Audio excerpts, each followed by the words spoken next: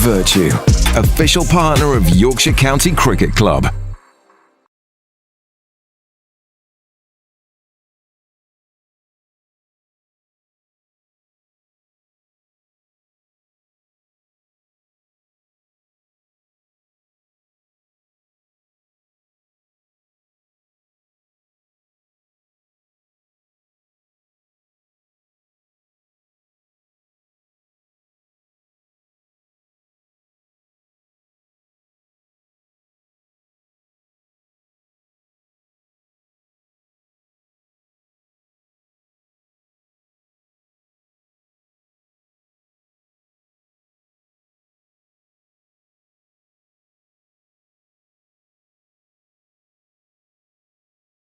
Couple of Yorkshire batters and the Nottinghamshire fielding contingent, and they need 5 wickets to win this match today, and Yorkshire need to go through a lot of work if they're going to get anywhere near saving the game.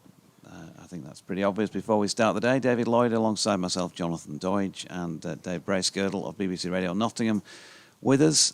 It is sunshine here at Headingley at the moment, but there's plenty of grey cloud around. There was a fair bit of rain and a couple of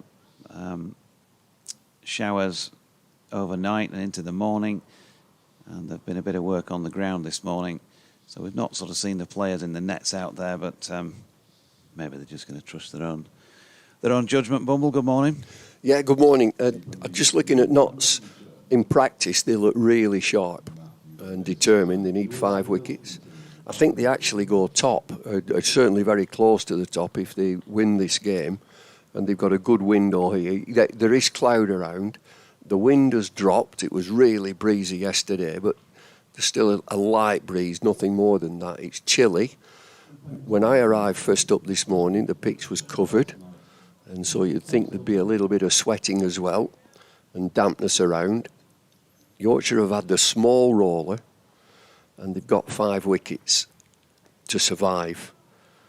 And if you talk about survival, what does it mean? If you do draw the game, you get 8 points. It's a lot, is that, for a draw? You get 8 points. It's unlikely. I should think that Notts will have the tails up. They'll be attacking. There are 3 slips and a leg slip, and they will try and get to work and take these 5 wickets. Dylan Pennington then to finish the over that he was amid when he took the wicket of Harry Duke last night. Ended up being the last ball of play. He's got 2 deliveries remaining. George Hill is the new man in the middle for Yorkshire. Revis at the non-striking end is on 11. So this is going to be George's first delivery. They put a leg slip in place, 3 slips. Point. Hamid's in a halfway house ready between extra cover and mid-off. And Pennington bowls now.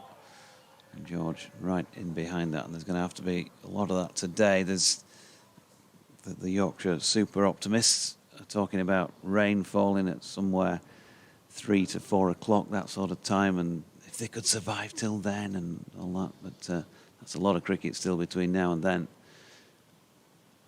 In that respect, it would be a little bit of a triumph if they could bat that long. And they've got to believe. That's the key. Anthony McGrath talking about that last week to me after the match at the Oval. George Hill just pushing into the offside with Hamid doing the fielding to complete that Pennington over then. So 14 overs, 3 maidens, 2 for 64 for Dylan Pennington. And you'd think George's confidence would be sky high at the moment. He's just been drafted into the England A side for these couple of matches against India A in the next couple of weeks. Matthew Revis was playing nicely yesterday evening. Didn't George Hill open the batting for a spell? Yeah, he's done that a few times. I couldn't tell you how many, but he got his chance in the side at the top of the order when they were looking for somebody who could bat with Adam Lyth, really.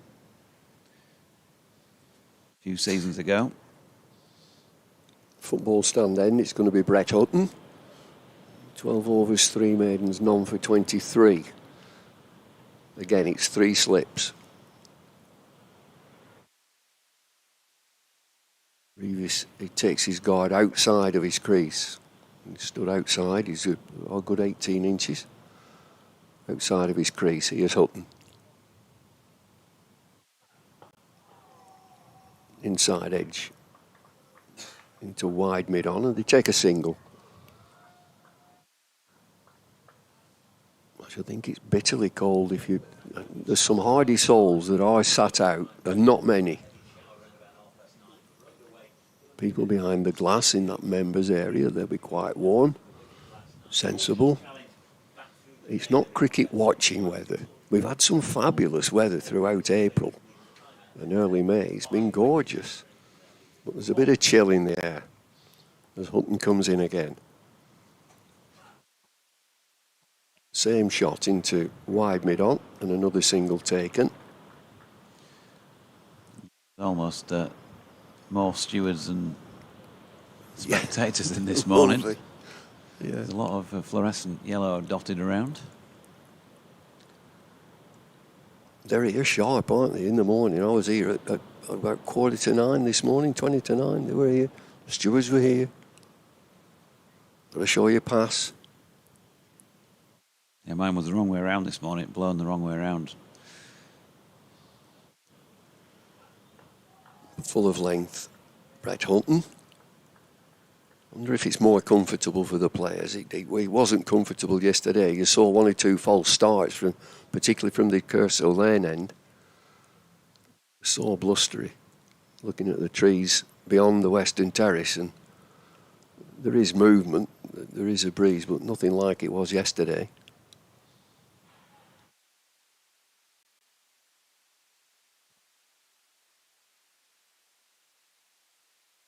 I had to leave early and I think things were okay when I got back home. Yesterday the electric gates had jammed. Yeah. My wife ready. That sounds expensive. Dogs in the car, all ready to go. Couldn't get out, gates had jammed. They just needed a bit of a knock, really. Oh, right. Yeah. Didn't like saying. No. Full of length again from Hutton. Sometimes you've got to be a little bit careful how you Tactful, tread. Yeah, be tactful. Yeah. Absolutely. And it was, I think the wind had got hold of them and just pushed them beyond where they were comfortable, and they were saying, no, you've got to knock me back into position, which we did. And you said, it's all right, I can understand you asking me to come back That's 40 right. miles from It's a commentary. It's all right, don't matter. Yeah. It's the end of the over. Yorkshire 178 for 5. I said Doidge and Dave, they'll carry on, they're right, stalwarts. Did that little bit on hospital radio again with Howard. Yeah. Yesterday. It was for 10 minutes. There's one of the ground staff on. What's he doing? Like he's brought some... Oh no, it's sawdust. Sawdust? It's not playable out there. I think they need to come off. It's a danger, that, isn't it, to all the players. I mean, you can't have somebody like Mo. You know, that's within 6 feet of where he's going to put his feet for that delivery. There's a patch of sawdust now, which is about a foot square, has been put down, where the non-striking batter stands. He's probably said, I can't stand here, it's underwater. Yeah. You wouldn't want, Matthew Revis getting a calf strain when he pushes off to run to this next delivery. 178 for 5 then. We've had 1 over and 2 balls so far today, and they've made the change at this Kirkstall Lane end because Pennington, after 2 deliveries, has been replaced by Mo Abbas, whose first ball to George Hill is wide. And he leaves it. It sounds like we've got a sort of speech bubble type thing going on in the background to accompany somebody's phone. Is that yours? Oh, it's mine. It'll be mine somewhere. There it is. Down it goes. Silent. Is that the Chief Executive and Chairman of Lancashire County Cricket Club following your article in the Mail? Oh, look, it's gone quiet, I must say that. Here's Abbas, 4 slips now, no leg slipped for him and George Hill.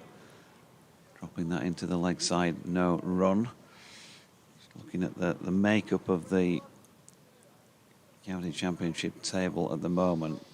I was reluctant with these things because some sites have them, update them after the match and some do it ongoing. Looks like ESPN Cricket Info do the ongoing bit and we at the BBC wait till after the game. Nottinghamshire 99 points at the moment, 2 ahead of Surrey as it stands. And then a further 2 back to Sussex, who've had a really good start to the campaign. Champions of Division 2, of course, last year. Abbas to Hill, who leaves. But apart from their own issues in this match, Yorkshire, well, have not been done any favours by any of the other teams really who are around them down the bottom end of the table either. It's early days, still 7 matches to go, but you just obviously don't want to be in the wrong sort of battle. Team up, Essex, that game coming into view at York. The match after Notts away looks like a sort of 32-pointer, if you like. George Hill turning one backward of square leg and will get through for a couple. Things can change quickly in that table. We've seen it many times in previous seasons. You get a couple of wins and you rock it up there. And equally, you lose a couple and you find yourself down near the bottom. Both bowlers bowling a real full length here. A short leg wouldn't be bad. 2 to come in the over. Abbas wide of George Hill's off stump, and again he leaves. Some antisocial spectators around, aren't they? You know, sitting apart from each other. You'd have thought, get together, have a chat and a coffee, but maybe something stronger if you're a bit early for that. Yorkshire today. No, it's a bit early for that. Bank holiday, but they're coming thick and fast, these bank holidays. Yeah, they do, don't they? This time of year. In comes Abbas again, past umpire Baldwin, wide of off stump once more. He's getting nice and loose. George Hill has been able to see a few. He's on 3, Revis on 12. It's 180 for 5. Yorkshire's second time around. Need 283 more runs to win. And Nottinghamshire 5 wickets. There's good carry in this pitch. That over from the Kirkstall Lane end of Bass, going through really nicely to the wicket-keeper, round about shoulder height. There's a good pace.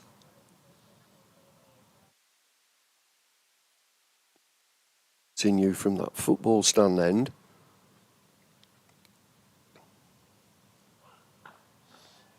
Full length again. Yeah, I think with both of these bowlers bowling that full length, both batters looking to get forward. There's a bit of movement off the surface. A short leg would be a good position. Still got his 3 slips in. Backward point, cover, mid-off. Mid-on and a mid-wicket. Fine leg.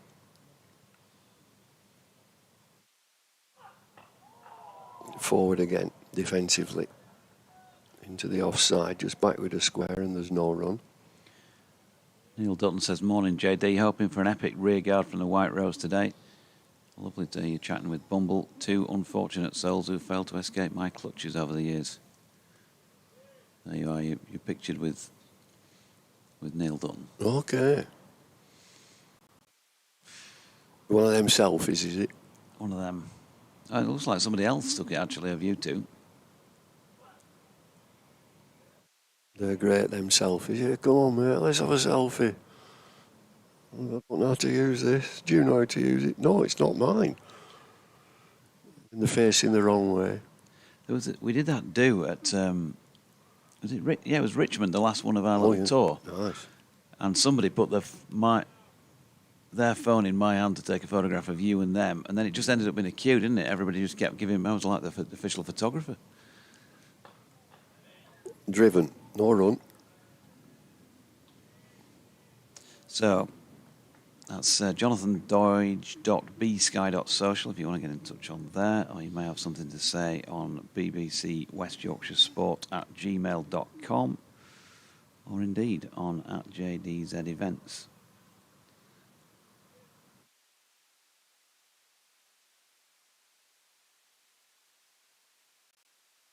Button in again. And forward again defensively. Wonder what the talk is from the coaches and the captain, the determination, and keep them out there as long as possible. Can we draw this game? Can we win this game? 280 is a big ask on day 4, just with 5 wickets left. Partnerships. Don't get out. Easy. And forward again, and there's no run. I mean, it might also, there's all those angles. You might just say to both players, well, you've got all day to bat here. Get yourself a lot of runs if you want. Oh, yeah, you can be as selfish as you want. Just have a good net. Get yourself into a nice rhythm. They both played well forward, looking to get well forward. It is the key is just partnerships. It's dead simple. Might be some weather around as well. You might just get a fair amount of rain. Yesterday the covers couldn't be put on because it was too windy. I don't think that'll be the case today.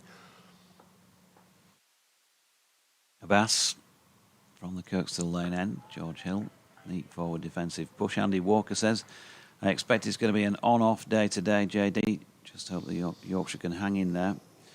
And refereeing says, morning JD, only 2 gardens for me to do today, so hoping you can keep me company until my finishing time of 2:30. Unfortunately, I don't hold out much hope. He must be self-employed, is he? He's self-employed if he's gardening on a bank holiday. Everybody's shut. Must be.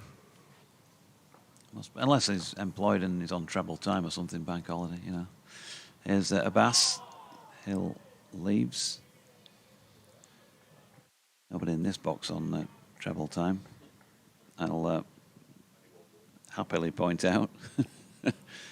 180 for 5. It was a very pleasant journey in today. There's hardly anything on the road. Came through Collingham, just outskirts of Wetherby. Down the A64, very pleasant. Yeah, nice spot, Collingham. In comes Abbas.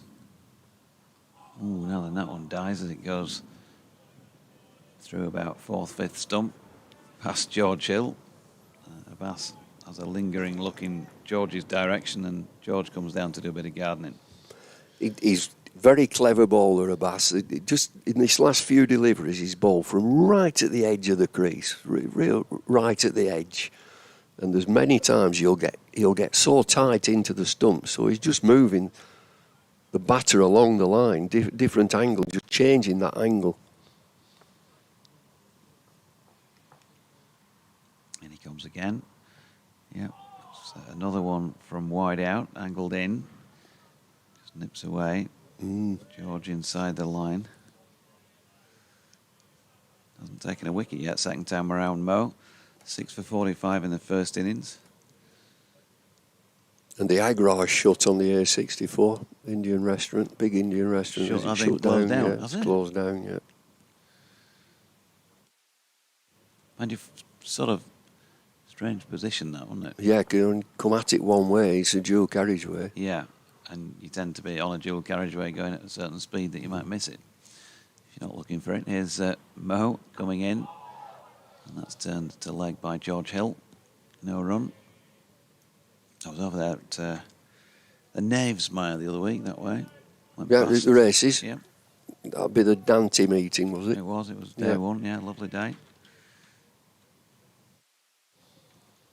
Be a lot of people there, wouldn't there? Well, I'll tell you what, there were a lot of people from ITV. I went in the press.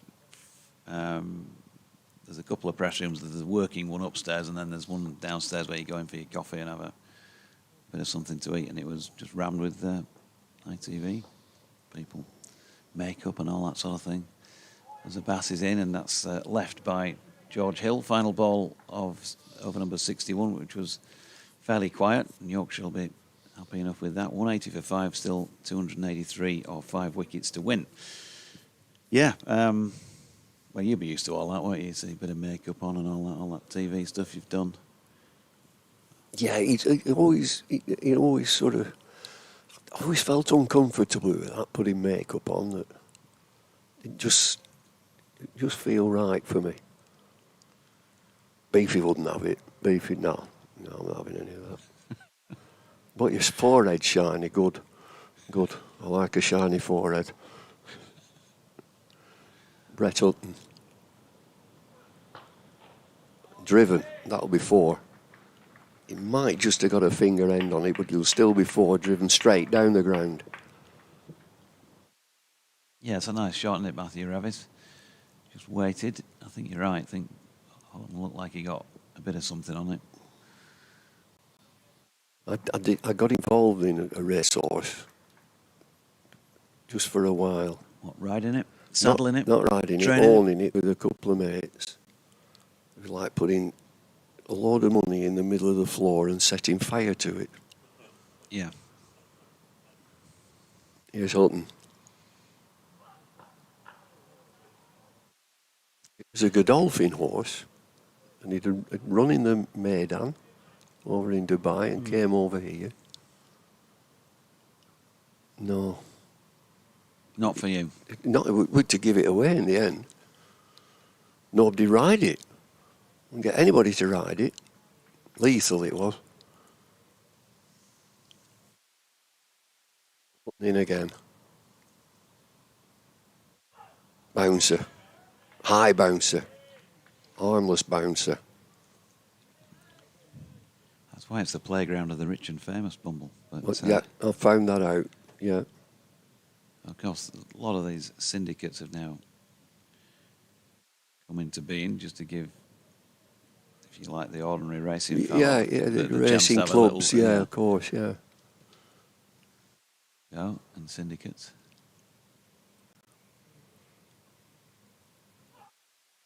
The short ball, a little bit better. And a grunt. An effort ball from Hutton. Yeah, it needs the vets. It's got to go to the vets. It has to have its teeth cleaned. And I take it that's a cost, oh yeah. Nay.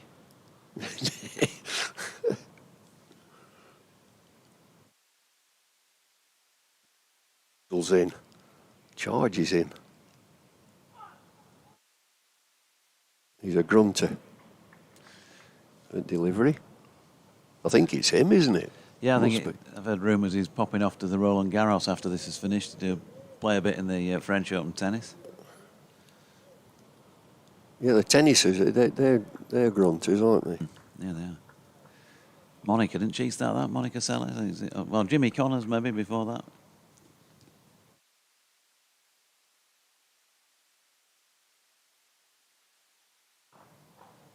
Defensive push to mid-on ends the over. It's 184 for 5. The football finish yesterday, the Premier League. What a scramble that was. I was listening on the way home to 5 Live. And, teams were in the Champions League and then they were out of the Champions League. Hang on a minute. You're on commentary here all day. Yeah. And you're listening to 5 Live when you're going home.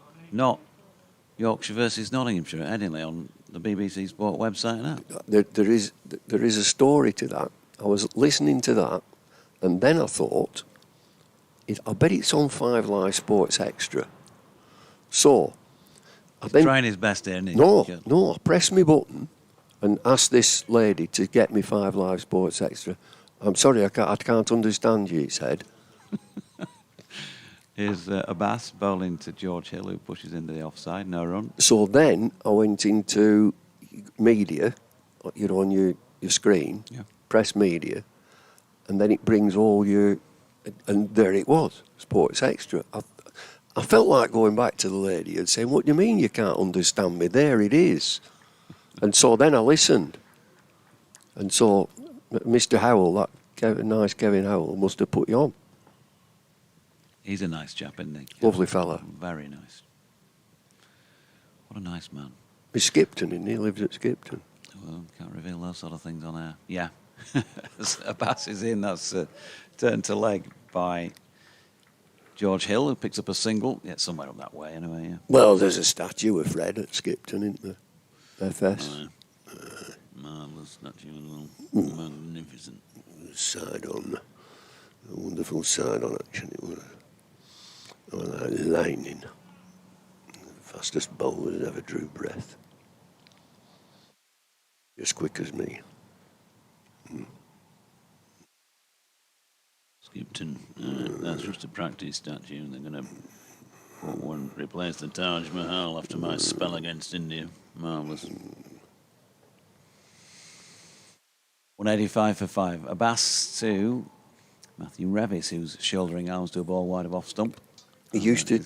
Fred used to start every sentence with the word.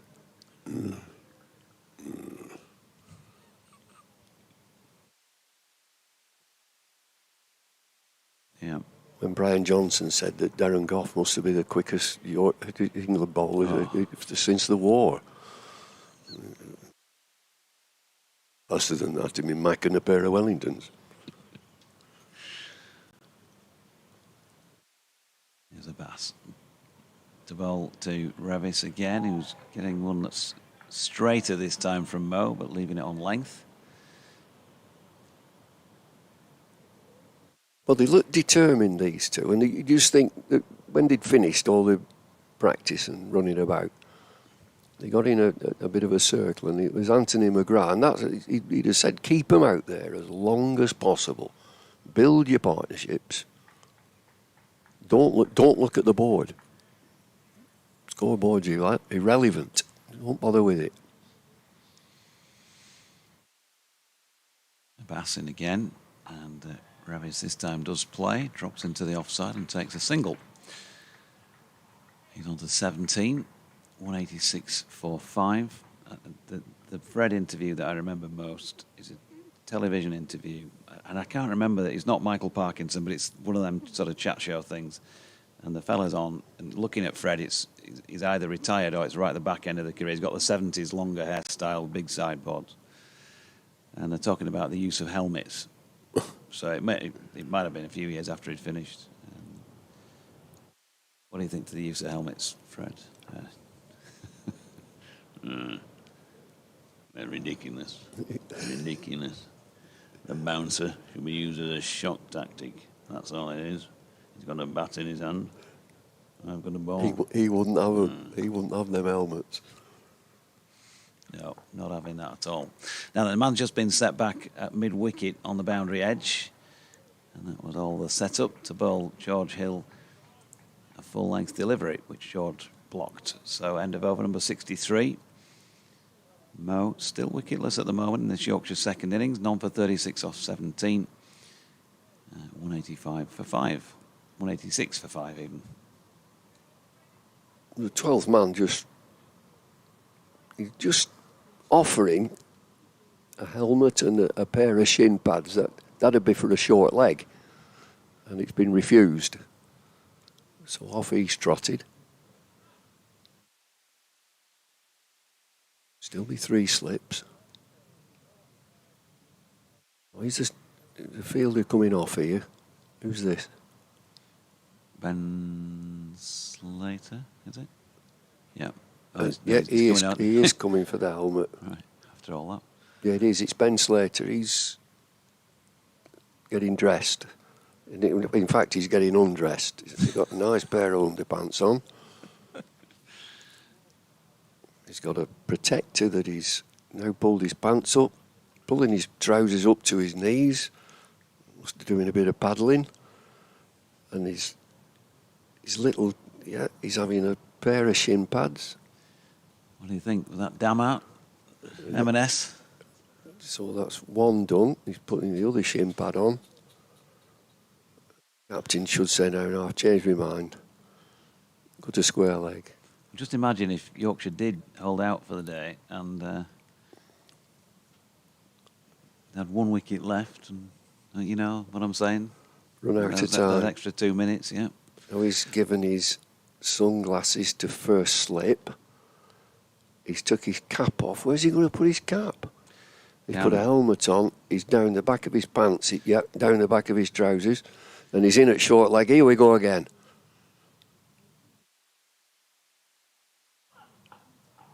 Just back of a length this time and defended stoutly back to the bowler. And he's still just adjusting his dress. He's Ben Slater at short leg. It's a good position.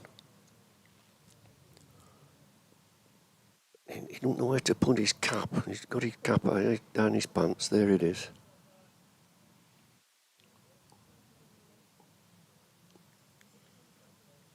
Up and in. Bouncer, wild bouncer down the leg side and parried by the wicket keeper. And both of them have had a bit of diving about to do. Varane has been tidy throughout. It was Harry, really, Harry Duke.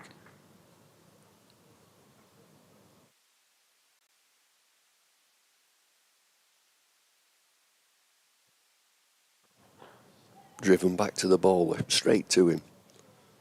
So Revis, is he? Would you say he's a batting all-rounder or a bowling all-rounder? He didn't bowl very much. He's been used more as a bowling all-rounder in recent times, but I think batting is the staple. That's what got him in the side when he was a young player. So I watched him bowl in practice, and he looks to have a bit of pace. Yeah, he does. Oh, there's no doubt about that. So, I mean, the story with him was going back 4, maybe even 5, certainly 4 seasons, when Richard Pyra was in charge of the 50-over side. He started bowling in that competition one year, and nobody really knew that he did that. It was batter as far as everybody was concerned. Another bouncer.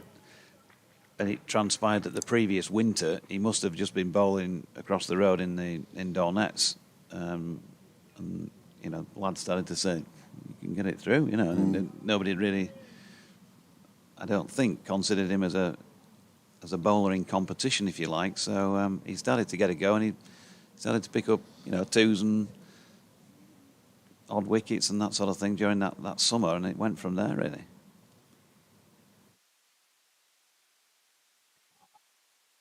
The lawn outside the off stump, and that's the end of the over. It's 186 for 5.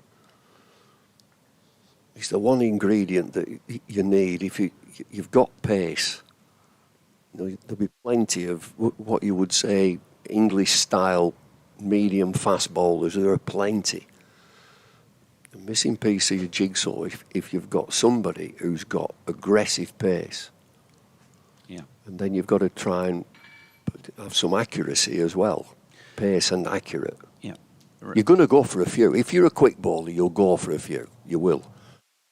There's a potential that you're going to disturb batters and get wickets. Yeah, I can't remember if it was 21 or 22 season, probably maybe 22. But I remember that first interview we did. Abbas bowls to George Hill, who drops into the offside no run. You can remember the sort of first interview. It's the first time you have a chat with one of the lads, isn't it? I can Jordan Thompson's was down at Guildford, for example, and Revis was at Taunton. So they played away in a 50-over game. I can't remember what his performance figures were, but he got some runs and a couple of wickets, something like that as well. We got him on for a chat. And so, if you like the dynamic of his game as I knew it, he might have fancied himself always as a bowler. I'm not sure, but it sort of began to change really from then on.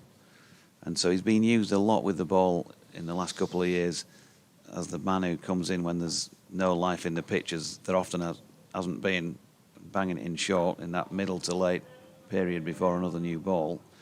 That's tended to be the way of things. George Hill just defending one into the offside off Mo Abbas. But he does, you know, technically he always plays straight, and so batting wise he started at the top of the order. He was just probably not ready for it when he made his debut here in a Div 1 match going way back, and then had to wait quite a bit for another opportunity in first class cricket really. And he's got the basic, you know, if you're not going to stick somebody in the top of the order, if they don't have the basics in the first place, as Abbas is in and George, I think, just pulling the bat inside the line, playing down the original one. Change at the end of the over. It's up to you. Do you want to go, or do you want me to disappear? You want to have a chat together, you two? I'm easy. You be skipper. All right. Yeah, we'll change it. We'll change it around, not up or down. We'll change it around. So I'll go, and we'll let you crack on. You can tell the girdler more about, you know, how electronic gates operate for those of us who don't have them. I've told him. I've already Hill told runs him. one back with a square leg and gets a single. He were here earlier than you. You were a lot earlier today, actually. I just thought, well, you know, everything's set up.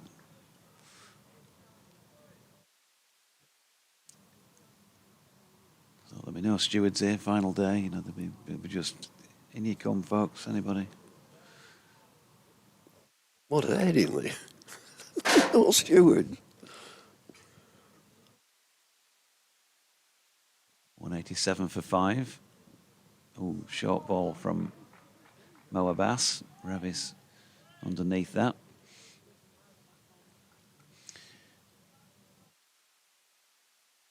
I walked past this morning just going under the concourse from the gates, and one lady steward saying to a fella, I've got my level 2 and my level 3, but I'm not a licensed steward, so I can't do bars or the door, but I can do level 2 and 3.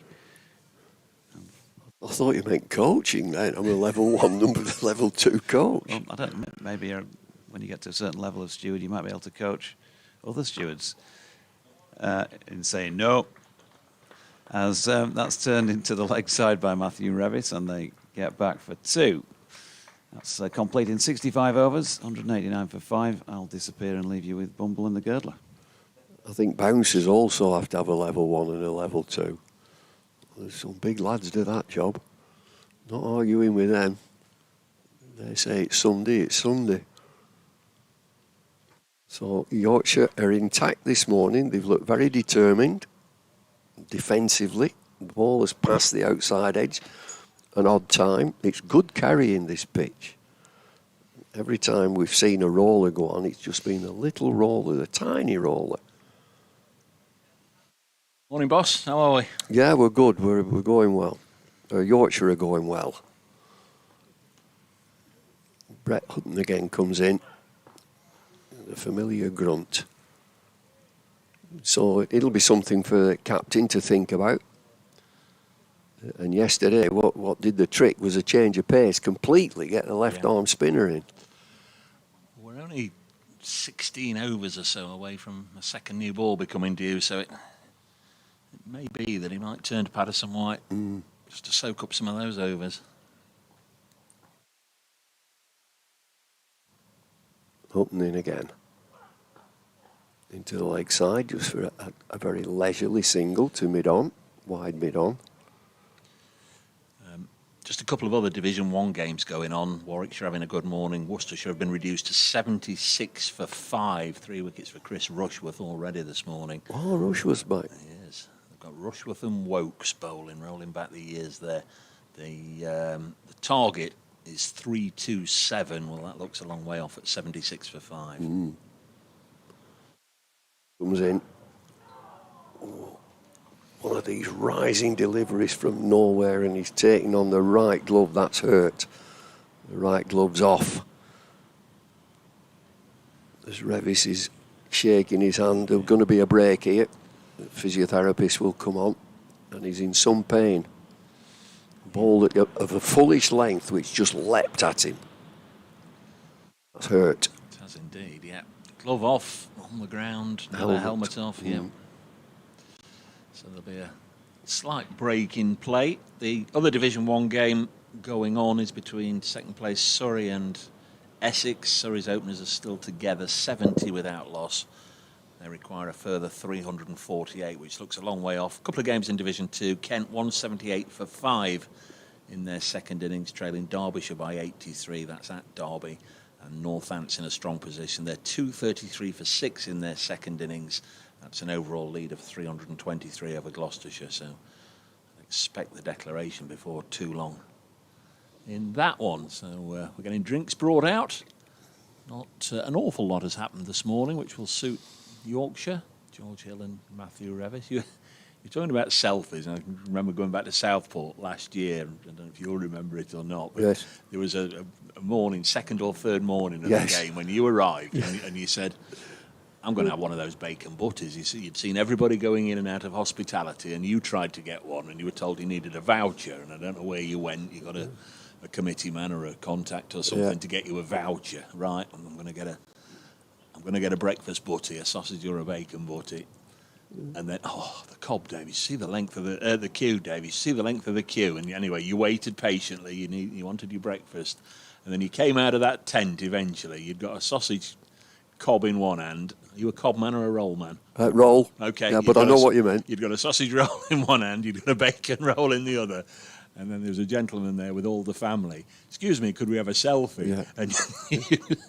well, I've got my breakfast. It won't be a minute. And of course, once you start, then everybody comes. Don't they? You stood there with food in each hand, trying to look happy beside this family. Wasn't there also a chap that came whilst we were broadcasting, and he just wanted a conversation, and just chatting away? Oh, hello, Bumble. Fancy seeing you here. How you doing? Yeah. Well, he seems to be all right, you know. He was in some pain there. Physio has been on, and drinks came on. I hope they've had a cup of tea or something, but it'll be one of these energy drinks that they have these days. But everybody's jogging off. There's a 12th man from Nottingham and 2 physios, I would say, from Yorkshire. As Revis has been put back together. He was in some pain there. Yeah. He threw his glove off and his helmet, and he was jumping around. The ball leapt at him from nowhere, just that full length. He was pushing forward. You're on about helmets. Weren't you one of the first to try some sort of prototype fielding helmet? Yeah, as bouncer. That was after, you may recall, it was a Glamorgan versus Warwickshire game. Roger Davis? Roger Davis, and the batter was Neil Aberley. And, you know, Roger died momentarily on the pitch. Yeah. He was brought round again, and so, you know, 1 or 2 people started playing about. I had a lacrosse helmet, which didn't work really. Yeah. Hutton comes in again. Of a length and pushed into the leg side, and there's no run. And then Dennis Amis had a motorcyclist helmet. Yeah. Mike Brealey had like a skull cap that went under his cricket cap and covered his ears or his temples. There were a few who were trying. So what did your teammates make of that when you went out wearing that? Oh, I didn't wear it. I didn't go out in it. I think we were just trying them out, right. And that's the end of the over. It's 190 for 5. There were many players who were trying all sorts of different things. And I was just thinking then when we were describing Ben Slater getting dressed and undressed, and we'd stand there all season after season with nothing, absolutely nothing. I got whacked a couple of times in 19 years, which isn't bad. No. But one, I remember one, Majid Khan clipped one off his, like half volley, which hit me straight on top of the head and went to mid-on, and he was caught. He was caught out. And that's legit.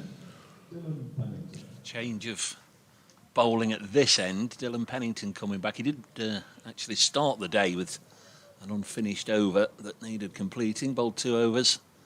2 deliveries, I beg your pardon. Now he comes back into the attack to bowl George Hill, first ball right on the spot and pushed out into the offside. And there's no run, 190 for 5. Margid Khan. What do you and Margid Khan have together or share in the Trent Bridge record books? 90 for 5. Shan't keep you hanging on for long. As Pennington passed umpire Baldwin bowls and defended. 1974 in the early days of ODIs, you scored the first one-day 100 at Trent Bridge for England against Pakistan, and Margid Khan got one in the second innings to win the game He for did. Pakistan. He did. But yours Yeah. was the first. You were the first Yeah. to get an ODI 100 at Trent Bridge. Yeah. I remember that when we got our runs in that first inning, Tony Gregg was in our team. As Pennington runs away from us, tall, fair-haired bowler. This one just played with soft hands by Hill down into the slips. Tony Gregg said, we're out of sight here, they'll never get these. I think they knocked him off with 10 overs to spare. He was a wonderful player, Margid Khan. I think that was a wet day, a rainy day. I think he had a bit of a delayed start, if memory serves.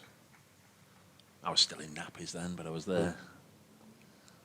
Watching you. Must have been Sarfraz Nawaz bowling for Pakistan, I would have thought. 190 for 5. Pennington down the leg side, and a little bit of a optimistic appeal as it's taken by Verena.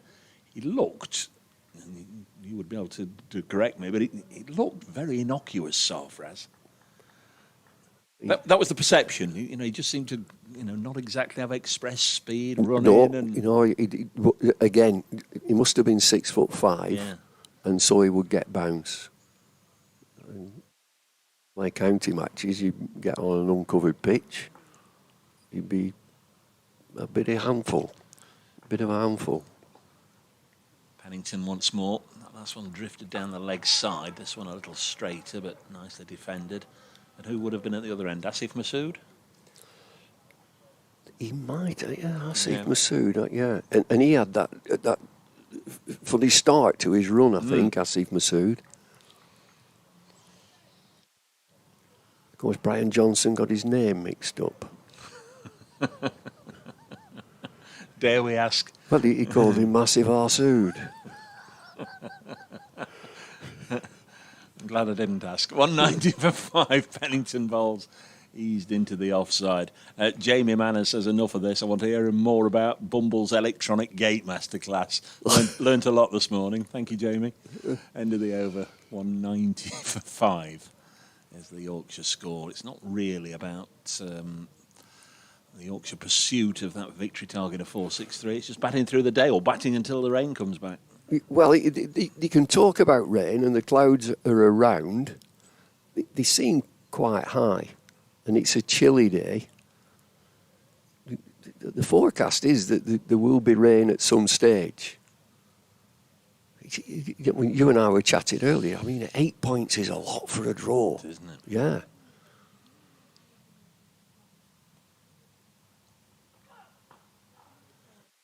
Single into the offside. It's worth saying that if you win a game, you get 16 points. And up for grabs are 5 batting points in 110 overs and starting at 250. So you can get 5 batting points, and then there are 3 bowling points. So if you win a game and you get maximum extra points, you get your 24. Yeah. Hutton comes in. Past umpire long, back of the length. There's no run.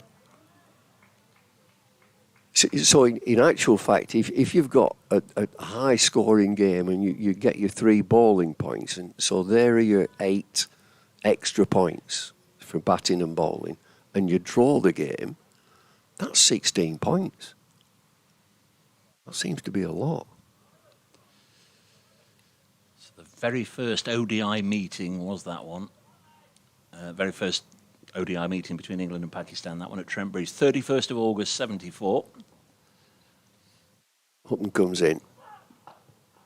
There's a fielder who's right in front of him on the offside. That's why he put those pads and the helmet and everything on. And that's hit him. He's gone on the back foot and pushed into the offside. And he's hit the fielder. It'll be Ben Slater, I should think. Yeah. So that match in Nottingham, D. Lloyd not out 116. You opened with M.J. Smith. He was the Middlesex, wasn't he, Mike Smith? Oh, it was, yeah. Yeah. Hutton comes in. Short ball pulled away powerfully into the leg side, and that brings 4. Going back 51 years, the rest of the England team that day in Nottingham. 51 years? Yeah. I was there as well. D. Lloyd, M.J. Smith, John Edrich at 3, Mike Denness, Yorkshire connection at 5. Who would have gone out at 5, Yorkshire player? Ooh. Yeah, chilly old Chris Oswald was at 5. Right. Whether he was biffed up the... Well, he would Long have been. handle. He would have Bit been. of long handle. He was 5, Tony Gregg 6. Keith Fletcher did not bat, so you'd imagine Old went in ahead of Fletch. Bouncer. Harmless bouncer. Alan Knott, Peter Lever, Derek Underwood and R.G.D. Willis with the England team. 244 for 4 in 50 overs, and Pakistan knocked them off in 42 overs. I thought they did, yeah. Sadiq Mohammed bowled Lever 41. Majid Khan caught Old bowled Underwood 109. Zahir Abbas caught and bowled Bob Willis 31. Asif Iqbal and Mushi knocked them off. Left alone outside the off stump, finishes the over. It's 196 for 5. I tell you, we've forgotten there. They did have Asif Masood and Sarfraz. They had a fella called Imran Khan as well bowling. Of course. And yeah. Intikab and Mushi. Intikab, there's just been an unveiling of a lovely picture down at the Oval of Intikab. Pat Pocock did the unveiling. He was a grand fella, Intikab, Yeah. a lovely fella. Leg spin, and he give it a biff with a bat. He could give it a tonk. Follically challenged. He was. Always seemed to have a big smile on his face. Seemed to enjoy his cricket, and that's what it's all about. 195 for 5. And I think he enjoyed his lunch as well. Did he? Played for Surrey for many years, didn't he, in the county championship? He did. It's going to be Pennington. Just getting a little gloomy again. We did have sight of blue sky briefly, but that's gone. That's Pennington in, and Revis opens the face and guides this down towards third, and it'll go. Third man, 4 runs for Matthew Revis. Seems to have overcome that blow on the hand. Maybe a little bit of magic spray or something has sorted him out, but nicely played and away for 4. Just a little close-up of his bat there, Bumble. It's obviously a favourite because he's got lots of tape on it, just holding it all together. Yeah, what do they call it? Fiberglass tape, isn't it, that they put on? It used to be electrician's tape, that black tape that you used to wrap round your bat. They just say to their managers or agents, don't they? Just get me another couple of bats as Revis turns this up to birthday boy. Happy birthday, Joe Clark. Remiss of me not to mention it until just now. 29 years of age, Joe Clark, and if Notts do go on to win this, he'll be a big factor. 64 and 94 in this game. Steve Crawley says, listening in, I was at that Pakistan game. Majid Khan was brutal. Lever and Old especially got the treatment. Thank you, Steve. As Pennington bowls a short pitch delivery, and has that just clipped some part? It's 4 runs, so it Bat? must have been the bat. I just worried a little bit for Revis there that it'd been sconned, as they call it, but we'll get another glimpse at this. Dug in short by Pennington. And he's still on the way down. And to be fair, sometimes you see the bat left up like a periscope. It is. But the bat was coming down with him, and the ball has hit the back of the bat and then deflected down. Very, very fine pass for Rayner and away for 4. Tell you what, if that had gone straight up in the air and he'd been caught, he'd have been a little unlucky. It's off the back of the bat, isn't it? Yeah. It was bringing the bat down and trying to get it out of the way of the ball. Decent stuff from Pennington, who ended the day yesterday with a wicket. He's in once more, and there's more, a singular run down to long leg. Just have a little look at the bowling figures there. Who did he say had got a bit of tap? Lever and Old. Bob Willis, 10 overs, 1 for 34. That's good. Lever, 10 overs, 1 for 58. And Chris Old, 10 overs, none for 65. Derek Underwood and Tony Gregg with just a few overs apiece. As Pakistan got over the line 51 years ago. Pennington in once more. This time it's Hill on strike, turning it to leg. Yorkshire move up to 205 for 5, a morning of just gradual progress. They began on 176, so they've added 29 without loss in about 51 minutes. Just every now and again, there's a bit of something happens. We saw the one that jumped at Revis, hit him on the thumb. Every now and again, there's some extravagant bounce. Pennington by far the quickest of the Nottinghamshire bowlers, and this one's nice and full. End of the over. Revis survives. He's on 29. Hill is on 11. 205 for 5 here on BBC Radio Nottingham and BBC Radio Leeds, all the Yorkshire stations, all the usual places you can find us as well. I think there's going to be a little bit more treatment out there for There is. Matthew Revis, and more drinks and more helmets and other paraphernalia being brought on the field. Well, the non-striking batter's having a drink. Going to get some twirly-whirly stuff as well to Yeah, enjoy. I'm going to change the pace and get a bit of left-arm spin. So Revis is having treatment again. That was a thump. It hit him straight on the thumb. You could tell. You always tell when they start dancing about and shaking his hand, and the glove came off, his helmet came off. No, he's just had. They usually have a couple of tablets, don't they? Painkillers. A couple more cricketing birthdays for you today. Paul Collingwood is 49. Is he? 49? Can't be right. He's the oldest swinger in town. He is. Born in 1976, Collie.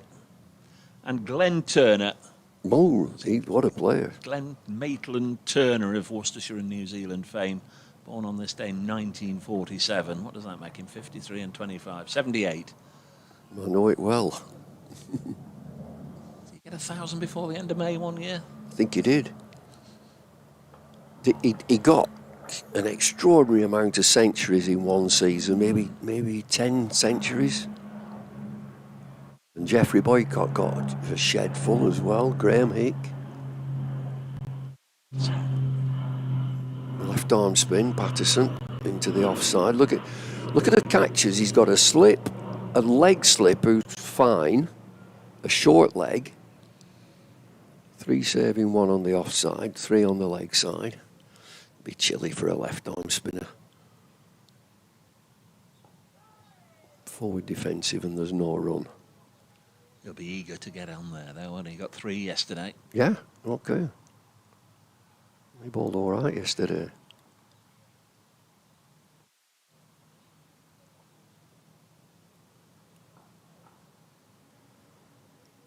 He's got a nice, decent action, hasn't he? He's not jerky at all. Repetitive, isn't it? Yeah, he comes in, his arms are flowing, and he has a little jog. There's plenty of them, finger spinners now, well, in fact, spinners, who just walk in. He has a gentle jog.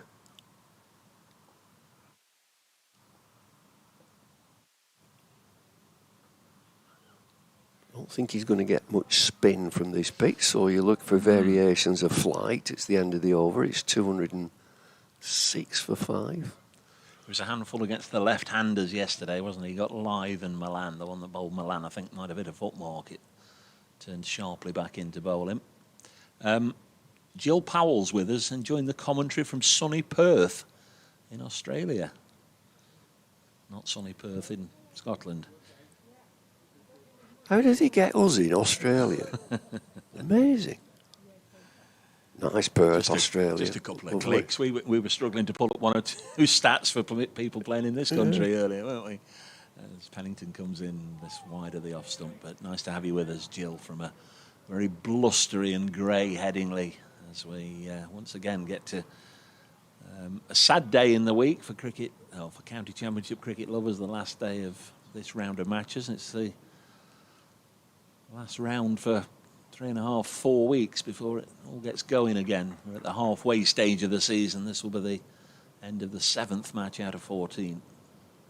It might be breezy in Perth. The Fremantle Doctor, that'll be coming in. It depends on time. Pennington. Oh, stops. I think he's lost his run. You been to the new stadium? No, I've not. No, I haven't. That looks the magnificent, Wacker doesn't was it? great. Yeah. I used to love the Wacker. It's extraordinary that listening to us in Australia. Did we have somebody from Singapore listening the other day? Almost certainly, yeah. Unbelievable. It's Pennington. He'll try again, trying to run through the breeze, bowls, and off the back foot. Revis gets it away square of the wicket. Nice bit of timing. The ball has already crossed the boundary rope. Square of the wicket on the offside. That's the biggest boundary on the ground, and lovely bit of timing. Takes Revis on to 33, 209 for 5. Northants have declared at Wantage Road, 259 for 6, setting Gloucestershire 349. That's a lot in 2 sessions in an hour. So can they bowl them out? They'll be able to bowl them out, Northants. That's the challenge, isn't it? They've got the leg spinner. Got the leggy. Got the leg spinner, Harrison. Sure, he'll be back for Notts at the weekend, or for the Outlaws at the weekend in the Blast. Calvin Harrison. Pennington down the leg side, through to Verena. Doesn't quite take this one cleanly, but generally has been pretty tidy. Be interesting to know where people are listening and what's the tipple. Because it'd be different time and so on. Or you just pass the yard arm, I'll just have a bit of a snifter, have a livener. What's your tipple of choice? I wonder if Andre Adams is with us. He very often, wherever he is in the world. Andre Adams, yeah. You remember Andre? Yeah, he very often gets in touch when he's listening. Other side of the world. This one's banged in short. Part of the Bangladesh coaching staff at the moment. I'm not sure if they're on duty anywhere in the world. But it's lovely, isn't it? Players who have a connection to a club, they're there for a number of years, sharing successes, and then go away, but still, they're maybe in a hotel room somewhere, in between fixtures or whatever, and tune in just to see how their old county are getting on. Here comes Dylan Pennington. Where's number 18? Again, short, and Revis bobs down. Joel Harrison enjoying the coverage, Dave. I'd like to see Notts bowler touch straighter to challenge the batsman off the pitch. Fear the weather might beat us again, like Warwickshire earlier in the season. Yeah, on the last day at Edgbaston, Bumble, no reason you should know this, but one of the matches that Notts haven't won this season, they needed 4 wickets on the last day at Edgbaston, and it rained, so their position might be a little stronger. I'll just see this ball, and then we'll be right on 12 o'clock, so JD will come back, and then after I've done Radio Nottingham, we'll let Bumble have a well-deserved break. This has eased into the offside, end of the over, 209 for 5. More from the former England opener, and then JD will be alongside him. It's 209 for 5 then. And so an hour's play. They've been resolute of the 2 batters. Revis took a blow on the thumb. Weather-wise, I would say there's potential. It's very, very grey. The floodlights are not on. I don't think we've any need for those as yet, but it is. There's no sign of any blue sky, or certainly no sunshine. And we have been told it might rain, but the clouds are high, and we've got cricket. There's a left-arm spinner. Patterson White comes in, and he's just back of a length. That might have spun. The very few spun off the pitch. In fact, none.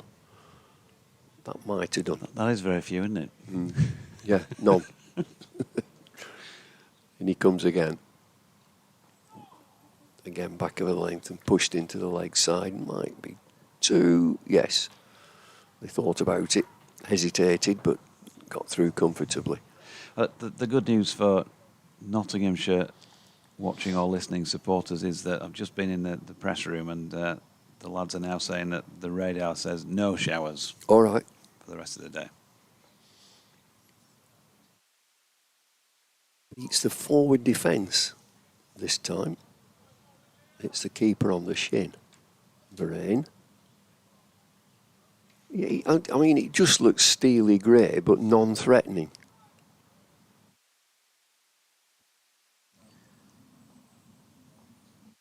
There's some white again.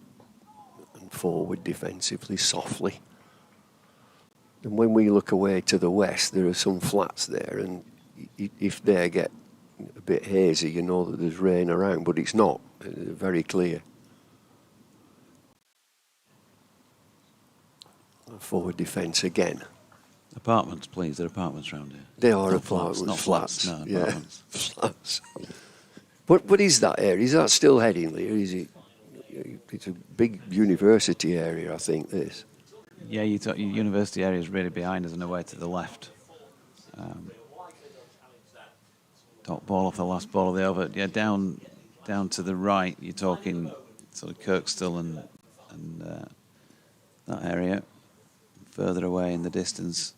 I know there's Headingley railway station is about a mile away, isn't it? No, it's just a few hundred yards down here. Oh, is it? Just the other side of the traffic lights on your right. Yeah. Because I looked about coming on the train one day, and I thought that's a long way. It's got a long way to walk. No, you can manage that. You can go to Burley Park, the other side, which is just down the bottom end as well. Probably just about equidistant, I would have said, from the ground. Lyndon James coming on for a spell then at the Kirkstall Lane end. 3 overs for 21 in his second innings. He bowled yesterday. And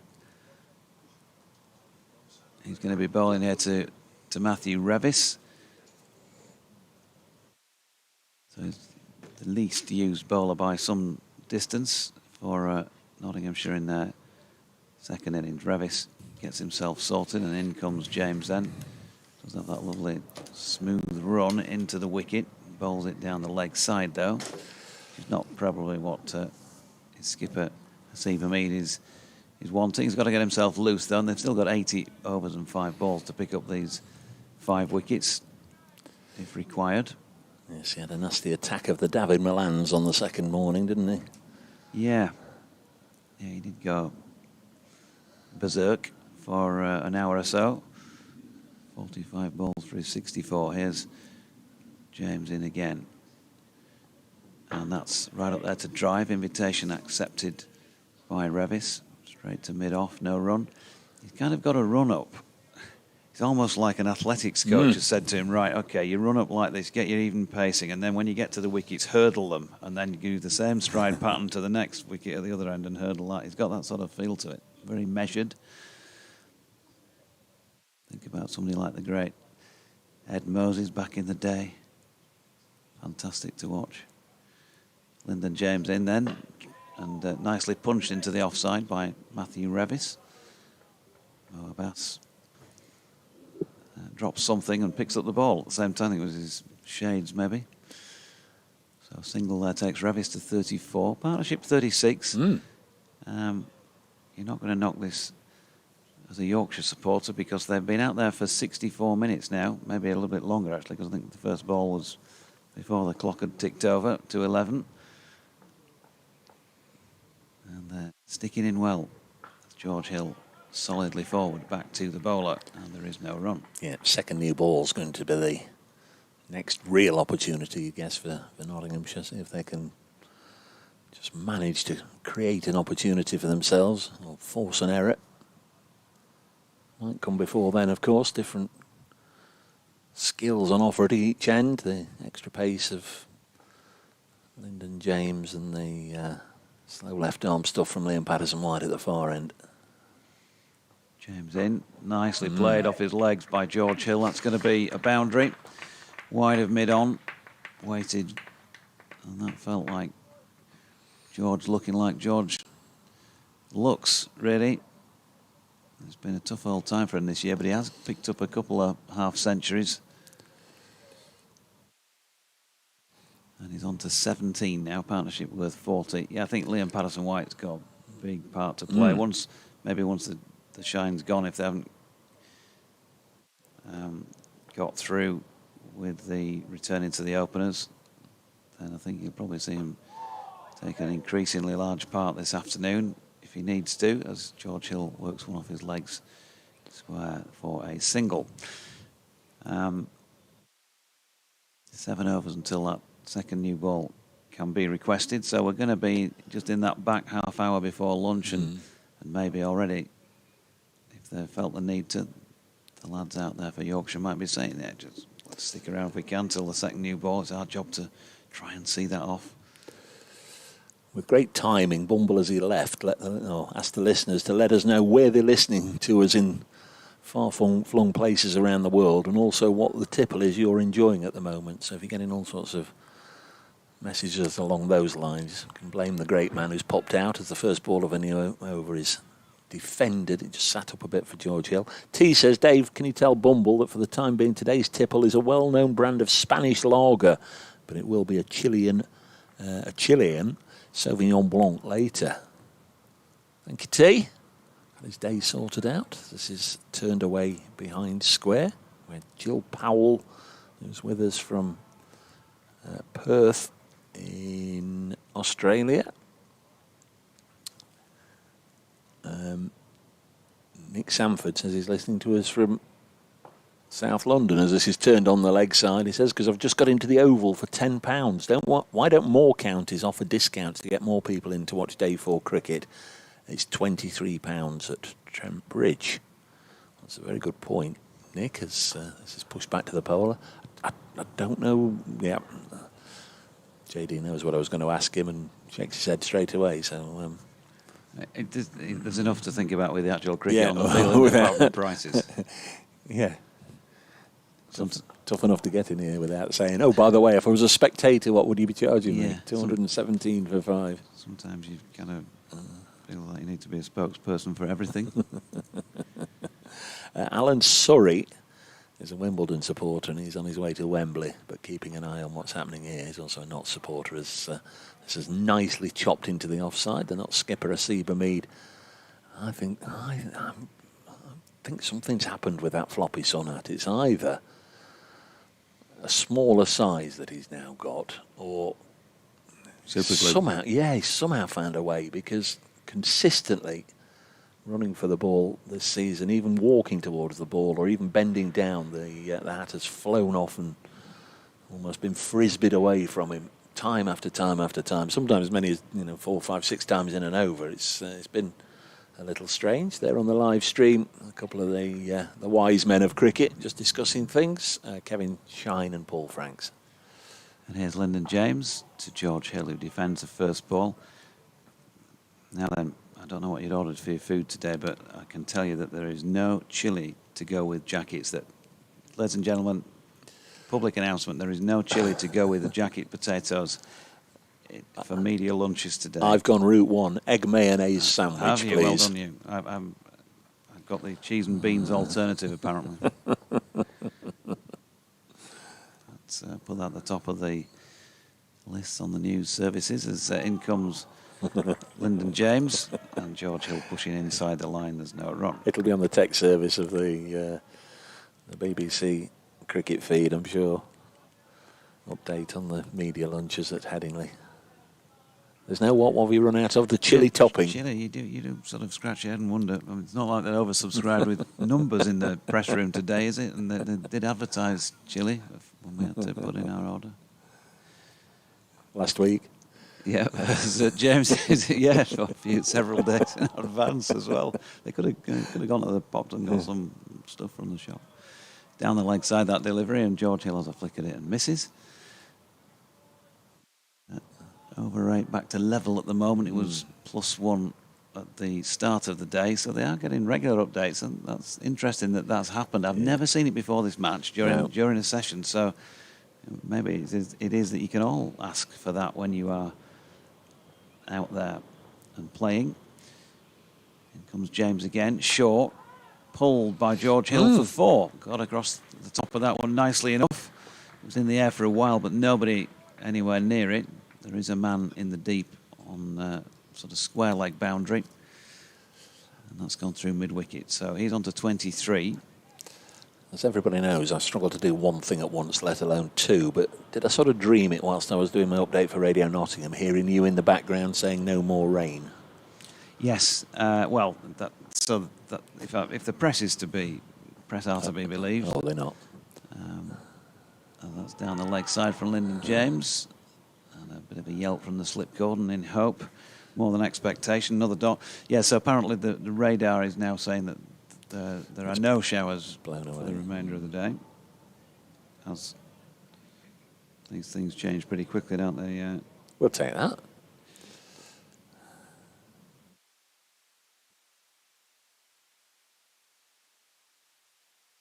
So James back to his mark. 222 for 5. George Hill right in behind that, stroking it back to the bowler. 241 more needed, 5 wickets needed by the visitors. They'd certainly be the favourites in that regard at the moment to get what they need, but who knows? Nick Briggs says, morning Jonathan, another disappointing performance by the lads. Really need to sign a couple of quality overseas batters for the remaining county championship games to have any chance of avoiding the drop. Other counties seem to sign quality players. Why don't Yorkshire?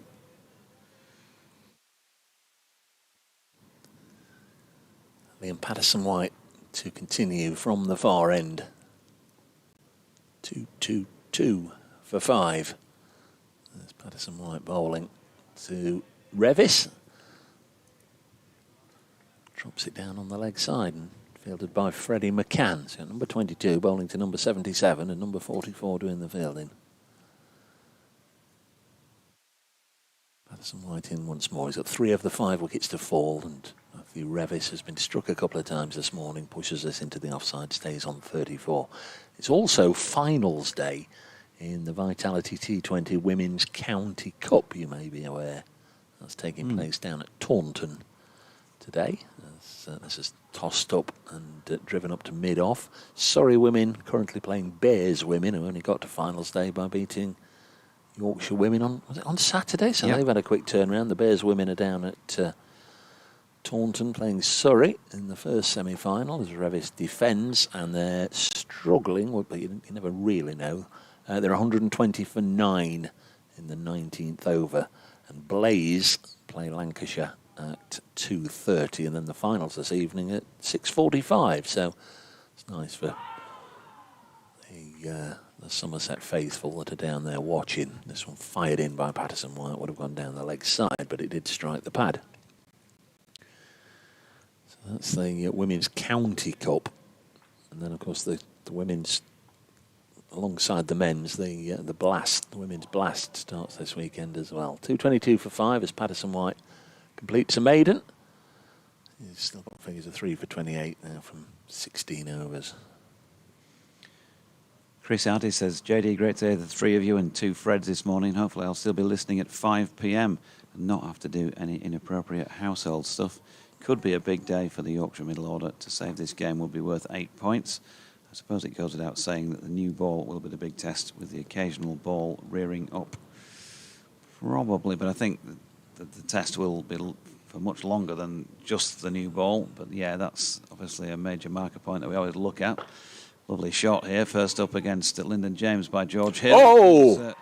Had the wicket thrown down by Mo Abbas. He did have to hurry up after he'd called for the single. I think it was one of those where he set off and then there was a moment where he realised, oh, I've struck that pretty well. And it travelled to the fielder more quickly than George would have liked. He's just rubbing at the right hip because he had to dive full length to get in.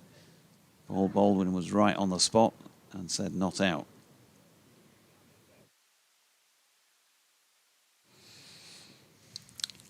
Tight, wasn't it? They come back to it in a second.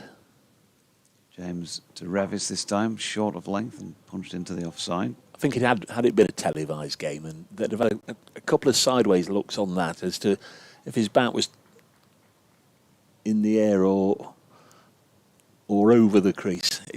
I'm not saying he's out. I'm not saying he was in. It just couldn't quite see definitively there. Also, what I'll say, and I've said it before in this game, the live stream here, the pictures, and especially the replays and the slow-down replays, big hat tip, terrific stuff, Yorkshire. Here's James, lovely shot down the ground by Matthew Revis for 4. George Hill just having to move into the position to be nutmegged by the bowler. Let it through his legs. And Revis and Hill have put on 51 for Yorkshire for this 6 wickets so far. 119 balls, 24 of them to George, 27 to Matthew Revis. That was a cracking cricket shot. Yeah, it really was. Lovely drive down the ground, 50 partnership from 119 balls. Yeah, those slow-mo replays are excellent, aren't they? Really good. Big hat tip. Yeah, here comes James again. Good length ball, turned to leg by Revis for a single. Andy T says, morning from Montreal, hearing the commentators bumble, I think, asking where we're listening from and what we're drinking. Tuned in here in Montreal, Quebec, Canada, 7 a.m, so coffee is the drink of choice right now. Can you give a shout out to Montreal Irish RFC, the club I coach, and Bedlinog RFC, who came over on tour and played us last Saturday. Great game and an even better social. There you go, Andy. Thanks for your message. That's BBC West Yorkshire Sport at gmail.com as James bowls to Hill, who defends. Don't trust him, Brace. Don't trust him. Jonathan's trying to mislead you, says the blighter of Blighty. I'm looking at the radar, and I think the players will be scurrying back to the pavilion inside the next 10 to 15 minutes. It's all moving in from the southwest, and you're clearly going to get a bit. Blighter of Blighty, I can't trust you. You're having me on. You're pulling my leg. I'm on him. It was reported speech. I haven't checked myself at all, I've got to say. In comes James to Hill, who turns it to leg, and they get a single. That, I've got to say, I'll flip what I said before then, Nottinghamshire supporters. That's danger territory ready for the rain here, up from the southwest, in from that western side.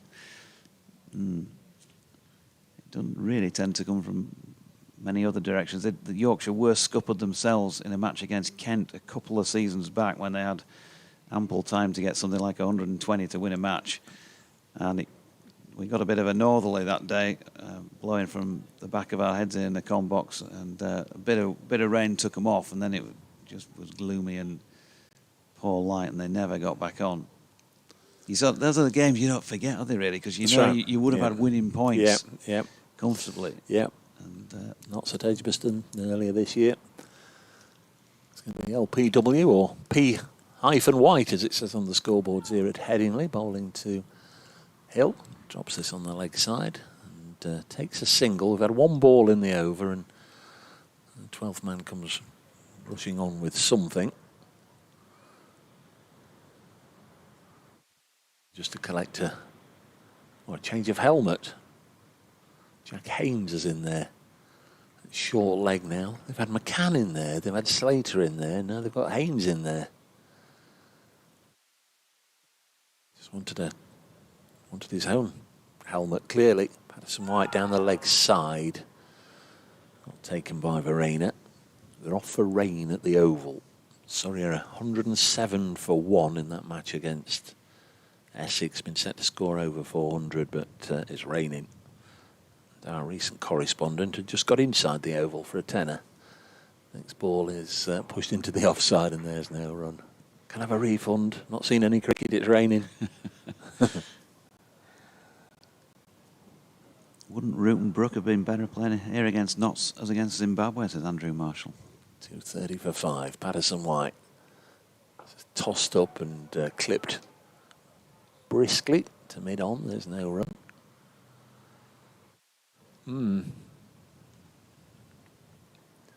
Freddie McCann at mid-off.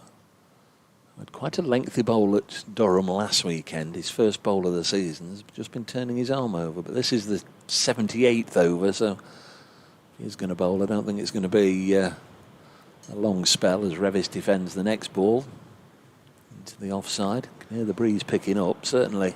Just padded off there, I think, because it was outside leg stump. He was going to say, if you're going to bowl it there, I'll just do that.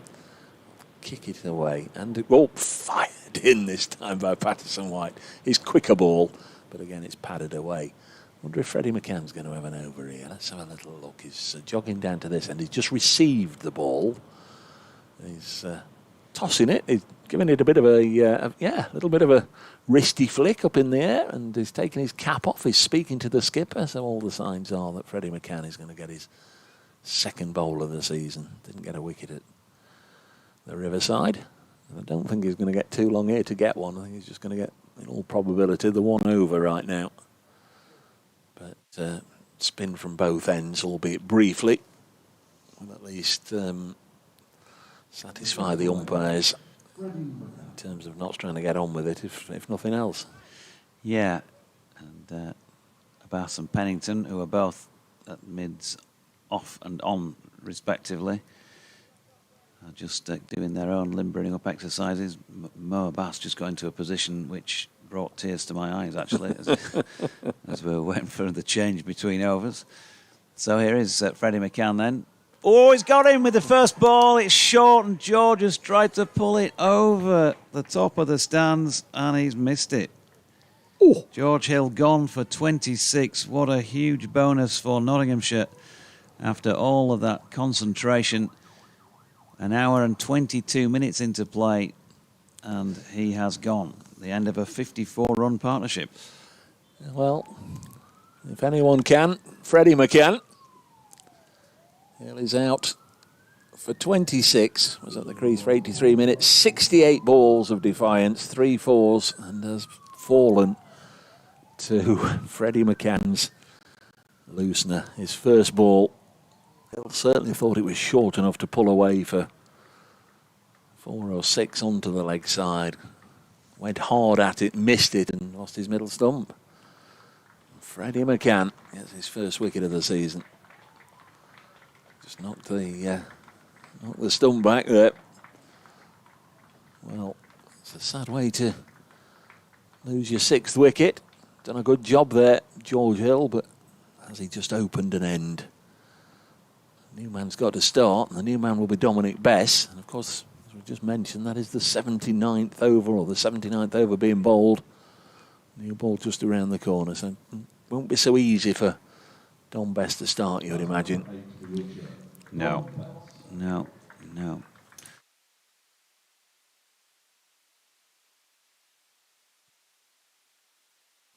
78.1 on the board in terms of overs bowled. And Dom Bess, well, the proverbial cliched captain's not required here, because he could be in for a torrid old half hour, 35 minutes or so when this second new ball is taken. He did get a bit of practice in against the new ball against Warwickshire here a couple of matches ago when he opened the batting with Adam Lyth. And on that occasion he made 16 against the new ball with fresh new ball bowlers. Obviously not fresh here, they've been getting through a few, and then he made 5 in the second innings. Different game, different day, different bowlers. Freddie McCann then to bowl to Dom Bess with 3 fielders around the bat. 230 for 6. And he goes from the crease, Bess, across and drops this latest delivery into the leg side. The centre man back to sweep out on the offside. Nobody on the leg side boundary. 3 to come. Gets forward and just covers this. Joel says, I did say they need to bowl straighter. Wasn't quite what I expected. And T says, super Freddie. We certainly needed that.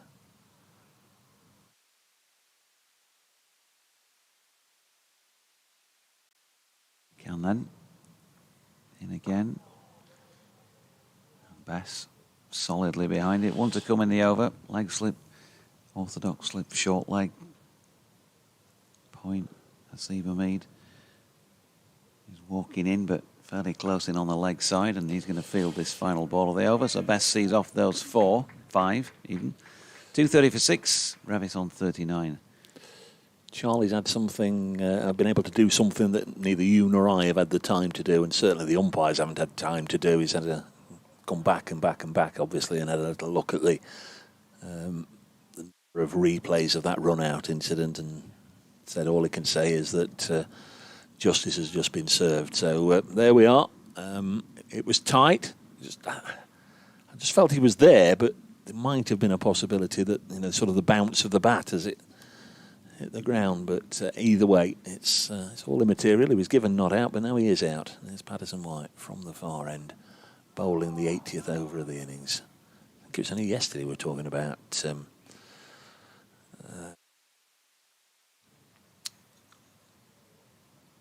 unusual bowlers coming on for the odd token over and getting a wicket as Patterson White bowls to Revis.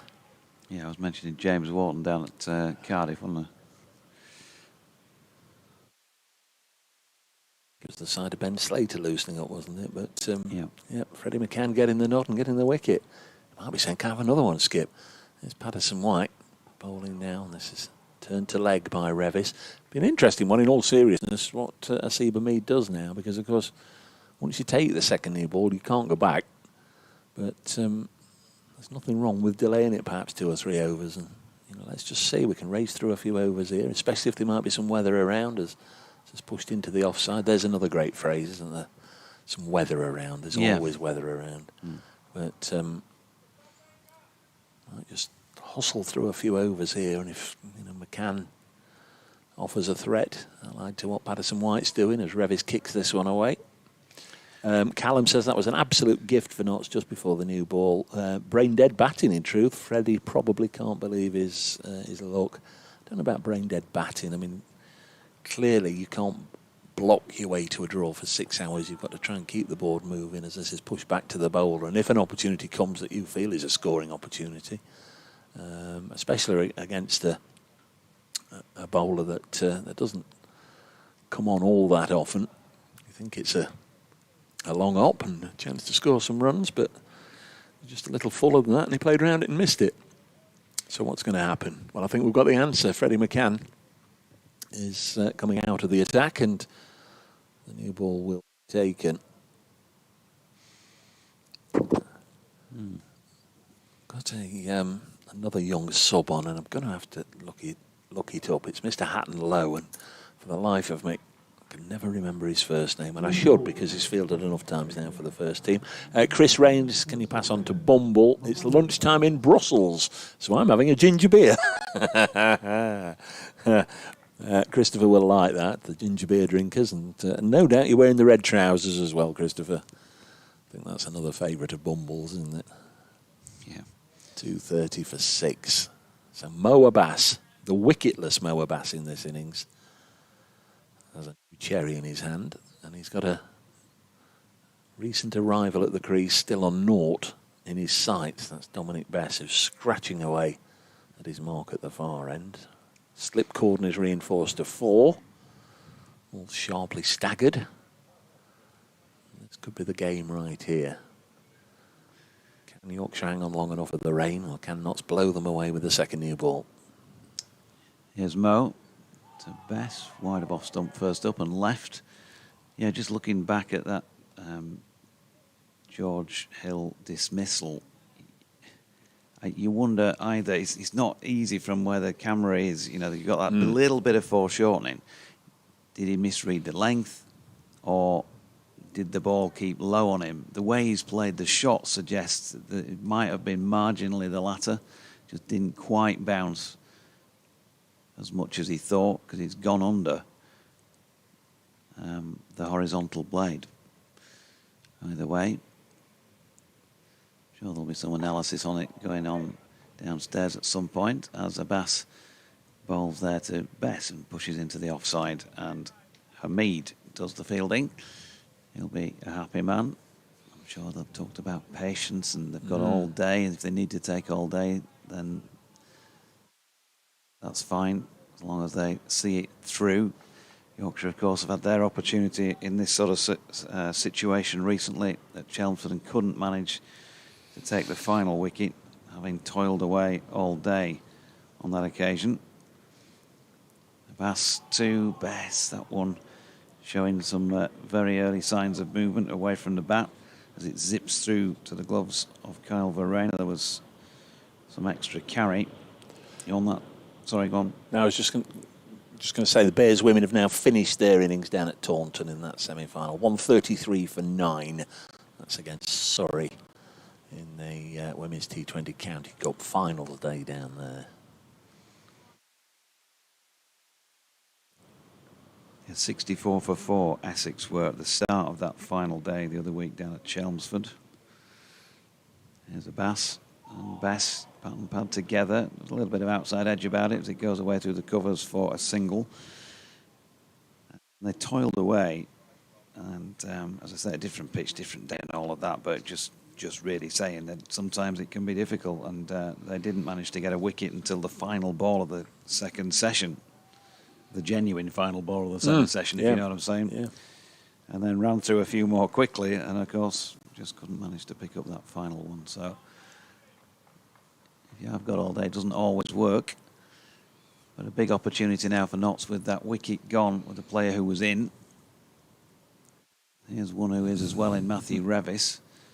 But the skipper at the other end has got to get himself in. Lovely shot again by Matthew Revis. He's just pushed that down the ground. I think it's probably going to be hauled in. Yep, by Asiba Mead. Touched it back. They got through for 3. But playing nicely, Matthew Revis. He's not gone hard, hard at anything, really. There's not been a swish and a miss that I can remember, either last night or this morning from him. It's been a very good knock. Jamie Manners says you were just talking about sayings, cricket sayings, as in there's weather about. He says he loves the way that in cricketing terms, everybody talks about temperatures in terms of how many jumpers rather than degrees of centigrade. Yeah, it's 3 jumper weather. Yeah, here's a Bass and Bess forward and leaving. Matthew Revis, I think he's just going to get some more treatment now. So he's doing his best there, his Rev, to string out proceedings. 234 for 6. Of course, we won't know, I guess, until the wicket goes down. If Jordan Thompson's okay, he had to leave the field midway through an over yesterday. Looked to be a precaution as much as anything on perhaps a potential side niggle, but has to be half a question mark, because the last time we saw him, he was leaving the field in a little bit of discomfort, but he would be due in next. And obviously the last pair of Ben Code and Jack White, if required. It's going to be Dylan Pennington to share this second new ball with Notts requiring 4 wickets, Yorkshire. 234 for 6 with 26 minutes away from the luncheon interval. As it stands, Revis played nicely. He's on to 42. Top scorer in this innings, James Wharton, who made 58. Adam Lyth made 44. As Pennington comes in and bowls now, and Revis forces this to backward point. Slight fumble from subfielder, but no damage done.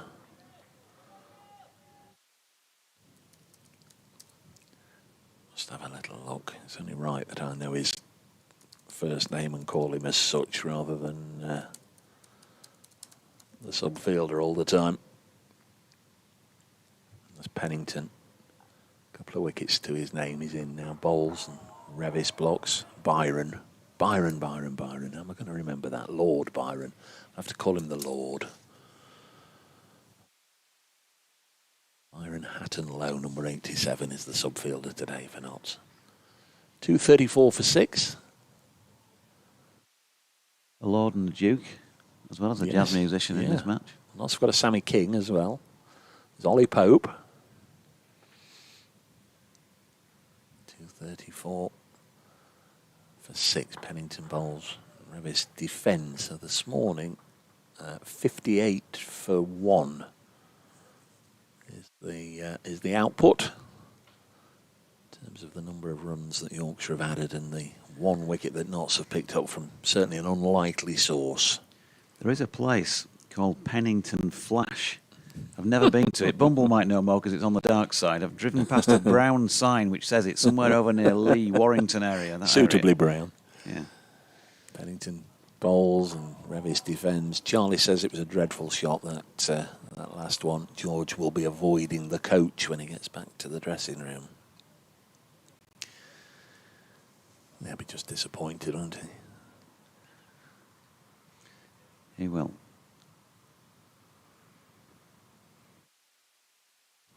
Got a dark cloud overhead. You'd imagine it was 10 or 15 minutes ago since our correspondent, the Blighty, the blighter of Blighty, said we might be getting a bit of rain.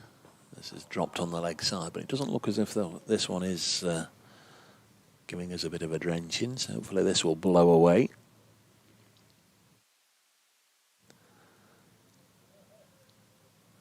If you're fighting to save the game, then you want the rain to come during the playing hours rather than the lunging interval. If you're the fielding side desperate for wickets, well, if we are going to get 10 minutes of rain, let it come during the interval. As Pennington will conclude the 82nd over. Bowls now. Revis walks forward to meet it, pushes it up to the not skipper Hamid, end of the over. Yep, good whatever time of day it is to you. Jill Powell, sister of Jane, of course, president of the club here, enjoying the comms as usual from sunny Perth, Australia. Yeah, Jill's been in touch with Bumble already this morning. While you were out the room, I think. So at JD's at events, David in Colchester says sticking in there as the main aim today. Keith Bruce, Jeffrey Boycott in his prime would have loved a situation like this. Don Bess is the man. Back on at Surrey. They went off briefly for rain, but they're back on. Here's Moa Bass. Bess turning 1-2 mid-wicket. He's going to have to be quick here if this is a direct hit. He's got through. Already seen George Hill having to dive full length when he was in. You wouldn't want to give away a wicket in a rearguard action like this with a run out. It was the Lord, Byron Hattonlow. Sharp pick-up, wasn't it? Good, clean bit of work from him. Good fielding. Very quick release. And he wasn't too far away. My word, he wasn't. Great effort. Backing up as well from Hamid, otherwise it would have been a 5. I think Mo's just signalling up to you to go and field on the boundary edge there over by the Western Terrace. And he comes to Revis, who leaves. Gilly or Gilly Modders, greetings from Amsterdam. Tipple Herbal, hello gentlemen, let's see Notts win this. Here's the call. Stephen S. watching from Houston, Texas. Crikey. Former co-worker and friend has gardened me into cricket, and I have adopted his hometown club from Nottingham, being watching the last 2 broadcasts and enjoying the commentary. We'll be drinking coffee when the wife gets up and makes it, so I'll be waiting a few hours then. Good heavens above. The Bass from the Kirkstall Lane end then to Revis, wide of off stump and left again. Martin says Nick Revel, Yorkshire-born comedian, once did a Radio 4 sketch spoofing TMS commentary where he impersonated Fred criticising the use of helmets. When I first bounced, I used to just nut the ball to the boundary. I once headed Wesall for 3-4 and over. Oh, that was magnificent. Thanks, Martin. Just a nutty to the 2:35 for 6. 3 to come in the over. Abbas, that's turned into the leg side by Matthew Revis, who gets through for another run. 43 to him. Just peering there. If somebody told me it was raining, I might actually believe them. I can't see it myself, but it just got that sort of feel, isn't it? This is a filthy cloud, and the sooner it gets out of the way, the better. Quite been the wicket-laden morning that Nottinghamshire were hoping for. Unlikely source giving them their one scalp. Pass to Bess. Oh, he's hit that one in the air, but he's just away from Byron. And they've got back for 2. Well, that was heart in mouth time for a few, I'm sure, as he levered it up in the general direction of a fielder from this angle. It's been in the game, Byron Hatton low. 3 or 4 times he's had to field the ball already.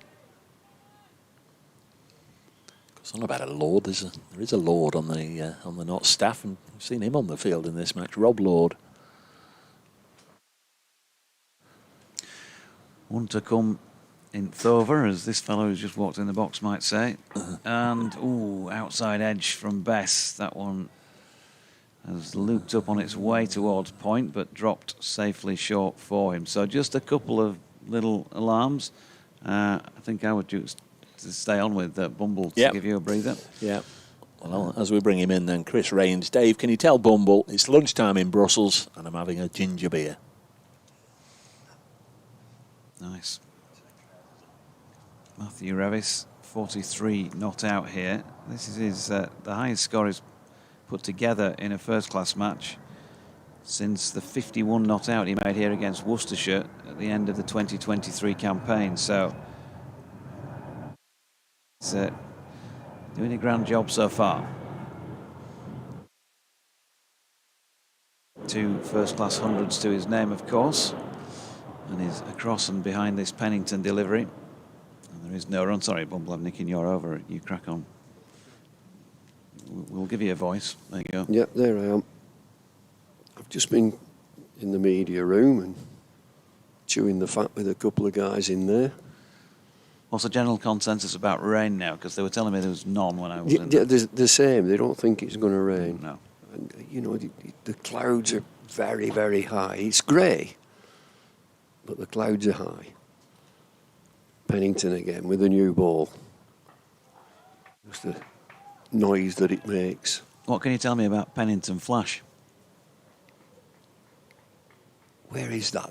That's over Wigan way. Yeah, I've driven over the East Lancs Road many times to Pennington go cover Flash. rugby league games, and it's on as a sign taking you off to the right. If It you're must going be Wigan towards way, St St Helens. Helens. Yeah, Yeah, it's that yeah, sort of yeah. way. Yeah. That must be off the A580, the East Lancs Road. Yeah. So come on, tell it what is it? It's Pennington obviously a Flash. Lancastrian landmark. It's like a big reservoir, isn't it? Yeah, it is. Like a lake. I think. There we go. I've very rarely been out that way. And he comes again, the Flash. I wonder if he's... But they won't know, will they? Although, Well, I wonder if his Hamid nickname will know. Flash, yeah. Hamid will know. Yeah. Could be. Nickname Flash. Who was it? Flash Gordon, wasn't it? Flash Gordon. Used to watch that. Yeah, Pennington Flash sounds like a sort of It's a beauty spot. a 1970s American detective. Pennington Flash. Well, then he comes again. Charges in. And he has got a bit of pace. He was on England's radar, then got injured.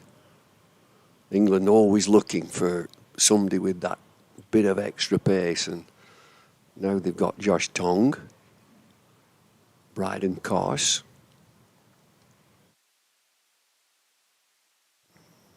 But I think, all the talk will be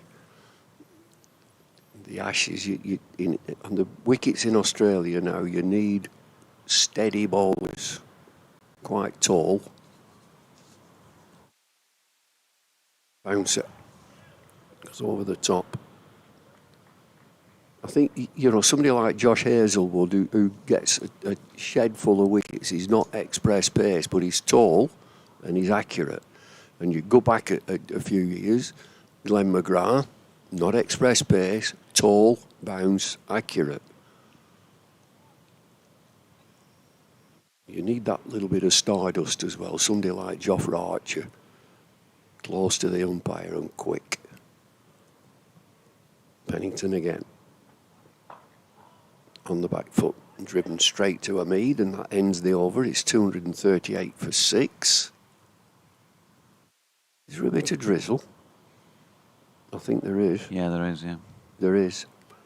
There's drizzle in the air, nothing more than that, drizzle. I'm looking out to the west and looking at the apartments, in the distance, and they seem all right. I don't think it's going to be very much. New ball. Bass, how many overs has he got through? Yeah, they're racking them up now. They're racking these overs up. Yep. He's through 20. Mohamed Abbas. Pennington is through 19. So they'll be feeling it a bit. Here is Abbas then to Bess, who is across and blocking. Yeah, cue for a song. Drizzles in the air everywhere I look around.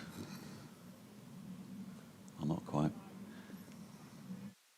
Seems to be okay away down towards the city, but it's coming in from the other side of the ground. Who sang that? John Paul Young. John Paul Young.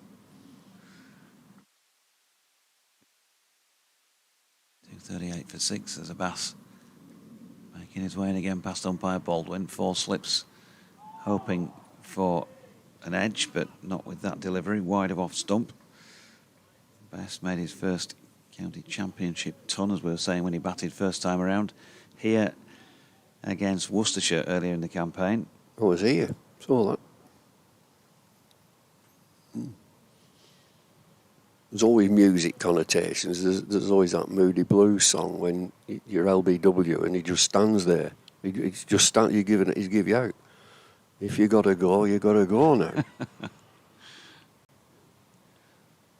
Not heard that one actually. You'd have thought somebody would have used that in a T20 match probably. It's that sort of thing, isn't it? As Abbas bowls and Bess pushes to Hamid. No run.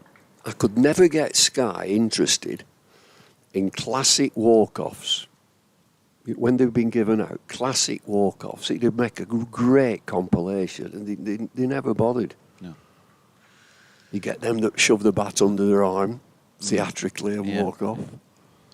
A bit like Daddles the Duck used to do on the Aussie coverage. Yeah, the ones that keep turning round and shouting at the fielders. Brilliant. Conversation between captain and bowler here. It'd be about a catcher. You want a catcher somewhere. What's he doing? Fourth slip. He's coming across 2. Those who were asking, by the way, Yorkshire head coach Anthony McGrath's confirmed Jordan Thompson can bat. They're not sure still what the situation is on after his issue yesterday with the ball. Here's Abbas to Bess. They've moved a slip out to there to silly mid on, really, isn't it? Short mid wicket. Lyndon James. But he's pushed that one into the offside. But as you say, yeah, he's got through into his 21st over here, Mo Abbas. He'll have done it all before and all that, but your energy levels don't go up, do they? No, you go into a he'll, game. he'll be feeling it. 2 to come in the over. This is the 5th since the second new ball was taken. Haven't managed to strike with that second new ball. The wicket of George Hill fell just before it was due, as that was turned into the leg side by Bess. No run. Yeah, that was a bad one to lose, wasn't it? 79th over. Just that one over for Freddie McCann. Just seen again. Do you think he misread the length there, Bumble? Did you think it kept a bit low on him, or? I think it keeps neither? low. Yeah. I think it keeps low on him. Yeah, it sort of felt like that to me as well. Got into position. Ooh, Bess just pushing at one from Abbas here. First half opportunity since the new ball was taken, ready from this end. So end of the over, 238 for 6, 225 more to win, because he got into position as if he was going to smack the ball out of the park, didn't he? He got down and then... It stayed low because it looks short of a length as a leg spinner, bowling that short, and then it hits middle stump halfway up, if that. So it did keep low on him.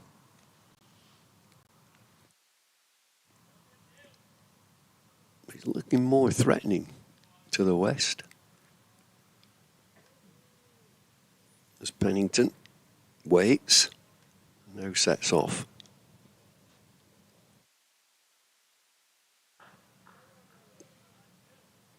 Revis on the back foot and just punches into the offside, and there's no run. Dave Wilford's messaging again, still in Costa Rica. Oh, yeah. Day 2, we're visiting the El Coyol sugarcane plantation and processing plant.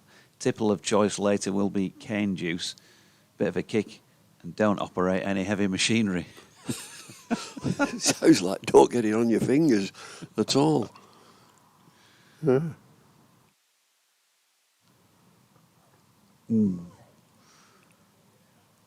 Had a ginger beer, didn't we? We just had a ginger beer from somewhere.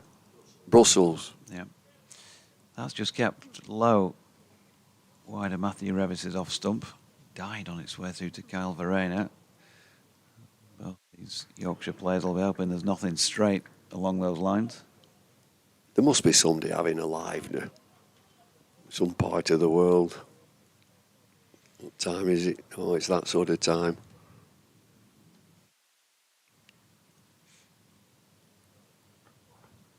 Oh, beats the outside edge.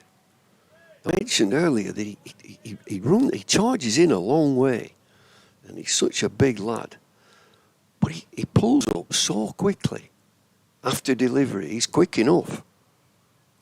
I should think he's probably about 87, 88 miles an hour. Can he touch 90? Probably. But he pulls up, and he delivers, and usually you'd expect him to follow through and charge through at the batter. And he comes again. And beats the outside edge again. And, you know, from that end, from that football stand end, there's 2 or 3 that are keeping low now. Brand new, well, nearly a brand new ball. And Verena has taken that sharp delivery down by his ankles. Still 4 slips in.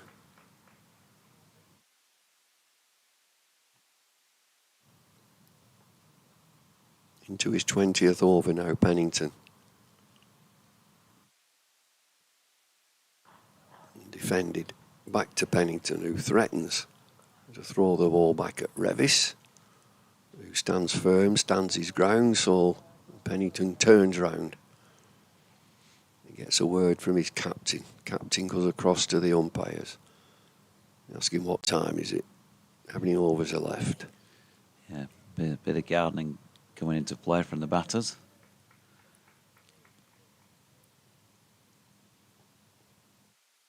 In comes Pennington. Oh. Large appeal, big appeal.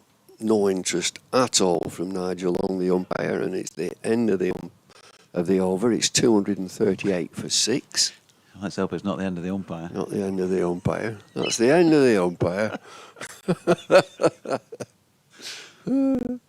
Again, for those who can, it's fairly close to the stumps, but there is an angle in towards Matthew Revis. Yeah, it's high, it's in front of the leg and going that. There's absolutely nothing going for that. No. Big nip backer and bounce, misses the thigh pad, going down the leg side, over the top. And the umpire just called over and wandered off to square leg. Oh, now then, Mo Abbas was more or less into his delivery stride, and Don Bess has just pulled out there. There are 6 minutes to go before the lunch break, so you'd think 2 overs. Is that Plowman's again? Plowman's again, is it? Yeah. You'd get like it. You've got a varied diet, haven't you? Plowman's yesterday, Plowman's today. I'm not having there was a little roll with it. I'm not having that. Just have the cheese. Well, that's a bit of variety, I suppose. As Abbas bowls, and Bess looking like he's turning that to leg, but it plays it towards mid-off. No run. Some pickle with it as well. Yeah. Cheese and pickle. And a pork pie. Bit of brown sauce. No, there's no brown sauce in that little carton. Oh, no. Budget wouldn't run to that. The brown sauce. Here's Abbas. Second ball of the over is short, and Bess is hit. Loops up towards Ben's on the shoulder, I think it was. Yeah, he's took it on the body. Don't think it was the helmet. No, they certainly haven't had the stoppage for a helmet, so it can't have been. Just having a look again. And yeah, Shoulder. sticking on the front shoulder, the left shoulder. Oh, Josh has kindly brought lunch in for us. And has he brought any brown sauce in for your pork pie, do you reckon? No, there is no brown sauce. Thanks, Josh. Another delivery short of length. He takes that on the body. Yeah, he does. Drops it into the leg side. So taking a couple for the team, the skipper here.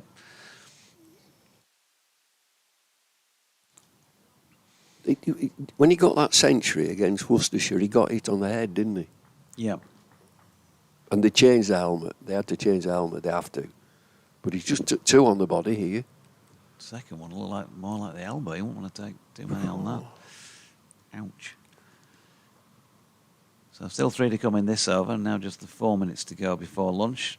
The Bass in. Bess opens the face. Plays to Slater at point. He's been out there, 33 minutes now. Having lost that wicket just before the second new ball. Job number 1 for this pair was to get through to the first scheduled break. Nearly there. You're counting down now, Batty. You're looking at the clock. Go on, tick over. Get over for the lunch. Still 2 to come. Abbas short again.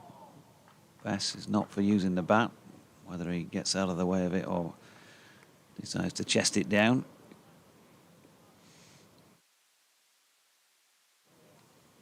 I wonder if they did do the homework looking back to that game against Worcestershire where he scored a century, played well. But he did get one on the helmet, the short ball that clattered into the helmet.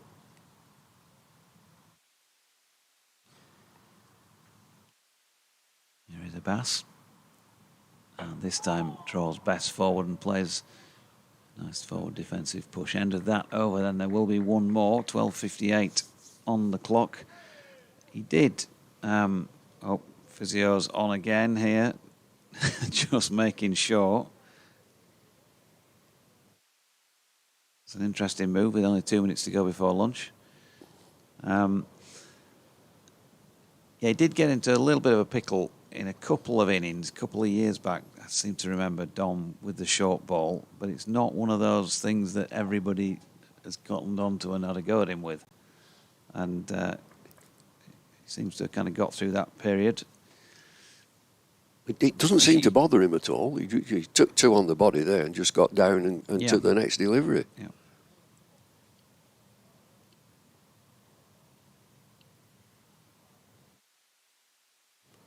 Pennington for this last over then. Punched into the offside. It'll be a single. That's good, clever play. Just to get a single off that last over and get down the other end.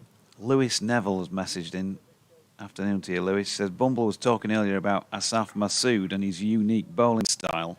The great John Arlott likened it to, quote unquote, Groucho Marx chasing a pretty waitress. Keep up the great work. All the best from Tel Aviv. Tel Aviv. Groucho Marx. Groucho Marx there.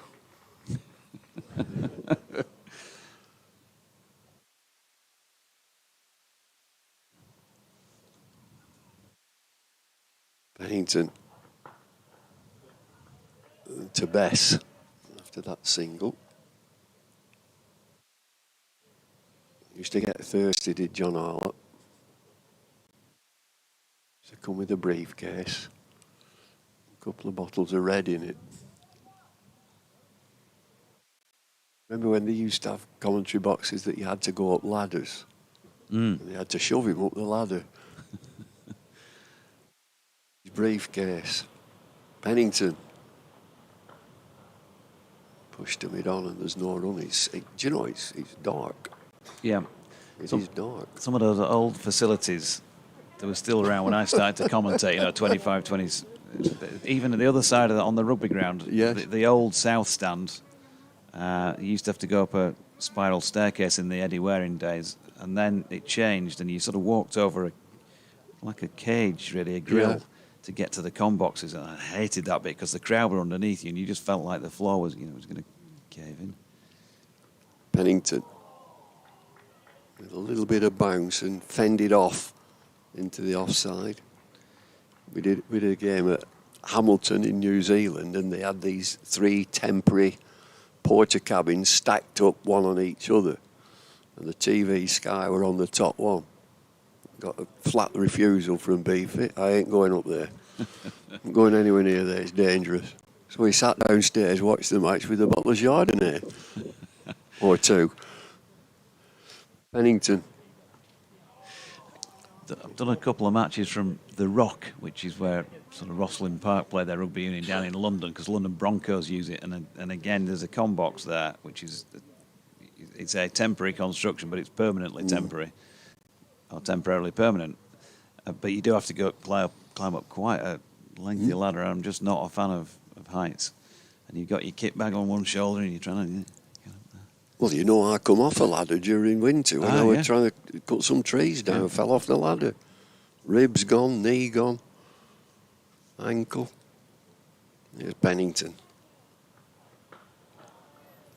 Blocked. And that's the end of that morning session. And Yorkshire will feel that they've done very, very well there. Just losing the 1 wicket. It's 239 for 6. There'll be an eye on the weather. It is grim, it's grey. They're telling us in the media centre that we're not going to get any rain, but I wouldn't be too sure.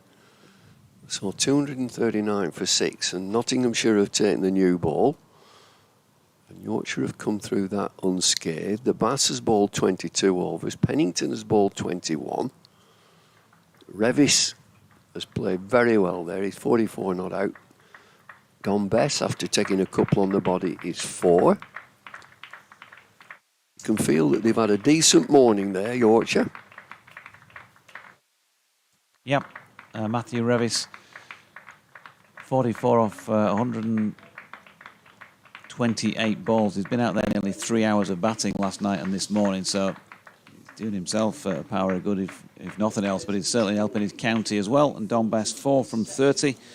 We'll see how they go on in the afternoon session and whether or not things will change. But from Bumble and the Girdler and I, with Yorkshire 239 for 6, trailing by 223, and Nottinghamshire needing 4 wickets to win. We'll leave it there for now. We'll be back when they walk out after lunch.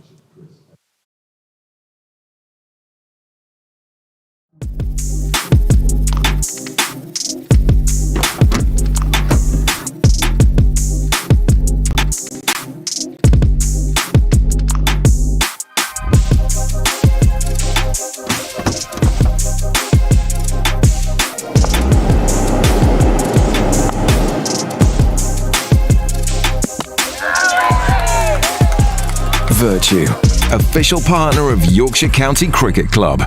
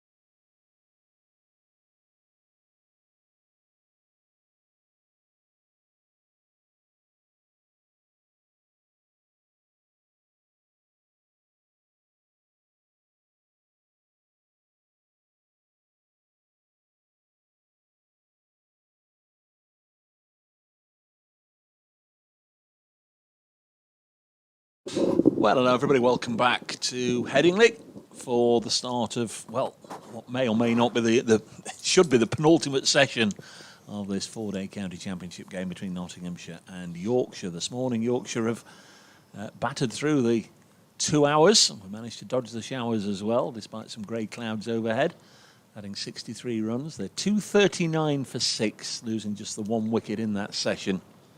And it was the occasional bowler, the very occasional bowler, Freddie McCann, who came on just to bowl a token over, the 79th over of the morning, and he managed to get George Hill, whose eyes clearly lit up and thought it was a free and easy swish away for 4, and he just played over the top of one that might not have bounced as much as he thought. Jonathan Doidge will be with us in the fullness of time. I'm Dave Bracegirdle. David Lloyd is alongside, having no doubt enjoyed your ploughmans, and we're just about ready to go again. Yeah, all the players will have been well fed. It's chilly out there. Again, we keep looking to the clouds, and I think we're okay for this afternoon session. But this morning, it was real careful play, disciplined play from Yorkshire, just 63 runs and the 1 wicket. It kept low on him. He wanted to pull it away. His first delivery from the occasional ball with Freddie McCann, who'd taken it. Was it 2? He had 2 wickets to his name prior to that. 2 for 240. Ooh. So he's got 3 for 240. Oh, he brought his average down. Do you want to take us away with a bit of Brett Hutton? No, I'll do the other end. You'll do the other I've end. always done the other end. 224 more required for Yorkshire. That's not going to come into play, is it? Well, it shouldn't do. And I mean, you don't look at the board in situations like this. They just blocked away this morning. They left the ball. You might just think that Nottinghamshire could have bowled a bit straighter. There we go then. Matthew Revis on strike. He's on 44. Played very nicely indeed. Been struck a couple of times. And first ball of the session, that famous old pop band, the U's and the R's, quickly in full voice as this is squirted away on the leg side. What was all the oohing and the R-ing about as we just have a look at the replay? Not a lot, really. It's a straightish ball from Brett Hutton that was turned to leg. Number of my correspondents during the luncheon interval saying that just bowled too many balls that the batters could leave alone. I think the batters were in that sort of mode that I don't want to play and I'm not going to play. In a different situation, they would have been playing, but they're really defensive in the way that they went about this morning. And so you can have attacking fields. There are 4 slips again. Hutton to bowl to Don Best, the Yorkshire skipper, who's on 4, and he pushes at this one. That might have been one that he could leave, actually, but he did push at it, steered it to Ben Slater at backward point, and there's no run. We've just seen Nottsall going through their warming up practices, the bowlers turning their arms over. Kevin Shine down there, the fast bowling coach. Just wonder if that's one of the things that he might just have been reinforcing. Let's try and target the stumps a little more. See Mo Abbas loosening up. He'll probably bowl from the far end. We'll have to see as Hutton in once more to former Somerset in England man, Bess, who turns it to mid-wicket and there's no run.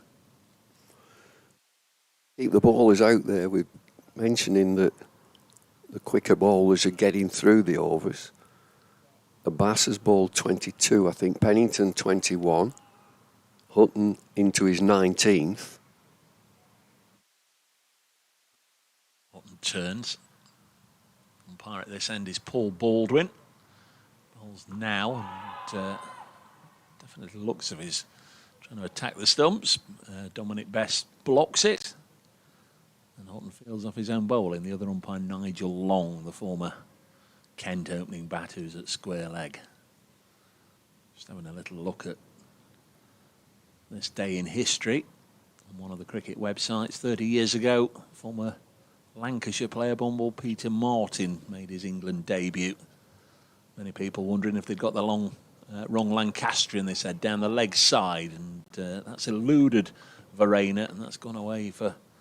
Did he signal byes there, or did he get a little bit of the bat on it? He's nicked it. Yeah, it's gone down the leg side for 4 for Bess and away. So Bess on to 8, 244 for 6. Yeah, Peter Martin getting the nod ahead of Glenn Chappell. Seems to have been fairly contentious at the time. Can't remember too much about it. He did beat Raymond Illingworth, who took a fancy to Peter Martin. Peter Martin was a swing bowler. Tall, blonde hair. He had a good cup final, didn't he? A good one-day final at Lord's, I think, one year. Seem to remember. I remember Chappell had a seven-fer. I'm sure he got a seven-fer. Yeah. Ball's been returned to Hutton after that boundary, and this one is overcompensated. The first or the previous ball went down the leg side, tickled away for 4. Overcompensated. This one too far outside the off stump. So 6 from that first over. After lunch, Nottinghamshire's over 8 +2, so that's okay. Keeping on the right side of the law there. 244 lunch. It was down to 297 from 65. It's a lot. No, sorry, 224. At the start of the day, it was 297. 224 to win. 4 wickets left. Yeah. This is Pennington. Yeah. From the football stand end. Same field, 4 slips. No short leg this time, deep backward square. Pennington up to the stumps and gone. It worked straight away after the break, short of a length and just an outside edge. A comfortable catch to wicket-keeper Varane. Nottinghamshire are ecstatic. It was a good innings, and invariably it's that break, that lunch break. You lose concentration, and did he have to play at that? No, he didn't. So Pennington getting his 3rd wicket of the innings. Been out of the game for quite some time with a side strain, going through the overs in this one, and yeah, he's played it that well away from his body. He'd have been leaving that before lunch, wouldn't he? Yeah, it's just that break. It's a classic that you play so well and you get in the groove and you're in a little bubble. And it's his first delivery. And he'd be a bit stiff after his lunch and he comes charging in. It's back of a length and the bat's just held there. Thin edge through to the keeper. Lovely catchable height, just round about waist height. And they're 7 down. The new man is Jordan Thompson, a left-hander, on his way out to the middle. He's on a king pair, actually, Bumble. He got a first baller in the first innings, nicked a bass off into the slip cordon. And yesterday, I think he was still here when he had to leave the field midway through and over with just maybe a precaution. They were a little concerned, I think, maybe that he'd tweaked his side, but comes out in his nominated batting position of number 9. He's 9 on the card. But he's got to battle now, and Yorkshire with only 3 wickets in the hutch now, and they've lost today. Hill and Revis, the 2 who started the day. Start of the afternoon for Pennington. So Thompson's on a king pair. Yep. And he gets through that with a block to Hamid on the offside. It is a classic when you get a wicket like that and you've played all morning, leave, block, defend, and just a loosen it and you nick off. You wouldn't have thought there was too much input from Kevin Shine in that wicket, would you? If, you know, he, as you say, could quite easily have just left that one alone. Pennington to Thompson, taking on the pad. No interest from the batter, he just walks away. No interest, crucially, from the umpire. Likes an appeal, Dylan Pennington. Where did it pitch? In line, very close, wasn't it, to the line of leg? Pitched outside leg, I think. Yeah.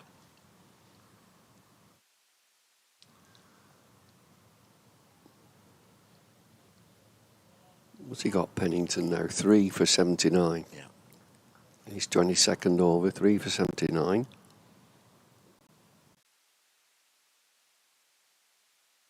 And he comes again.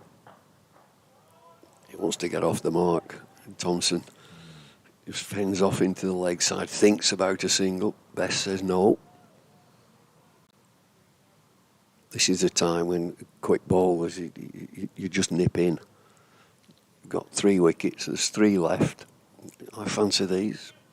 Get myself a little fiver. Yeah. Looks fitting well, Pennington, doesn't he? He's had 1 or 2 second 11 warm-up games, or games just to ease him back into bowling again, out in the match situation. Round the wicket now. Thompson again, eager to get off the mark. Pushes into the offside, there's no run. A change of angle for Pennington to the left-handed Thompson. Started over the wicket at him, and now he's gone around the wicket.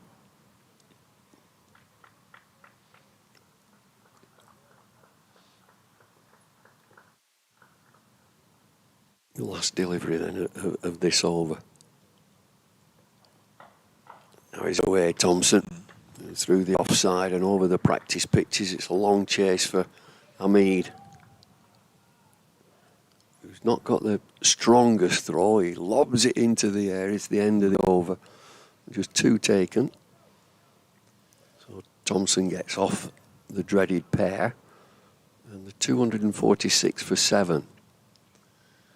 Successful wicket for Dylan Pennington, 22 overs, 7 maidens now, 3 for 81. They've not started after lunch in London, where Surrey were 142 for 2 against Essex. Their victory target there is over 400, so you can forget about that. I was looking at a lunchtime report there, and astonishingly, it said both openers, Dominic Sibley and Rory Burns, were both out-stumped charging at Simon Harmer.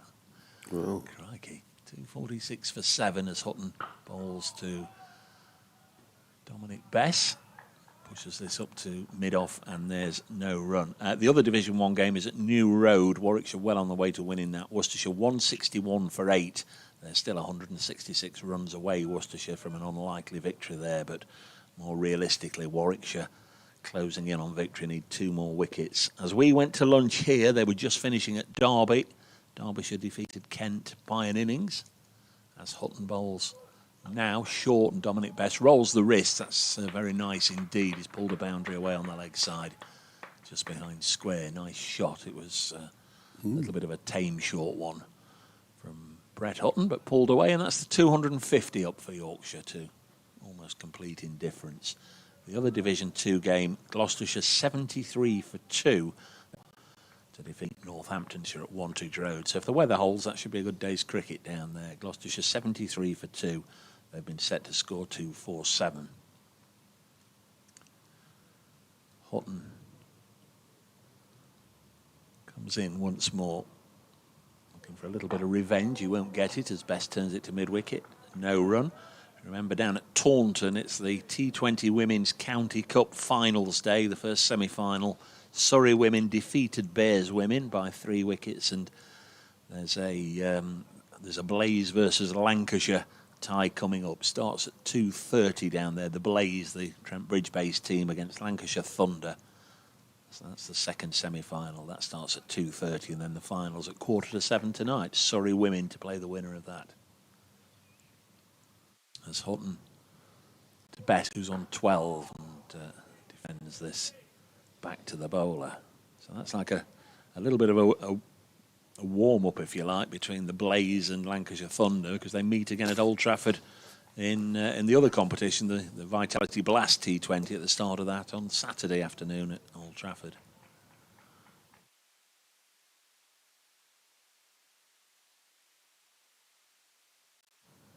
Here, 250 for 7. Hutton bowls, 4 slips there waiting, but that's pitched up right in the block hole, and Bess, the former Somerset man, just jabs his bat down on it. It runs up to Mohammed Abbas mid-on, and there's no run. Be a double header on Saturday, will it? Yeah. Yeah. Generally well attended at Old Trafford, those, aren't they? Yeah, I mean, so usual like this ground here. If it's nice and warm, you get people to come and watch. Yeah. Hutton to conclude this over, and Bess again drops it to mid-wicket, and there's no run. What a grey clouds all around the ground, but dry at the moment. Nottinghamshire supporters and Nottinghamshire players indeed, and the coaching staff will have their fingers crossed. Yorkshire might just need a little bit of help from the weather if they're to get out of this with a draw. It looks dark to me. Yeah. There are no floodlights on, but there's a real dark cloud coming in from the west. It's stretching away back. Get a signal from the umpires, can you turn the lights on please? But we've not seen that. It's dark. Pennington start his 23rd over. He's going around the wicket. Thompson on strike. Into the leg side, to mid-wicket, and there's no run. Yeah, not to have an eye on the weather, that's for certain. Just need these 3 wickets, Ben Code and Jack White to come. Good win for Derbyshire. Yeah.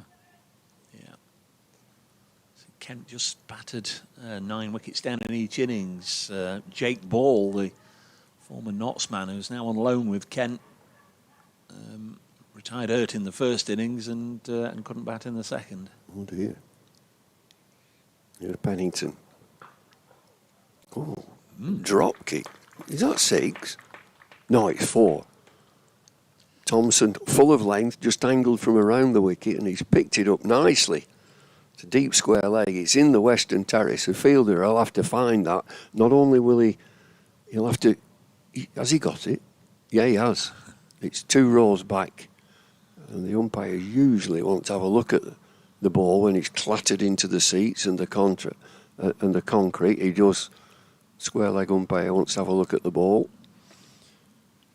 They're always keen to look at it and change it if he's hit the concrete. Yeah.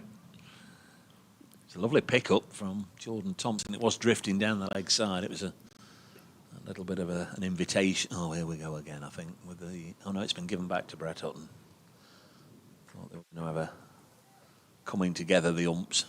Do you know, before boundary boards, the ball would clatter into the concrete all the time.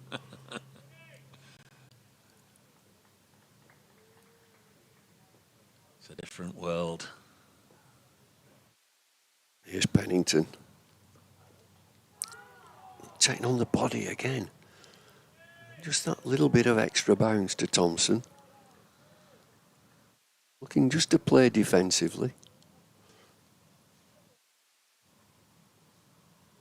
Wonder what his injury is. He looked like a side strain when he came off bowling. He pulled up and didn't.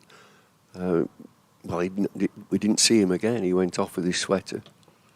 Looked like a side strain. As Pennington passes the umpire round the wicket. He defends into the offside and there's no run. Well, we've already seen him run a brisk 2, haven't we? The one that Hamid chased over on the far side. So obviously came off as a little bit of a precaution maybe last night, and there's no lasting damage. I think he's gone. I think his side's gone. He can run. I mean, there's no problem running. It's just getting into that bowling action, and it's the worst injury for quick bowlers. Pennington. Awkwardly fended down. And the ball stops dead, probably about 3 metres away on the offside. Want to do 7 down. Bought that partnership, and Revis was the last wicket. You just got to keep the ballers bowling. Fatigue. Shots of the ground staff, and also Mr. Doige is down there. I think he's looking at weather apps as well. Just see a glimpse of him on the live stream. Seen 1 or 2 cars come up. I'm not sure what the name of the road is, but just looking away to our right, 1 or 2 headlights on, look very bright. Well, that's a swing and a miss from Jordan Thompson. Absolutely had a go at that. He's missed it completely. It's the end of the over. 254 for 7. Doige doing a rain dance down there, I think. The aeroplane comes overhead. Just about on 2 o'clock bumble, so I'll have to just update. Yeah, you're doing the I'll update. have Yeah. to do the update for Radio Nottingham. I'll be back with you in a moment. And just punching gloves, the two batters in the middle. Let's see how far we can take this. It's got a little bit lighter. That big cloud is now drifting by. Squirted down to fine leg by Dominic Best, and they will take a single. Yeah, Dominic Best just looking to the heavens, looking to the sky. Having a nod to the umpire. Might just be saying it's a bit dark. Like now, he's solely with the umpires. Back in the day, you used to appeal against the light. I can't see this. Appeal against the light. Not now, it's the umpires who decide it's too dark, we're going off. Hutton past the umpire and past the batter. Has gone straight through him from a full length.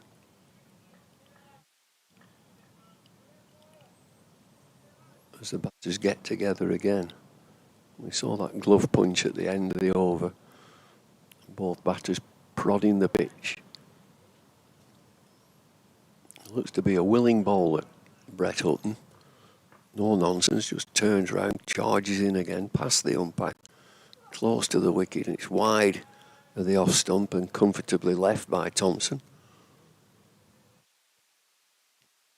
Handed around, finishes up with first slip, who has a bit of a polish on it, and then to mid off.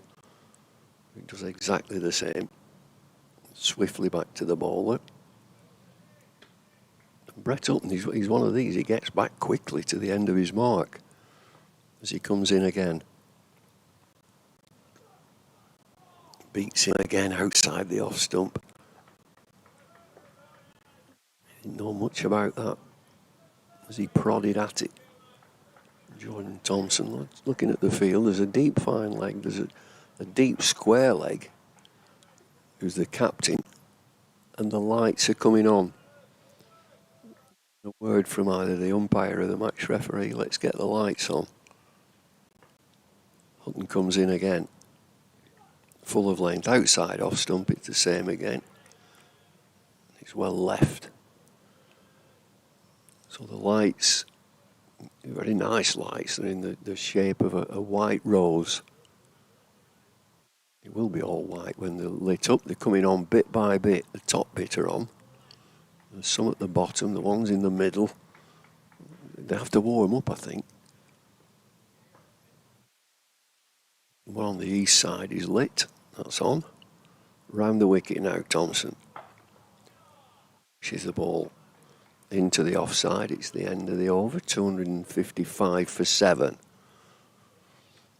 Yeah, I'm watching these lights. I think they've got to warm up before they get the full lux. You've got to have a standard lux, I think. I think they call it lux. That's the brightness for cricket and certainly for international cricket.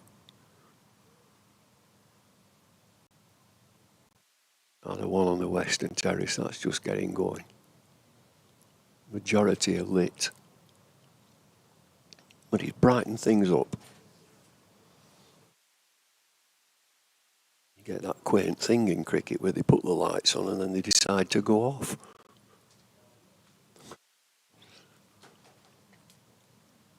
There's Pennington again. Football stand end. Defended on the back foot by Dominic Best. Have you done your update? Well, I can only presume, as it's a bank holiday, that we're not required. We've got to be beyond 3 minutes past when we normally do it. There's nobody there. There's nobody on the other end.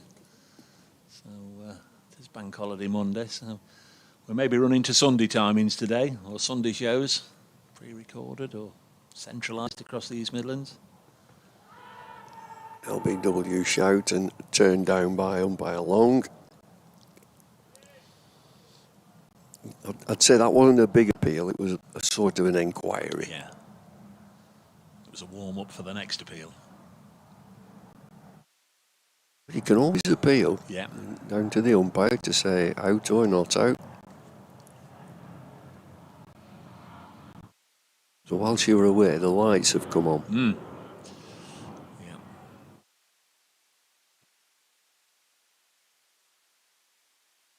Pennington, leg side. There's a fielder deep on the boundary, a backward square leg, so it's just a single. Did you interact when you were an umpire? How was that? Would you say going down, or he hit it, or just say not out, or just stand there motionless as some of them do? No, I would interact. It's raining. Yeah, he's not out, and Could see a little bit of rain blowing. you'd wander off to square leg, and somebody'd come and stand next to you and just sort of politely, and how did that look? Pennington around the wicket. There's that chip shot again. He doesn't actually get hold of it, but it will before it trickles away towards the western terrace at mid wicket, and it brings 4. I used to say to them at square leg when they said, "What do you think of that?" And just turn one down. Well, a good shout, well worth an appeal. And if I'd have given that, I'd have been guessing. So I'll tell you what I'll do. I'll start guessing when you're batting. I used to cover it. Yeah, I'll have a guess when you're in. That was, of course, before any DRS. Yes, yeah. And he comes again, Pennington. Thompson blocks into the offside, and there's no run. I'm sure there's just a little bit of rain, very, very light, just blowing across. Just a few spits and spots here and there. Hopefully it'll pass away without getting any heavier. You remember umpire Julian, who had a reputation of giving Ray Julian giving LBWs. We were at Trent Bridge, he and I, umpiring as Pennington comes in again. Oh, what a jaffer. Absolute jaffer, beats him outside off stump. And it's the end of the over. 260 for 7. And Ray Julian, he said to me at Trent Bridge, and this is a glory days of Hadley and Rice. Right. He said, "Mr. Lloyd," he said, "which end would you like to stand at today?" I said, "Well, you're the senior umpire, Mr. Julian. You can decide where you went." He said, "Well, I'll stand at Mr. Hadley's end. I can feel 5 LBWs coming on today." He was the bowler's friend, was Ray Julian. All the bowlers wanted to bowl at his end. It's Brett Hutton. He could do with a Ray Julian out there at the moment as he bowls to Dominic Bess. Turns this up to Mohammed Abbas at mid-on, and there's no run. It's wicket-keeper, wasn't he, Ray Julian, in his playing days? Yeah. Leicestershire. Yeah. Great character. Lovely character. He had his book. He used to write them down, his LBW. He used to write his LBWs down in a book. 4 slips. 2 more fielders on the offside as Hutton bowls. LBW shout here. Bess had gone a long way across his stumps. There's going to be a leg by. Paul Baldwin clearly found a reason not to give it. Went a long way across there, Dominic Bess, but really not in line. Those of you that are watching a screen, was just doing too much from Hutton. It was doing miles too much. The left-handed Jordan Thompson down to the far end. There's 2 out on the leg side fence, just in case he wants to try and take on the Hutton short ball. It's pitched up, though, by Brett Hutton. Thompson runs it out onto the offside. There's no run. Bess 14, Thompson 10. Today the 2 out. George Hill bowled by Freddie McCann for 26. The part-time bowler coming on for the 79th over, and his first ball, his loosener, found its way through with Hill trying a vigorous swish to the leg side and missed it. And that was 230 for 6, and straight after lunch, first ball that Dylan Pennington bowled from the far end had Revis caught behind for 45. Hutton bowls again to the left-handed Tomo, who steers this to backward point, and there's no run.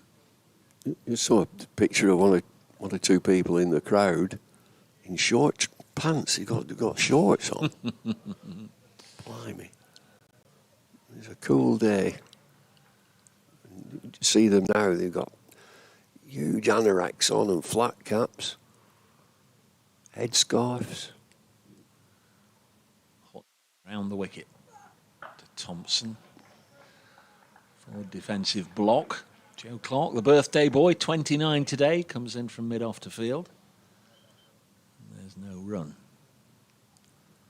261 for 7. The victory target is 463, so that's 202 runs away. Improbable, very unlikely that Yorkshire will get anywhere near that. Can see Liam Patterson-White loosening up at the far end. The slow left-arm spinner, first slip, a bouncer goes harmlessly through to Verena. Saw Patterson-White last night get rid of two left-handers in Adam Lythe and David Millan. Might fancy having a little go at Jordan Thompson, if he can find those footmarks again. Yeah. That probably bowling from the Kirkstall Lane end. Yeah, he got two of his wickets from this end, and then when Asiba Mead was off the field, Joe Clark in charge. He was switched to the far end and got a third wicket. That of James Wharton got him LBW. It's interesting that he changed ends. I wonder if it was Joe Clark saying ball at the other end, or whether he himself said, Patterson-White said, well, I fancy a ball there and there. Anyway, Pennington from the football stand end comes charging in again. Left alone, outside the off stump, through to the keeper. There was a camera on you when you were in the groundsman's shed. Been looking at the radar. Yeah, been having a good look at that radar. I still can't make any tell of it. It'll be state of the art for the groundsman, won't it, down there? Gaz down there, you might have seen as well, sitting on a tractor. He says not till 5 o'clock any rain. Bouncer, a ballooning bouncer over the head of Don Bess. Comfortable. No, they've got the lights on now, so it looks a bit brighter. Yeah, I think electricity must be a bit cheaper from 2 o'clock onwards on Banky Mondays in LS6.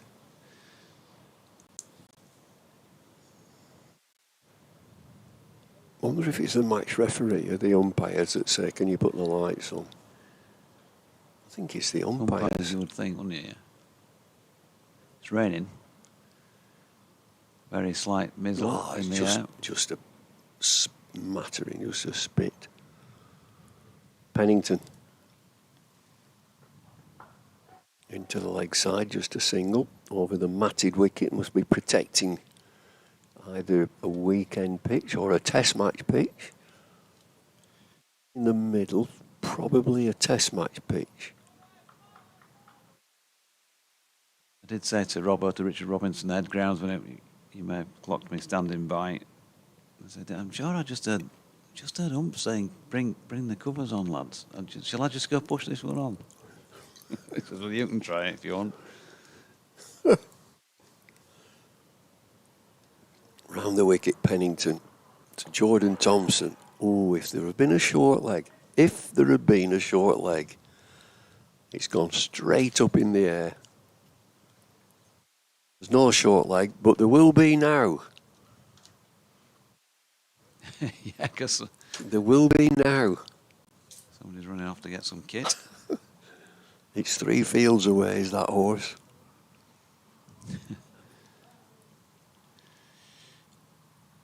So we got to wait here. This is the dressing ceremony, isn't it? Yeah. If he's coming off for... I was also in bother with the ground staff because I said 89 overs on the board, and I said, done well here to get to 89. 9 overs in with the second new ball. No wickets lost, and then the very next ball. Right, get yourself out of here, Doidgy lad. You go back upstairs. So there's not an undressing ceremony. He's declined. Is it Slater? Yeah, it's Ben again. Yeah, he's declined the shin pads. So he's got a protector. He's got his helmet. He's got his hat in the back of his pants. As Pennington comes in again, he fends outside the off stump and he looks down to third man to see if he could have hit it down there. He could, but he missed it completely. Goes through to the keeper. Yeah, if he'd moved his feet, it might have helped. But he didn't. So it's 3 slips, a leg slip and a short leg. Yep.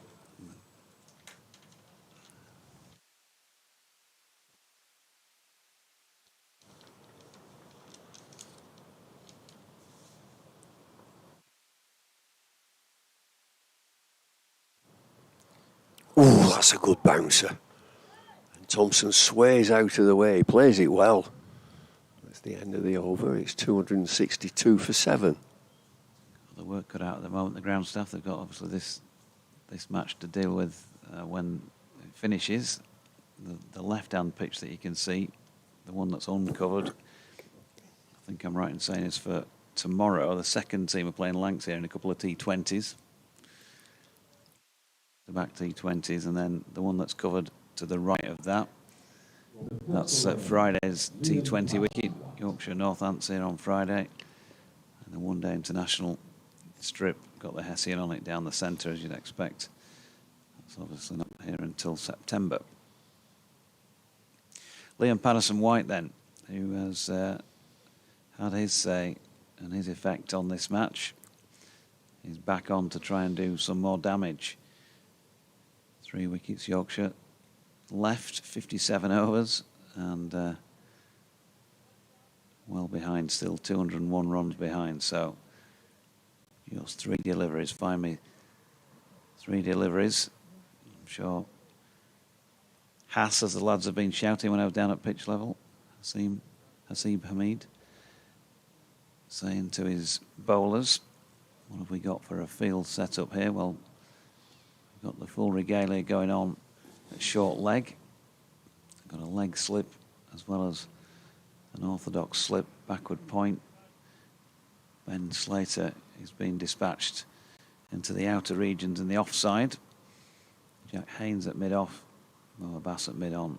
Hamid's brought himself in at mid-wicket. Ooh, edge first ball. And he might get 4 here. It is slowing up on the outfield, but it's probably going to does have the legs to beat everybody down through third man. A little bit of luck on Don Bess's side, just wide of slip. Some white. I think I said earlier when the girdler was with me that it might be he in the end who does the damage today. Nearly had another wicket. He's got 3 of them to his name already for just the 33, and he's into his 21st over. 266 for 7. This time paddled around the corner by Bess. There is a man down at long leg who's going to keep him to 1. After that nick that went for 4, there was a leg slip in position, and that leg slip for the next delivery went to second slip. Now, this should be interesting now. Thompson and Patterson-White. If he's over the wicket, he might just get into the fast bowler's footmarks. He is over the wicket. Thompson just pushes out to point. Still got 3 round the bat, short leg slip and slip. Pretty much the reverse of the field we saw to the right-hander, with the exception of there is no third man for Jordan Thompson, understandably, as this is dabbed backward at point once again. It's still pretty blustery when you get down to ground level. Bumble pointing out the darker clouds away to the right. Sunshine at the moment, but the floodlights are on. And, Thompson propping forward into the offside. It looks way in the distance there to the west. It looks foul. awful.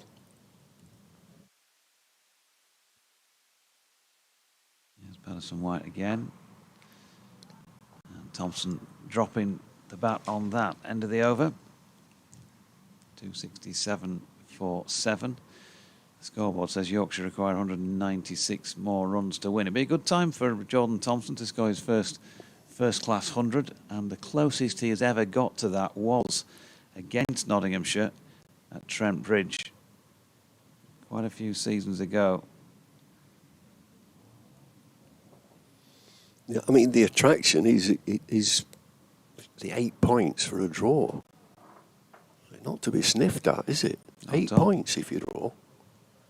That's a lot. I mentioned that this morning. Yeah, it's kind of valued even more, I guess, in context with where Yorkshire are at the moment as well, and could be after this round. Pennington again. Beats Bess outside the off stump. I suppose it's the attraction is, why it's been set at 8, is for teams to encourage to get stuck in. It'll seem a lot. There's certainly been calls from around the coaches around the game to go back to 5 or even 6 maximum for a draw. Puts that weighting on the win that bit more. Yeah, I mean, you're looking at Lanc's predicament. They've lost 2, drawn 5. Drawn 4 at Old Trafford. Never looked like getting a result at Old Trafford. So, you know, it's pretty obvious in Division 2 that wins. You've got to win.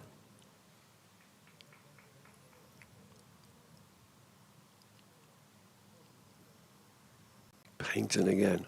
He's got plenty of overs under his belt. Bouncer, wayward. This is his 26th.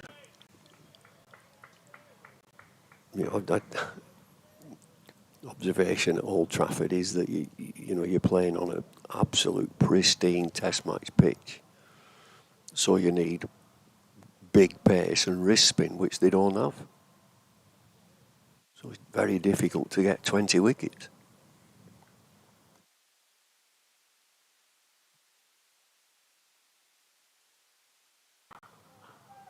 Just a single into the offside. And if your batters aren't getting runs, you're at the bottom. Annual general meeting on Friday, that'll be lively.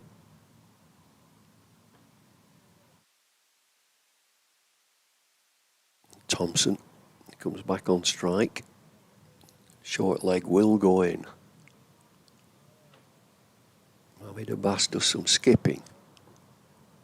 Might be coming back into the attack as it gets a little bit darker again. As Pennington races in. Thompson takes a single into the offside.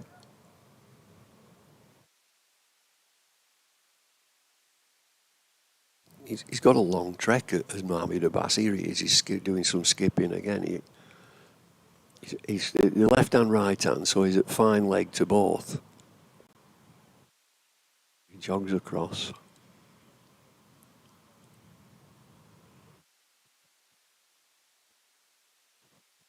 He's way in from the boundary. I'm not sure he should be fielding there. Oh, gone. Outside edge, Pennington. It might just have taken the glove. Hasn't needed a decision from the umpire. He just turns disconsolately. And he's just a stroll off for Dominic Bess. He was playing stoutly, defensively, and I think he's just took the glove. It's another excellent delivery. They've kept him going, Pennington. A real good effort from him. And he's just at the right. He's right at the very top, if it is the top or the glove.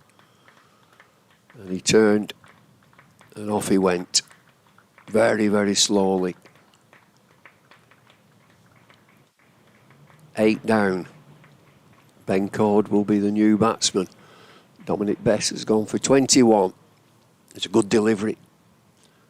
Had to play at it, I'm sure he had. There's a little bit of extra bounce.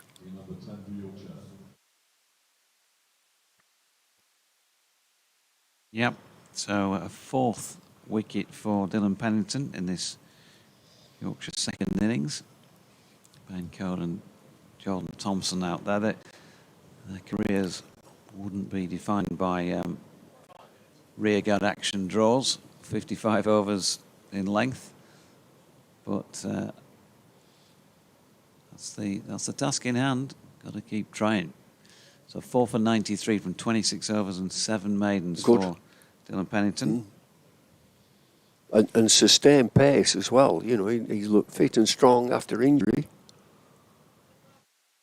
Yeah, kept on coming in. Liam Patterson-White's going to bowl to Jordan Thompson here.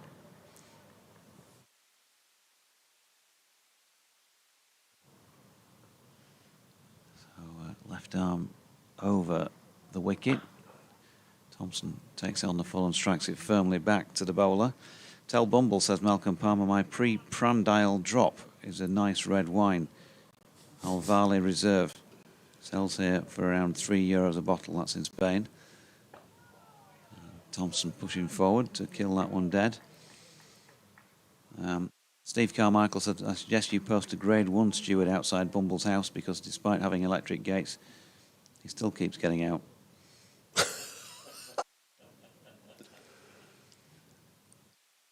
Patterson White in again. Ooh, Thompson pushing forward for a moment.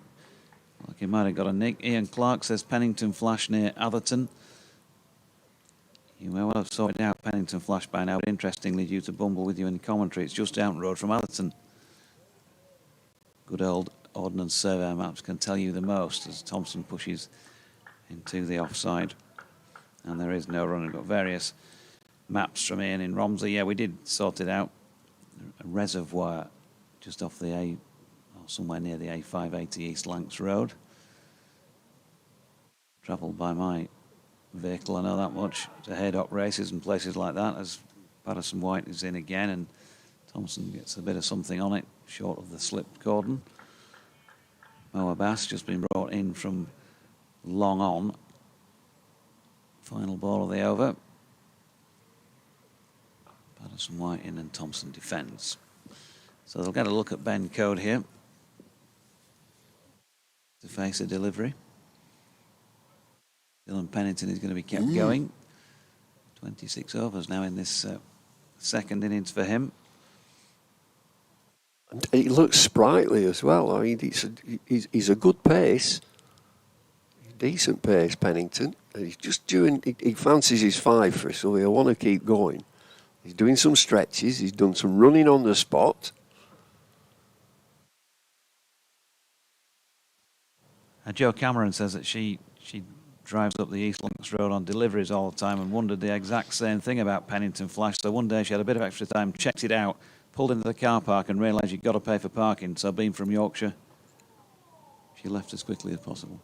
How much? I'm learning all the sayings.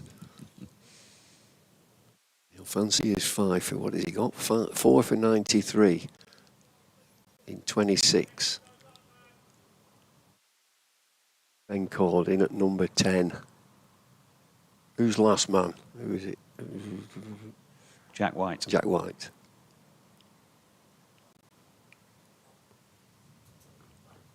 Oh my goodness me, he's turned him inside out there.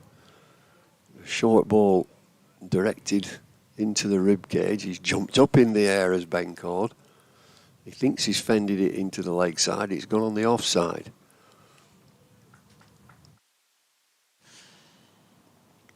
Forever Dormo's got a pot of tea and a Mr. Kipling's French fancy at Tynedale Sports Club overlooking the cricket field at Corbridge, Northumberland. Sounds good. Short again. Plays it better this time. I'm going to let Dave come in now with it 8 down. He might just get the winning moment. Also been posted a notification of the transplant ashes. 3 days of cricket celebrating organ donation. coming up.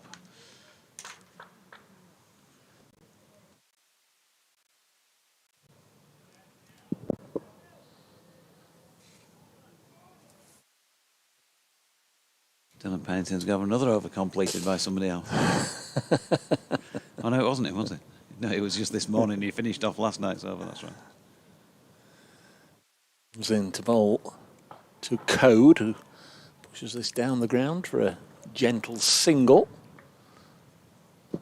270 for 8. Just looking at Dylan Pennington, obviously just his second season with Notts, and he only played the first half of last season before being called up by England. Away he went, 12 man, 12 man, 12 man, didn't get on the field, and then at the start of the 100, he in warm-ups for the first match got injured, so I've hardly seen him since. He's round the wicket now, bowls forced away for runs here by Jordan Thompson, who's certainly not going to go down without a fight if that's what the eventual outcome is. He's played a nice shot here and will get 3 runs. 273 for 8. But Dylan Pennington was just checking on his best figures for Notts. He's had 1 5 wicket haul, 5 for 96 at Trent Bridge against Somerset last year. Well, he's currently 4 for 97. So in terms of runs, he's gone past that. He would have to take both these last wickets for Nottinghamshire best. And if he did get both wickets, that would be the first time in his career that he's got a 6 for. Could you chuck my old... Thank you very much. The old binos. Not that they're that good. They've been dropped that many times. Ian Warrington's been in touch. I was a part-time defector to Leicester yesterday to watch them, Dave, says Ian Warrington. But I'm back checking the Headingley stream today, hoping that Notts can pick up another win. 273 for 8. As pitched up delivery is blocked by Ben Code. And what do I hear straight away? A Lancastrian accent. Thank goodness it was the inimitable, that's the word, if you can say it, Bracegirdle. Thank goodness it was the inimitable Bumble. Good stuff, everybody. Thank you, Ian. 273 for 8. Inimitable. Yeah, it's one of those words. It's a bit like... Just put, thank goodness it was Bumble. We know what you mean, Ian. We know what you mean. He's a great man. He's not in the room, so we'll say that. But he is. He's a great man.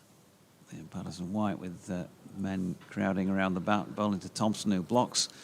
Yeah, what's that word I'm looking for?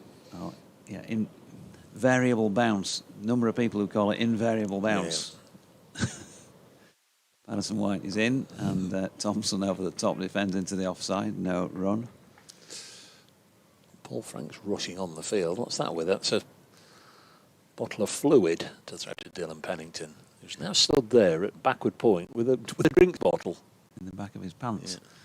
Patterson to Ben Slater, who's running from short leg to field it. Pennington produced the bottle from the back of his pants again and has thrown it.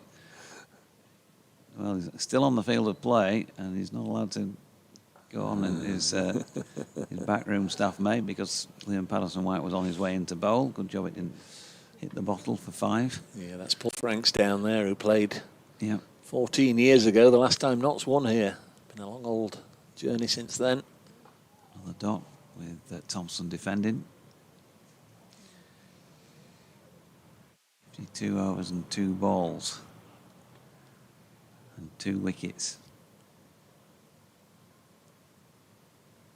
Patterson-White in again, and once more defended. The other one is that's the end of the over, by the way, folks. 273 for 8. People will say ineligible instead of ineligible, won't they? You'll hear that quite a bit as well. The one that gets my heckles up. I don't know what's a heckle. It's when people say... Well, that can be hackles with some people hackles, as well. That's it. That's the one. Yeah, hackles is mine. No. Lackadaisical. Oh, yeah. There's no X in it. Lackadaisical, yeah. There's no X in it. Lackadaisical, I say. Lackadaisical. There's a Match of the Day commentator that uses that regularly. No names, no pack drill. Listen out for it next season. Have you written in? on a postcard to BBC Television Centre, Woodland? No, I'm not. I'm not Mr. Grumpy, Mr. Angry about it. But next ball is pushed into the offside, and that's beaten Hamid's despairing dive away to right, in front of the western stand. Hamid dropped down to the left, to his left, and couldn't get anything on it. No, I know there's words, there's phrases I use, and rubs people up the wrong way. Even yesterday, I saw somebody comment that I'd used the term night watcher. Well, that's a debate that was raging at Hampshire in our first game of the season. Night watch man, night watch woman, night watcher. We're not going to go there again. Generally go with night watchman. As Pennington is in, and this is nicked. He's got another one. He's got his 5, and Code has to go. And Dylan Pennington, from the football stand end after lunch, has taken Notts to within 1 wicket of victory. 3 wickets now since the luncheon break. Verena's quietly having a good match as well himself. That's his 5th catch in this second innings, and Notts need 1 more. The resistance has been to be wholly applauded from Yorkshire, but it's now going to be down to Jack White to keep Jordan Thompson company. Ben Code caught by Carl Verena from the bowling of Dylan Pennington for 5. Yep, just having a look at it again, angled in. It's more about the bounce as much as anything. Yeah. Ben Code will always want to get leg side of the ball, and it just, It's gone back as well, hasn't it? Well, on this occasion, he's bowled some good nuts in this innings. You kind of look at that and think, well, it was a fairly routine delivery, really. He's just got an outside tickle on it. They're all getting mightily excited. Dylan Pennington loves, like all quicks, and like all bowlers in truth, likes a celebration, but he enjoyed that one particularly. It's only his 3rd 5-wicket haul of his career, 1 for Worcestershire, now 2 for Notts, and the first one away from Trent-Bridge. As I said, he got 5 for 96 against Somerset last season at the start of the 2024 campaign. He's had to wait a full 12 months before getting his 2nd 5-wicket haul for Notts. Got 2 wickets in the first innings, 5 in this one. He's gone for 100 though, 5 for 101 to get career best figures. He'll need to get this last wicket, and he's got an opportunity with Yorkshire's number 11, Jack White, making his way out to the middle. Yeah, Bumble on his way.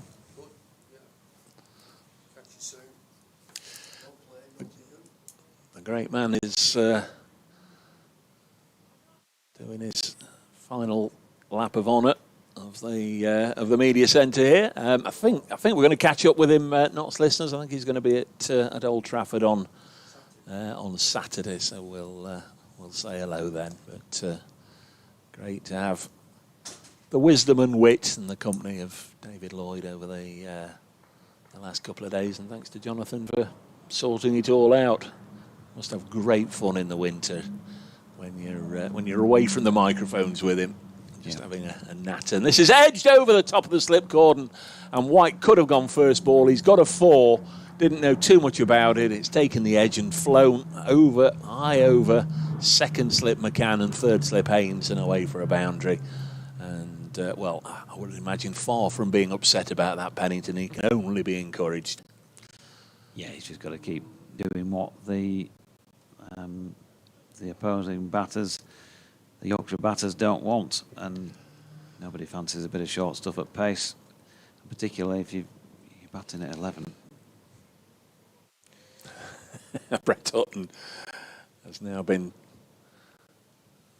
dispatched about 200 yards from long leg to a fly 3rd man. Crikey, he's only halfway back and he's right behind 3rd and 4th slip. This is wide of the pegs. White exposed all of his stumps backing away, but it was too wide from Pennington. He's got 2 balls left in this over to get career best figures. 261 for 9. As ever, if Yorkshire go down, it's always the same when you talk to the coaches about why a team has lost. Invariably, it's all to do with first innings runs. That's where these county championship matches are so often won and lost. Yes, you can mount a rear guard or you can have a disappointing second innings, but generally it's what happens in the first innings that dictates things. As White leaves this alone, it goes through to Verena. Although I realise I'm saying that off the back of the Durham game last week, where Notts got 400 on the first day and lost. Andy Walker, appreciate you being there, Andy. Thanks so much for the cracking commentary and chat over the past 4 days. Thank you, Andy. To everybody who's taken the trouble to get in touch and say hello, and to those of you that have just been there, whether it's for the last few minutes or you've been here for a substantial part of the game, it's why we do it. It's so happy to bring you the coverage and the commentary of all the county championship matches as White defends this on the leg side, and Ben Slater will trot after it. Another successful over for Dylan Pennington. Through 28 overs, 7 maidens, 5 for 105. There aren't any man of the match awards in this format of the game, but worthy to be. He would be right up there. Mo Abbas with a 5 in the first innings. Dylan Pennington with 5 in this particular innings.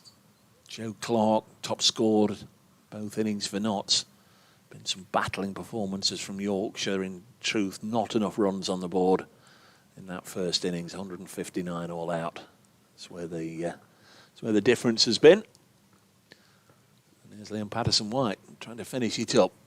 Bowling to Jordan Thompson. How will Thompson play this? Well, he blocks his first ball out onto the offside. Ben Slater, with all the protective gear in, is close there. There's 2 in front of the bat and 2 behind the stumps as well, close in, and Verena as well, as Thompson defends this one. Meader's got an in-out field. There's those 4 round the bat. He's saving 1 on the leg side, and then there's 4 other fielders just pushed a little bit deeper. Should Thompson decide to play a few shots, he doesn't to the 3rd ball of the over, blocking it. And Patterson-White just trying to find those footmarks.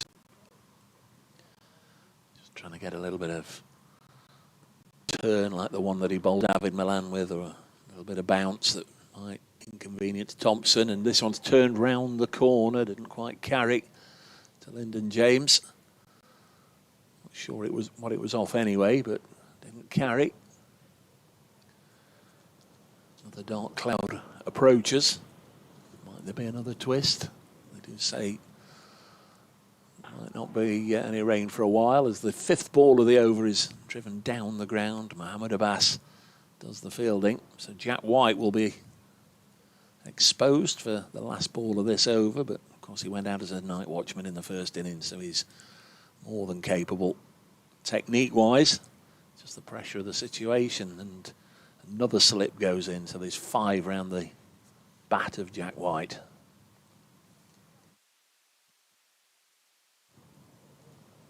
Seventh round of matches. Notts win, they'll be top of the table. Patterson-White bowls, and White leaves that alone, and a little bit like with that Milan delivery, it came back a heck of a long way and somehow doesn't clip off a bail as it goes through to Verena, and it is the end of the over. Yorkshire on 262 for 9. 3 wickets have gone down since lunch.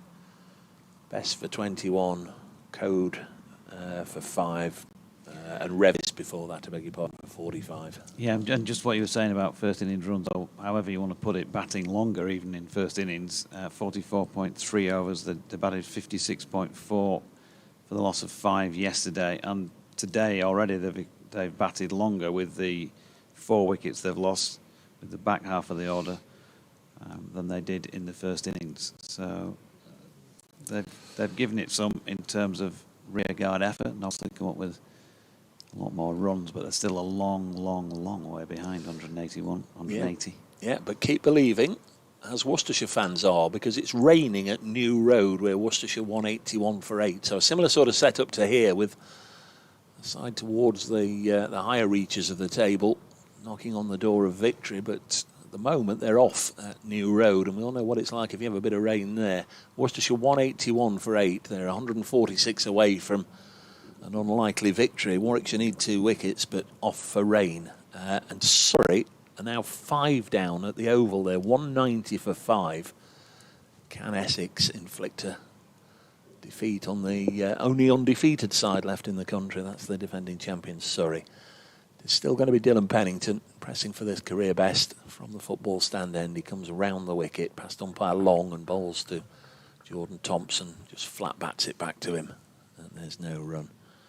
Just one game left in Division 2. That's at Wantage Road, where Gloucestershire are 116 for 2 against Northants. They've been set to score round about 349, 350, something of that order.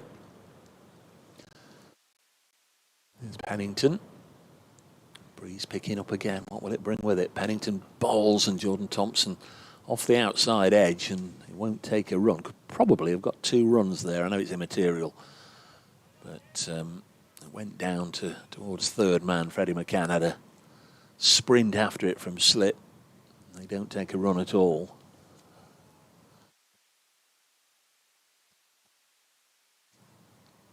So that's interesting. Second ball of the over. Turning down a potential 2. Still Dylan Pennington. Looked in really good rhythm today. He's in once more and targeting the stumps. Thompson eases it out onto the offside. Bass will field, picking the ball up off one of those Hessian mats. And now Hamid makes a change to the field halfway through the over. Lyndon James, who was at leg slip, was going out into the covers to save 1. Ben Slater, who was at short leg, takes the helmet off. He's going to drop to backward point. And the field is now on 1. So Jordan Thompson has got to try and find a gap and wants to get down the other end. It's only the 4th ball of the over, though. Does turn this to mid-on to Hamid. If he wants to get down the other end, he's got to time this nicely so he can find a gap but not hit it too hard to go to the fence. But Jack White's capable, isn't he? Oh. Well, I thought he played quite got nicely a few in the first innings. Yeah. Don't often get a few twice, do you, when you're batting the tail? This is the 5th ball of the over then, as Dylan Pennington. 5 wickets already. Bowls, and this one might have kept a whisker low. Certainly surprised Jordan Thompson. Missed the off stump by a fraction. Goes through to Verena. So now there's 1 ball left in the over. Brett Hutton being brought up from a long leg. So he's on the 1 as well, just around the corner. Any leg side tickle will go for 4. I think it's fair to say he's not just going to be able to drop and run, because there's 6 tight in on the 1. The other 3 outfielders, if you like, are all in the slip cordon. There's Pennington in. Will it be short? No, it's tickled straight to where Brett Hutton had come. So a maiden for Dylan Pennington. Now Liam Patterson-White will be bowling to Jack White, with fielders, I'm sure, swarming all over him.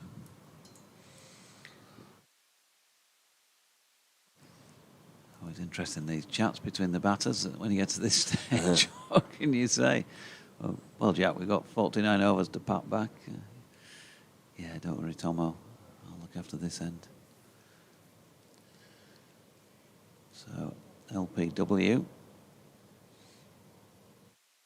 The ball to JW, who's on 4. Round the bat. Here he comes over the wicket. White pushing forward, opens the face, runs it to point. This is surprising from Ian Warrington, Notts fan. Saying that 8 for the draw, 16 for the win. It just unfair. It's got to be a fair away. Don't knock it this season, Ian. LBW in again. There's an appeal for LBW. Not out. Umpire Paul Baldwin unmoved. Have a look at that again. It's angled in towards the right-hander. It's hit him outside the line, front pad onto back leg. Did find one of those footmarks though, didn't it? Yep. Another defensive push into the offside by Jack. So safely negotiated the first 3 of this over. Here comes Patterson-White again. Another defensive push. Just thinking 2 more. Go on, Jack, keep your head on for 2 more. And then back to Tomo if he can. Who's got a little bit of edginess about this one, but they're not going to bother with a run. Dylan Pennington after that one. Just wondering about Pennington. You know, I'm quite surprised to see it's 10-3, so they've been playing 70 minutes of this afternoon session. Pennington's bowled every ball from the far end. Well, he's got 5 now, but must be blowing a little bit. Yep, so now we've got 7 players around the bat for the final ball. That's one of those crickety photographs, isn't it, that you need a shot of. With a man at backward point, curiously. A wideish mid-off on the wicket end. Hamid is just checking exactly where he can see the ball if it comes his way, I think, as much as anything. Patterson White tosses one up. Oh, now then, did he get an edge on that? Direct to the fielder, Jack White, or was it a bump ball? Either way, there is somebody down. Is it Freddie McKinnon? Taking a blow like there. Yeah, Freddie McCann's taking a blow. It's the start of the replay. Yes, I did as well. I was just checking to see who it was. Not sure if it was. It was a genuine edge, and he was just taking more of evasive action as much as anything. Yeah, it's hit him on the right hand, sort of wrist back a little bit. That was the pain he was feeling, as well as the fact that, he'll be all right now. I can tell you he'll be all right now, because I see Mead said, come on, Freddie, have a bowl. So Pennington out of the attack, so unlikely he's going to come back, you'd imagine, so it won't be career best figures, but he's finished with, is that 5 for 105? Well, Freddie McCann, at the moment, has career best figures himself of 1 for none. Might not want to, might not want to bowl here, but it'll be the great chance to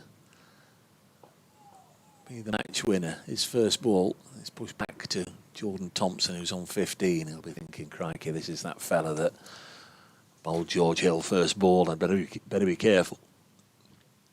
Can bowls to him, and Thompson drops it on the leg side. Notts need 1 wicket. If it was a bright sunny day, they wouldn't mind a jot, because it would just be about, well, it'll happen at some stage. This one was wide and full, and Verena just sticks out a boot to stop it. That's how wide it was.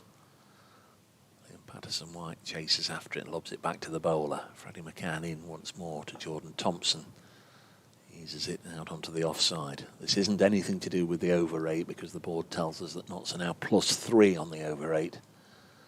It's just that Dylan Pennington's come to the end of his spell, and Hamid thinks this might be the way to go. Get everybody round the bat. Jordan Thompson blocks the 3rd ball of the over. We've had more than 3, haven't we? Is the board stuck? I think the board's stuck. That was 3, wasn't it? Yeah, I think it probably has. I wondered if we'd had 4, actually. This is pushed out onto the offside. No, we've had had 6. So I was going to say, I was confused by the board showing just that we'd had 2 balls in the over. Anyway, it's not the first time or the last time I'll be confused on commentary. Sheffield Outlaw, East Midlands cricket in really good shape this season, Dave. Just 1 defeat amongst Notts, Derbyshire and Leicestershire. See that Dave Griffin at Derby, I think the first week of the season, had trawled through the record books, and he'd gone back decades and decades for the last round of matches that Leicestershire, Derbyshire and Nottinghamshire had all won in the same round of matches. Well, it's happened 2 or 3 times already this season. There's Patterson White trying to finish it off, bowling to Jack White. P. White, it says on the board. Bowling to just White. LPW bowling to Jack.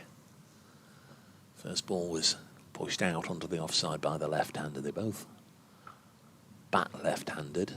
Another one played down into the ground, fielded initially by Slater, who flicks it to Verena, who lobs it back to the bowler. Both bat left-handed, but very different bowling styles. Jack White capable of generating some very decent pace. Liam Patterson-White here looking for one of those foot marks with his slow left arm as this one just hurries on and goes through to Verena. 5 catches in the innings for the South African, who'll sign off for a little while after this game. This goes through to the keeper. We'll miss 1, perhaps 2 of the next matches, which come along in 3.5 or so, 4 weeks. These sides will meet again in the first of those at Trent Bridge. Likely a guess that Joe Clark will be keeping wicket. This one's hurried through by Liam Patterson-White. Again, nicely defended by Jack White. So there's 1 ball left in the over. Enemy tinkers with the field, puts himself in. There's 3 slips to a slow left arm spinner here as the breeze picks up once more. Jack White again.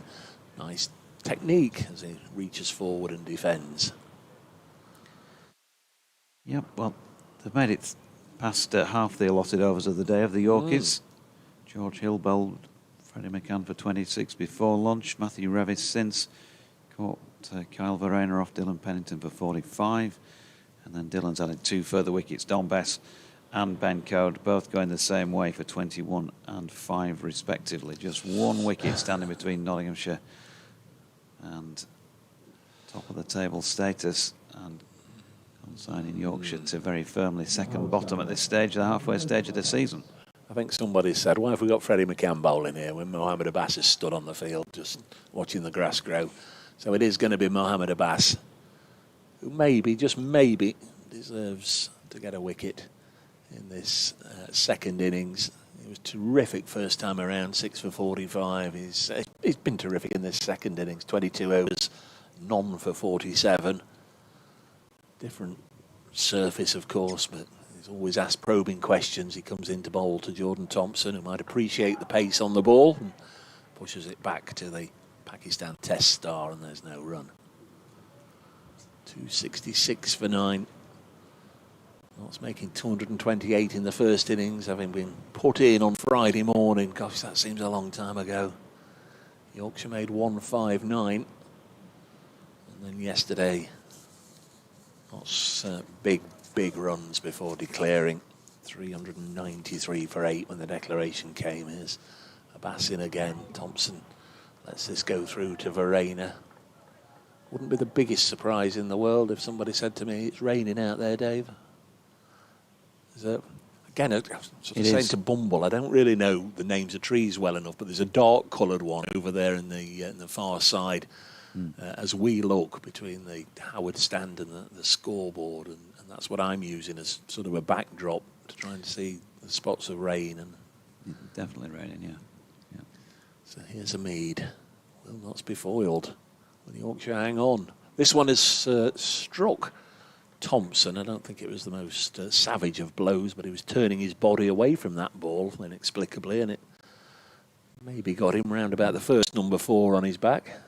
Should there be sufficient rain to take him off, Dave, then Richard Robinson said that the umpires had not said that they couldn't take the sheets on today, so they apparently can put those on if necessary. You'd imagine that would all, a lot of things are done by meters, aren't they, in cricket? You'd imagine that might all be done by some sort of meter which would tell you how fast the wind's blowing. This next ball, and again it's, I think, struck Jordan Thompson, this time maybe on the right arm. Abbas using him as a dartboard at the moment, seemingly. Not helping himself, Jordan Thompson, though, because he's walked into those 2 deliveries. Yeah, maybe there's that thought of, well, if I don't try and play a shot at it, I can't get out. Just, not that he can't get out, but got less chance of... I don't want to be too alarmist, but it is now raining, and it's not just a spit or a spot here. Notts could do with wrapping this up quickly, otherwise they might be consigned to the dressing room for the next 3 or 4 hours wondering, who knows. Abbas to bowl to Jordan Thompson, who's done a good year. He's on 15. Next ball wide of the pegs. Goes through to Verena. Can you see it? I mean, he's coming down. Yeah, now. you can. I know. Window pane now. Yeah. You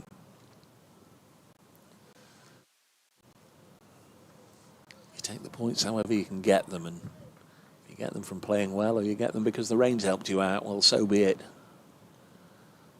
Just need 20 wickets in this match to win the game. They've got 19. I say that. Derbyshire have beaten Kent by taking 18 wickets. Talking about that a little earlier, as this wide of the pegs goes through to the keeper. Jake Ball's clearly picked up an injury of some sort or other and didn't bat in either innings. Or batted in the first innings, retired hurt, and didn't bat in the second innings. So they only needed 9 wickets in each innings there. 266 for 9 is the score. Yeah, there's no chat between umpires about the conditions, but it is definitely raining. I think it's maybe slightly worse than it was a couple of minutes ago when we mentioned it. But I don't think it's a long-term threat. You know, you look at it's a little bit hazy on the horizon rather than clear. But it's not as bad as, for example, it was yesterday when we did get a bit and it blew over fairly quickly. Go on, see if you can get a wicket. I can't get one. So 266 for 9. Patterson White to Jack White. He negotiates that first one pretty well. Just soft hands to drop it down by his feet. So 6 men around the bat. 2 of those to the leg side, 4 to the off.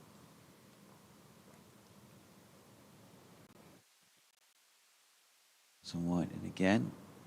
Jack pushes forward, misses it. It's going to be 4 byes. They've taken root, haven't they? White's going to stay down that end and Thompson down this end by the look of it.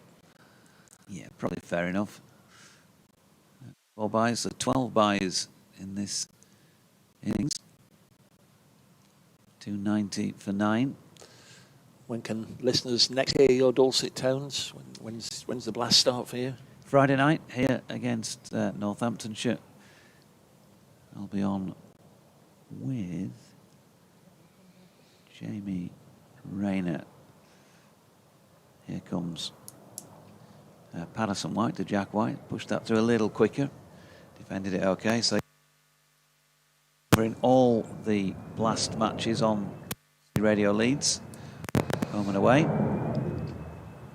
Various commentary teams doing some double headers as well. A couple of those as Jack White pushes out into the offside this time. No run. So game 2 next Sunday here will be Yorkshire Leicestershire, I think I'm right in saying. 3 o'clock start, but we'll also be doing the women's game which precedes that, 11 o'clock next Sunday. Patterson White this time coming round the wicket, and that blocked by Jack White. 6:30 start on Friday night, so we'll be on air usually 6:25, maybe slightly before. I think I'll pop a tweet up about that, so look out for that later in the week. Some social media on it as that's pushed out into the offside by White to complete the over at 290 for 9. Still no chat between the umpires. It is still coming down. And similarly, Notts get underway on Friday, but that is a double header at Trent Bridge. The Blaze against the Bears women. That starts at 2:30. There'll be coverage of that online, BBC Radio Nottingham, and then we'll be on the radio 6:30 for the Outlaws against the Bears. And I think I'm with Kyle van Vollenhoven, who you met last year at Welbeck, didn't you? I did. You met the excitable Kyle. Yeah. There's a bass round the wicket. Bowls to Jordan Thompson, turns it on the leg side. It's exciting for me, actually, given his rugby league connections. Of course, yeah. Seen that try that his granddad, Tom... St Helens, was it? Yeah, the great Tom Van Vollenhoven. That gets tripped out every year at Wembley time. Van Vollenhoven and Ken Large for St Helens. See, that's all lost on me. Obviously, he's very proud, understandably very proud of his granddad and his feats and whatever, but totally lost when he starts talking about the rugby league. He's been up to St Helens and was given a good time there by the club as a guest. It's just dropped on the leg side, fielded by Hamid. No run. I think I'm right in saying Tom was he a Springbok Union international and then signed for league, like a lot of, rugby union supposedly being an amateur game in those days. But there was some money around, and that was obviously a semi-professional game, rugby league, back in those days. They're off for rain again at the Oval. on-off day there. Surrey 201 for 5. Come on, Essex. Who said that? As Abbas bowls wide of the off stump through to the wicket keeper. Might just have got, certainly in terms of brightness, might just have got a little brighter, a little lighter, a little clearer to see out there. But still raining. It's not stopped, has it, in the last good 5, 7, 6, 7, 8 minutes, maybe something like that now. And it's definitely a little bit heavy. Look at the, you can just look at the foot marks on the pitch itself. They're getting darker. Yeah. Bass going over the wicket now. This is the 4th ball of the over. Jordan Thompson on strike. That one just almost scurried along the ground. Pitched right up by Abbas. Didn't get very high on the bat. Scuttled along. The Aussies call them a mully grubber or something, don't they, when they scuttle along the ground. All sorts of fancy words. Daisy cut him. That's it, many times. Kept it out. So 2 balls left in this over. Hamid has just made sure he's got enough fielders saving 1. He's got a short leg and 3 slips in again as Abbas looking for the match-winning wicket. Is foiled by the bat of Jordan Thompson, who's been on 15 forever, but he's still there. There's 1 ball left in the over. Another one for you, goes under. Yeah, goes under the bat. Yeah, very good.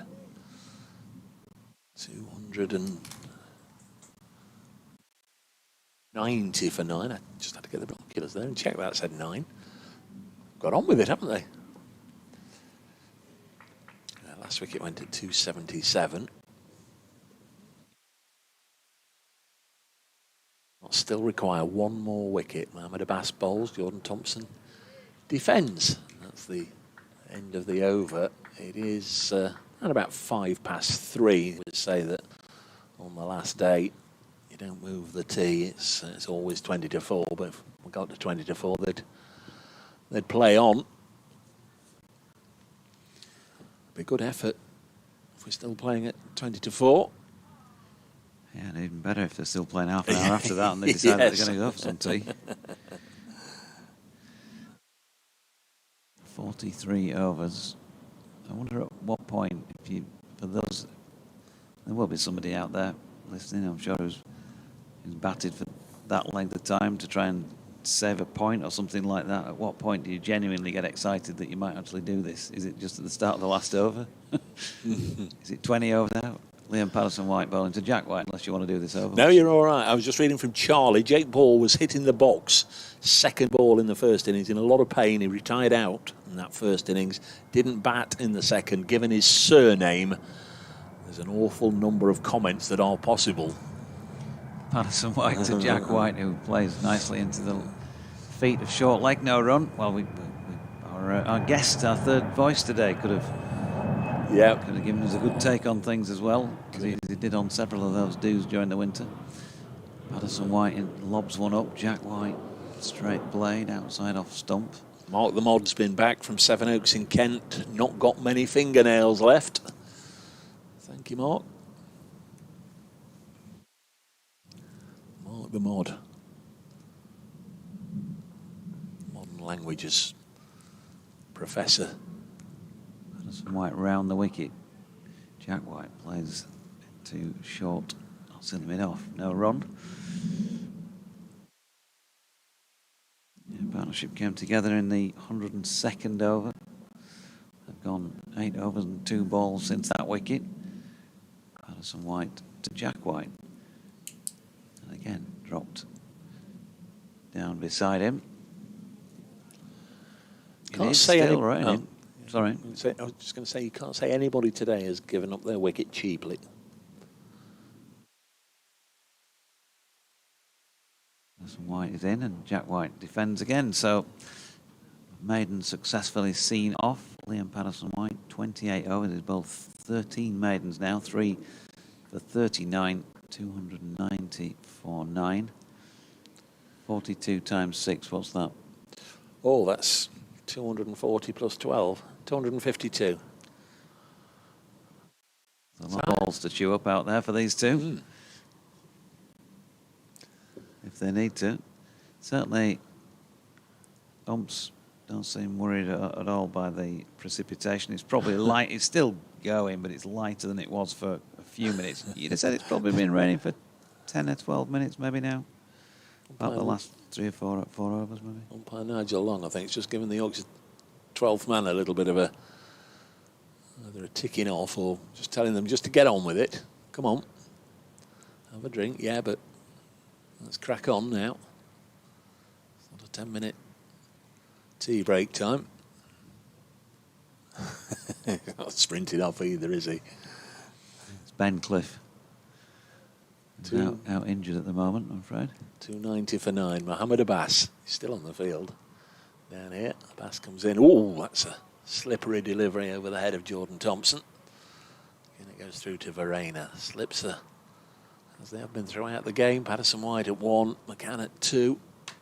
And Jack Haynes and Lyndon James.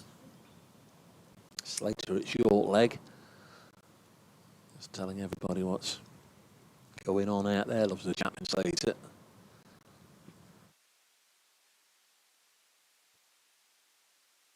Comes the former Hampshire bowler, Mohammed Abbas, wide of the off stump and through to the wicket keeper.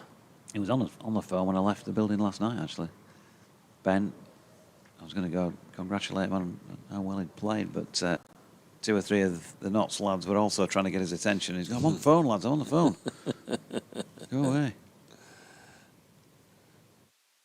It's going round the wicket, so the slips collectively all took one pace to the right, all at the same time. Nice little bit of choreography. Strictly would have been proud of that little movement there as this delivery is pushed into the offside, and Jordan Thompson says, well, he was going to set off for 2 and then realised he'd hit it hard enough for it to go for 4. So it takes the boundary. 294 for 9. Takes Thompson on to 19, a battling 19. Barbara in Norwich says, waiting for Bumble as they start the car. Lovely to hear him. Please invite him to Scarborough for the Sussex match. Thanks to all of us. Your amiable chat is a real oasis in this crazy world, she says. Glad to be of service, ma'am. Thank you, Barbara. 294 for 9. There's a Abbas round the wicket. Bowls one from wide on the angle. It comes back. It was always going to climb over the top of the middle, and Verena takes a step to his right. Brett Hutton's loosening up now. Hamid's having to go through his bowling options here just to try and find this one last delivery. 5 wickets to Dylan Pennington out of the 9 that have gone down. 3 to Ian Patterson White, the other one to Freddie McCann. As Abbas comes in to Jordan Thompson. Again, just happy to let ball hit bat. Eases it out onto the offside. No risk cricket.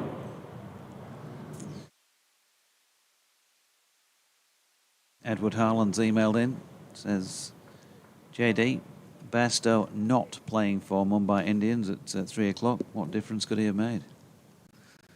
No, he's not. Just checked out the lineup. In fact, Will Jacks is playing. I thought Johnny had gone out to replace Will Jacks. Confused. 294 for 9. A Bass bowl. Oh, that's going to have to be re-bowled, surely. That's, a wide, too short. T says, the last 3 times I've gone outside for some fresh air, it's brought a wicket, so I'm off out again now. Take a brolly with you. Yeah, whatever works, T. 295 for 9.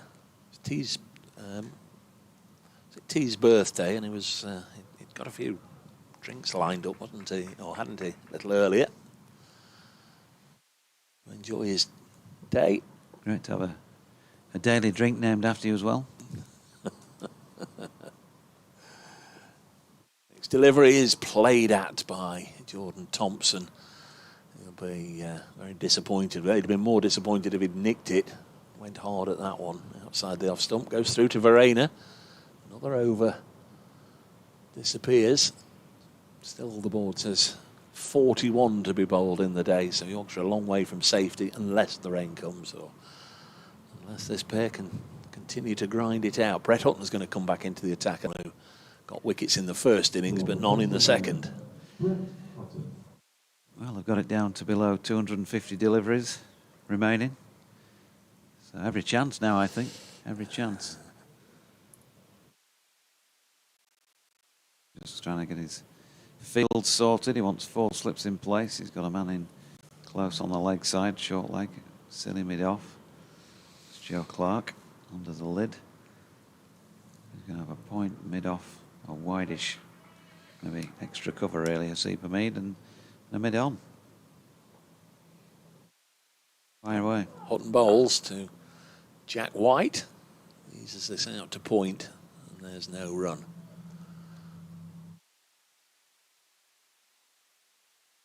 Just fancy that from one end or the other, Liam Patterson-White should be bowling. Every ball will be targeted at the stumps.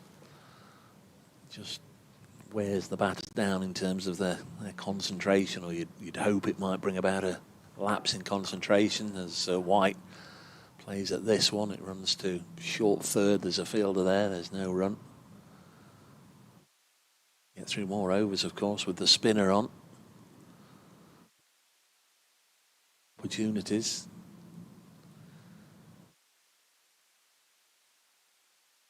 Ball returned to Brett Hutton by Joe Clark, who had a helmet on. He's now taken it off, and he's gone from square on the offside with the helmet on out to backward point. Hutton balls again, and White just withdraws the bat inside the line. Playing a very decent role here, Jack White. 8 from 32 balls, been at the crease now for 40 minutes, Notts being kept waiting before opening up a lead at the top of the Division 1 table. Won't know till the Surrey game's finished. Currently off for rain there with Surrey 5 down. Hutton round the wicket. Again, balls turned to leg by White, sharply fielded by Slater. And another dot will go in the scorer's book.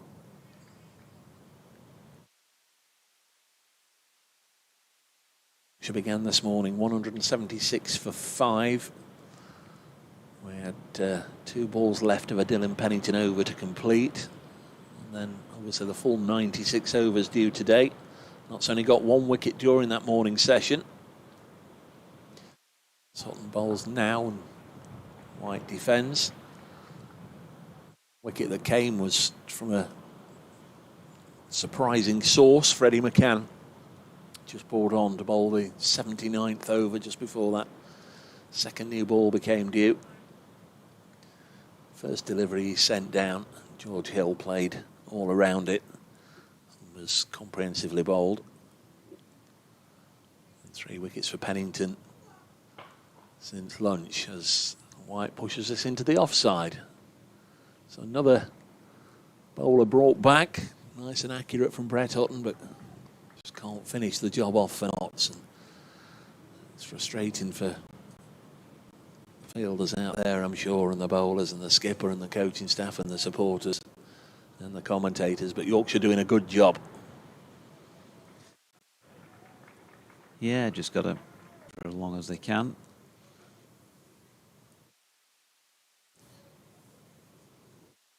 Jordan Thompson, 79 balls through 19. You won't see too many 79 ball 19s in JT's batting stats. There's a Bass coming in to bowl to him, and I mean, he really has bolted down the doors here, hasn't he? Jordan Thompson is just playing everything, pushing forward with soft hands, looking to block. If he can't leave it, he'll just block it. There's been 1 or 2 invitations to throw the bat at it, and by and large is resisted. Need in the covers.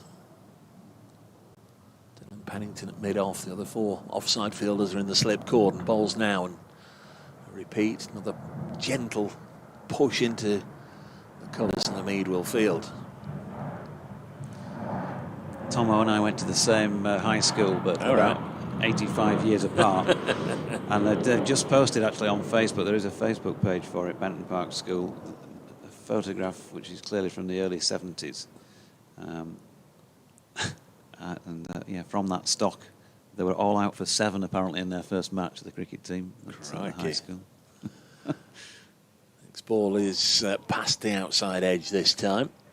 Down at Taunton, the Blaze are 64 for 5 in the 13th over, so certainly not having that all their own way.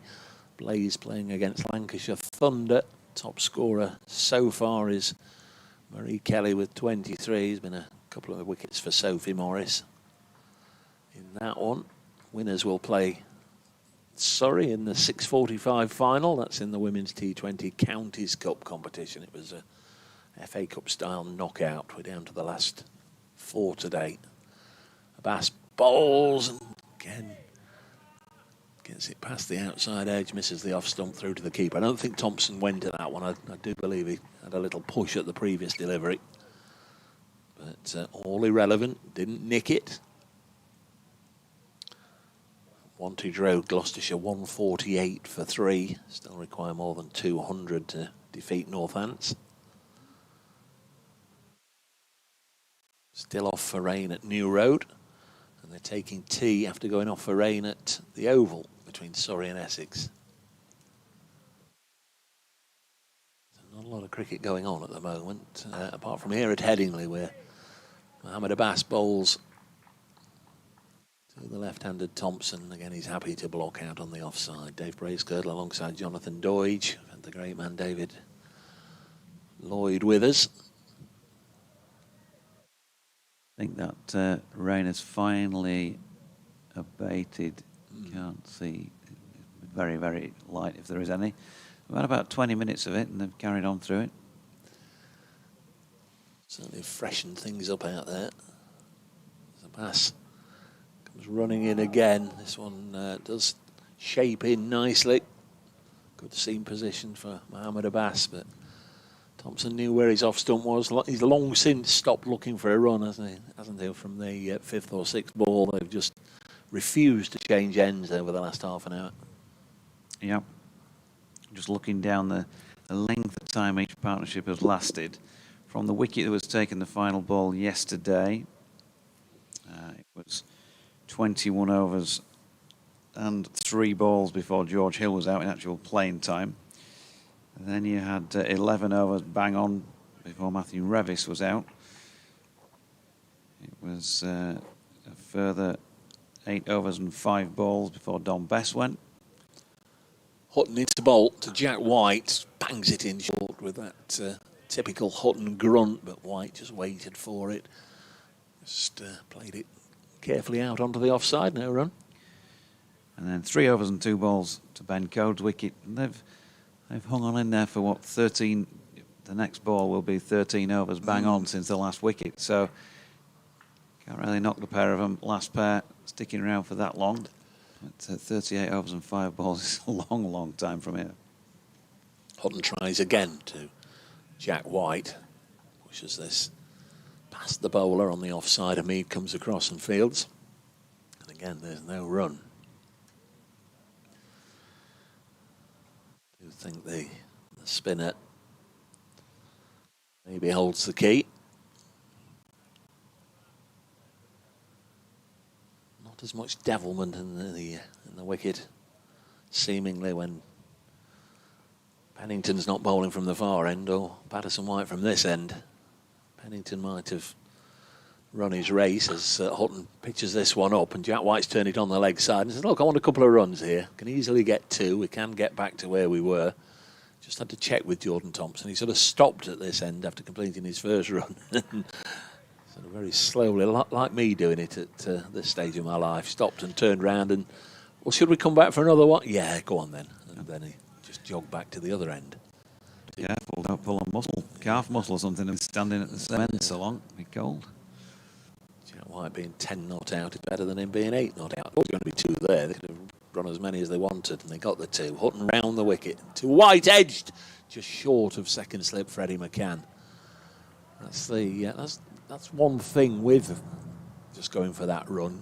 Can just maybe just switch off for a split second. I'm not saying he necessarily did that. Maybe it was an extra special ball from Hutton, but he did find the outside edge, and fortunately for Jack White, the edge went down instead of up.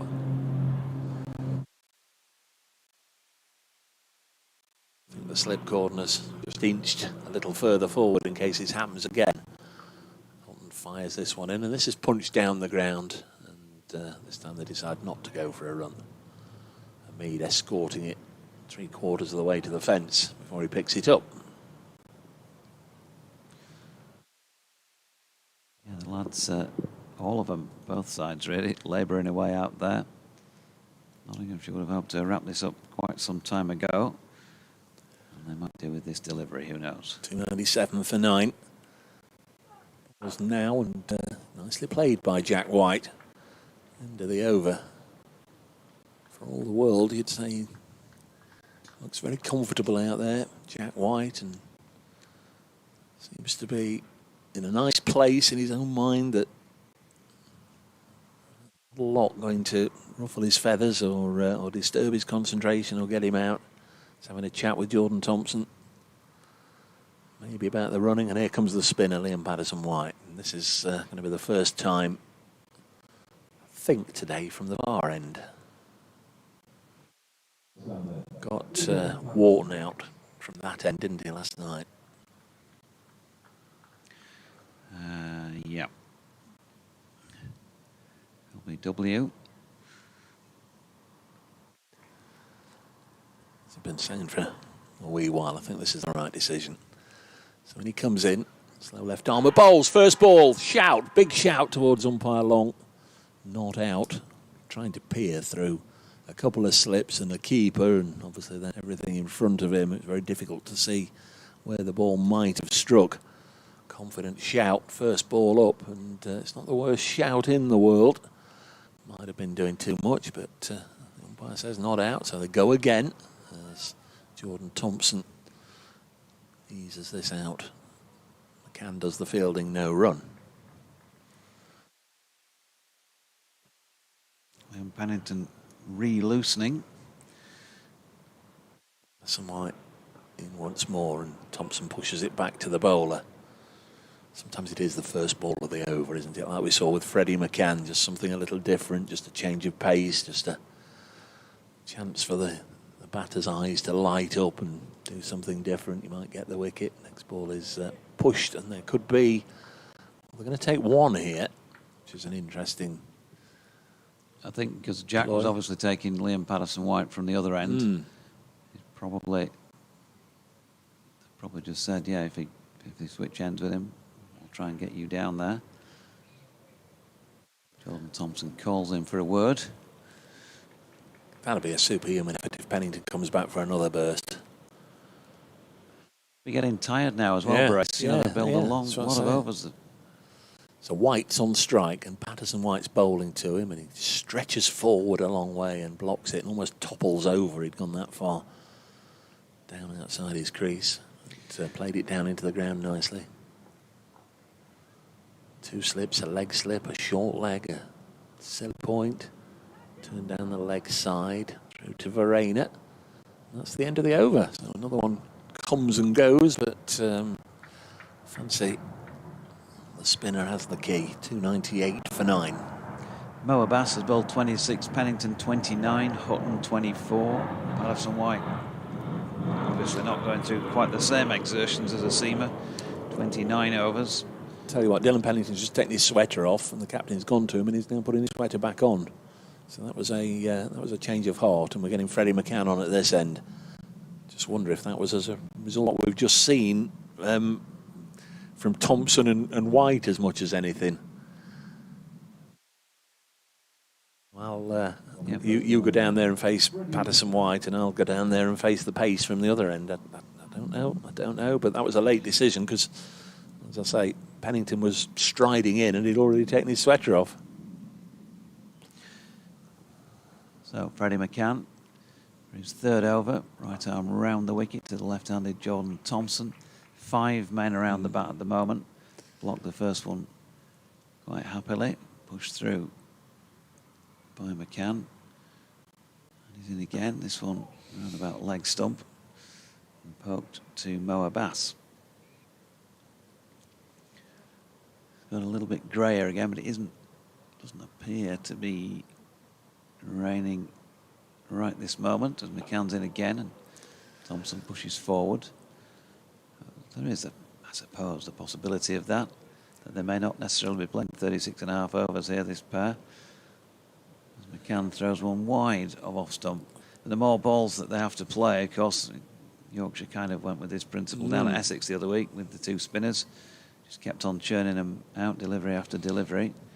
You've got to hold your concentration for longer. You don't get that spell where the bowler's walking back to his mark and you can switch off for a few seconds and then back on again. The ring field now with just one slip in place for the penultimate delivery of the over. So they are still trying to keep Jack White on strike for Liam Patterson-White. McCann threw this one quickly and Thompson with full confidence in Jack White just defends. And then Dylan Pennington takes off his sweater. So it's a bit of cat and mouse out there between Hasib Hamid and the 2 Yorkshire batters. Well, okay, if you're going to sit on your bat at those ends, then we'll just bring the seamer on back at. We've got Jack White where we want him.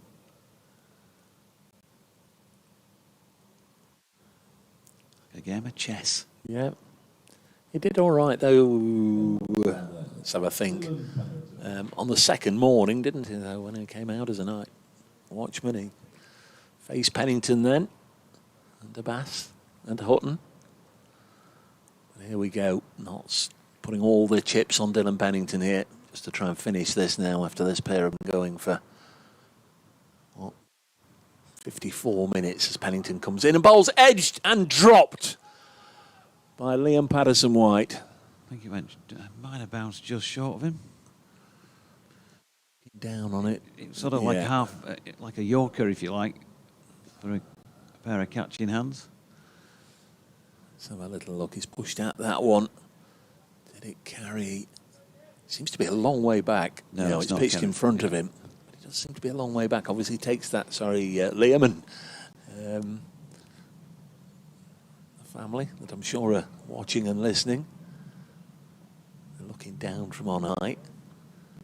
This ball is in, and this one's gone through to Vertu. There's that extra bit of pace, extra bit of bounce that goes through to the keeper. Patterson-White would have taken his starting position from Verena there, and it did seem as if he'd been a half a pace a little closer, he'd have had that.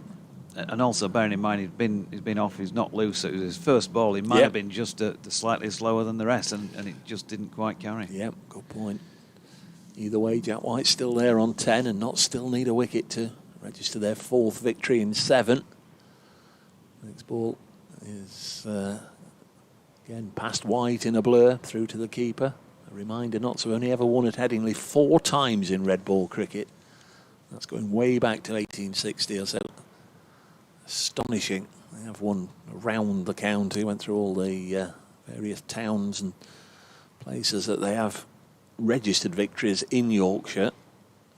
Of course, a huge number of venues have been used over the years. Pennington bowls again wide enough to be left alone, but White was dangling his bat out there. But they've only ever won 4 times here, and the last time was 2011. And it's 30 years since they beat Notts, since Notts beat Yorkshire 2 matches in a row. One at Trent Bridge in 2021. Not played since then. Sorry, Yorkshire fans. Yorkshire had an awful lot of victories over Notts, is another way of putting it. As White eases this into the offside. And of course, this one isn't done and dusted yet. Don't think Yorkshire are going to win, but whilst there's life, there's hope. They could well still get out of this with the 8 draw points, and that would seem like a victory, I think. It would seem like a miracle from the point they went in, wouldn't it? 40, 50 overs, really, to the bat last pair. Yeah. Joe Clarke's birthday today. Clapping away at point. If the wicket was to come, might be fitting if he was to take the catch. He's had a good game, and White eases this out. It's a good over from Pennington. Good challenging, testing over. As both Bumble and JD have been saying, he's got to be running out of energy. He's really given his all, and considering it's his first match back, this is a colossal number of overs he's bowled in the match. 30 in this innings. Just have a little look how many he bowled in the first innings. But he had a good shift then, although the overall innings didn't last that long. He's still certainly put in a lot of effort in this match. First time round, Dylan Pennington, 12 overs, 2 maidens, 2 for 55 in the first innings. He's got 5 for 105 in the second. What are we going to get now? So another change. So McCann's out of the attack and Patterson White's on. Yep. Will Jordan Thompson try and take one? Will the cat and mouse continue? Not to that first ball because it just brought him forward. So tea day 4 scheduled for 3:40. Be interesting, really. At that point, here comes McCann. It's wide of off stump and Thompson leaves. Will the umpires say we'll go off, or will they throw that extra half hour in? They'll certainly give them the quarter of an hour, I'm sure, when they're 9 down. Patterson White is in. Thompson dropping into the offside. And again, no run. So 17 overs and 1 ball. This pair been together for their 21 partnership. Obviously not about the runs as Patterson White bowls. Oh, he beats Thompson here. There's a big appeal. Not out, says Paul Baldwin.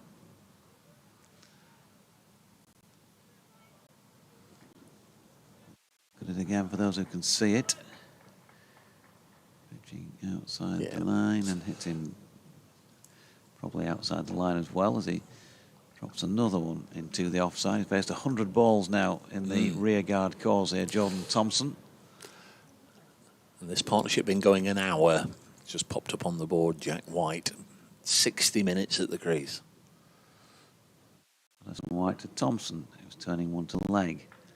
Brett Hutton does the fielding. That will complete a maiden. I think Jordan Thompson was maybe thinking about a single, just from the body language there where he felt like he didn't play it as he wanted to.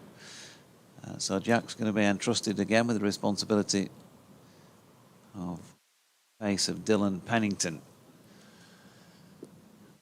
See overs 9 maidens, 5 for 105. So it's 15:37, it says on the board. So we'll get this over out of the way, and then we'll just make a note of the times and how many overs, etc. T, the last 2 times have nipped out. Oh no, we've read that. T. It's not worked this time if he did pop out. Here comes Pennington into bowl to Jack White, who drops this on the leg side. So who else has been in touch? Tony T, looking forward to the county form being carried over into the Blast on Friday evening, Dave. About time Notts mounted another serious challenge in the T20. Still not quite got over the home quarter-final loss to Hampshire. Yes, bowled Hampshire 120 and couldn't get there. That was that 2021, 2022, something like that. Pennington. In now bouncer high over the head of Jack White. Notts twice winners of the Blast, 2017 and the behind closed doors one in October 2020. One of the most, I know Notts won, but one of the most miserable days, miserable weekends I've ever spent at a cricket ground. It was awful. Nobody inside the ground. It was raining, piped fan and supporter noise being piped in. Sweet Caroline played over the tannoys. Nobody in the ground. Floodlights on, miserable. Notts won, but in front of nobody. But it's there. They've won it twice. It's Pennington round the wicket and another LBW shout, strangled, muffled at the start. I think if you asked, and I'm not going to do it, but just throw it out there, rhetorical question, I would imagine if you asked everybody connected with Nottinghamshire Championship or the Blast, they'd love this one. They'd absolutely love this one. Julie Woods, come on, hurry up, Notts, get this last wicket. Julie and Gary watching out in Florida need to go and get in the pool. Help the Dolphins. Pennington bowls edged. Now then, as he did his pad or his bat, just waiting for the edge to carry into the slip cordon, but it didn't. The ball dropped to the ground, so I can only imagine it was pad. But again, The umpires turning down the appeals, ever-increasing number of appeals, and they sound more and more desperate each time. Peter Lee, thanks to Dave, Jonathan and David for the commentary. Good game from Notts, hopefully a good result. Hope to hear you on Friday, Dave. Thank you, Peter. Thanks for your regular correspondence at Brace Cricket if you want to get in touch while we're still going. Mark the Mod, happy 78th birthday to Glenn Turner. We talked about that a little earlier with Bumble. Next ball is run away to backward point, and they'll get, short third rather, and they'll get a single. So White's taken the run there. And that will, it's already on the board, 299. Mark the Mod, sending birthday wishes to Glenn Turner. It has clicked over onto 340, 1 ball left in the over, so we'll get our answer in a mo. If Jordan Thompson survives this delivery, of course. No, they'll definitely play on, but they'll play on for 4 overs initially. I'm pretty sure that's the rule in. This goes through to the wicket keeper, 299 for 9. So we've had in the innings 120 overs. Seba Mead will have done the courteous thing and said, can we claim some extra time, umpires? And normally the way is, yes, we'll agree to 4 overs, and you can ask again in 4 overs if we can, and we'll consider whether to top it up to the extra half an hour. I think that's the thing at the tea break. They're bringing Mo back now with Jack White on, so Friars, the Yorkshire pair, might have a bit of an easier end. Seba Mead is kind of a step ahead here, and so given various people go from a variety of ends here, but Mo Abbas, he's not taken a wicket in this innings, but it's a good time to get your first one, Mo. 33 overs remaining in the match. 4 slips in place then, bowling to the left-handed Jack White, round the wickets. First up is wide of off stump, and Jack just looks languid in pulling the bat inside the line, just as if he were an Adam Lyth maybe, left-handed at the top of the order. Yeah. A couple of years ago down at Southampton, I'm sure Mo Abbas was playing for Hampshire. We got into one of these situations on day 3 where Hampshire needed about 30 to win. So we're coming up to tea, and they asked for some extra time. Here's Mo again, passes umpire Baldwin, gets Jack White on the front foot and defends. Notts fans know where I'm going with this, because obviously they'll remember it and will have heard me going on about it before. And they said, yep, 4 overs, quarter of an hour. If you can get it in then, job done. If not, then we'll have a tea break and come back afterwards. This figure, if it was 30, they got 29 of them. The scores were tied at the end of the 4 overs. They took them off. The crowd went crazy. They booed the umpires all the way off and all the way back out, those that were left in the ground. Yeah, here's Mo to Jack White. Nicked it, gone. That is it. Nottinghamshire have won this match by 163 runs. Jack White just having a push at one. Kyle Verena taking a good catch to his left, and it was a good time for Mo Abbas to strike for the first time in this second innings. 1 for 52. He finishes with 7 wickets in the match, and Notts pick up 19 points to Yorkshire's 3, and will remain top of the Division 1 County Championship table. Tell you what, Verena's had a good game as well. That's 6 catches in this innings for Kyle Verena. Mo Abbas gets his 7th wicket of the match. He just wondered from the Notts angle when it would come. They were made to wait out there for more than an hour because of those 2 left-handers, Jordan Thompson and Jack White. But it is Nottinghamshire's first victory on the ground since 2011. Their 4th of the season. They will be top at the halfway stage, whatever happens down at the Oval today, where Surrey are 5 wickets down.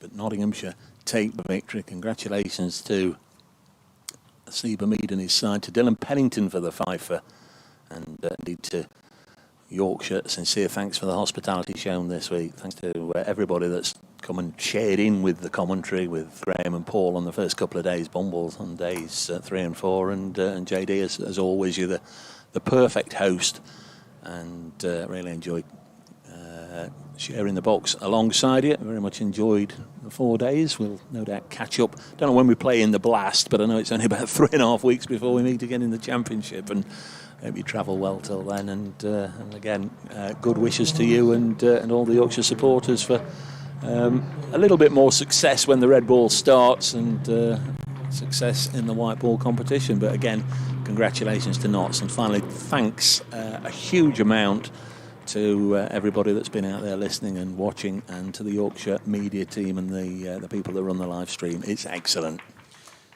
Thanks, Girdler. Just to wrap things up in a batting sense, Jack White was caught Verena bowled a bass for 11 from 57 deliveries, 2 fours. Jordan Thompson was not out 20.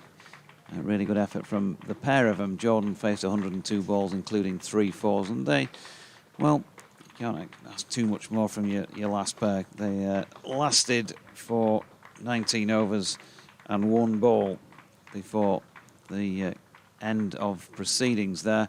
So 120 overs and 3 balls Yorkshire batted for second time around, but it's the first innings that's hurt them again here. Just 44 overs and 3 balls first time around. The bowling figures: Mo Abbas 26.3 overs, 11 maidens, 1 for 52. Dylan Pennington 31 overs, 9 maidens, 5 for 106. Brett Hutton 24 overs, 7 maidens, none for 47. Lyndon James 6 overs for 38. Liam Patterson-White did some serious damage yesterday in particular, but again, as well, in the wickets on day 4, 30 overs, 14 maidens, 3 for 40. And Freddie McCann 3 overs, 3 maidens, 1 for none. As I say, Nottinghamshire 19 points, Yorkshire 3 points from the Girdler, and myself, and also all of our third voices this week. Thanks for your patronage. Just to repeat, I'll be back on Friday night with an audio-only commentary on the BBC Sport website and app of the T20 match here between Yorkshire and Northamptonshire, which gets the Blast underway for 2025. Hope you'll join me and Jamie Rayner for that one. Have a good week, and we'll see you then.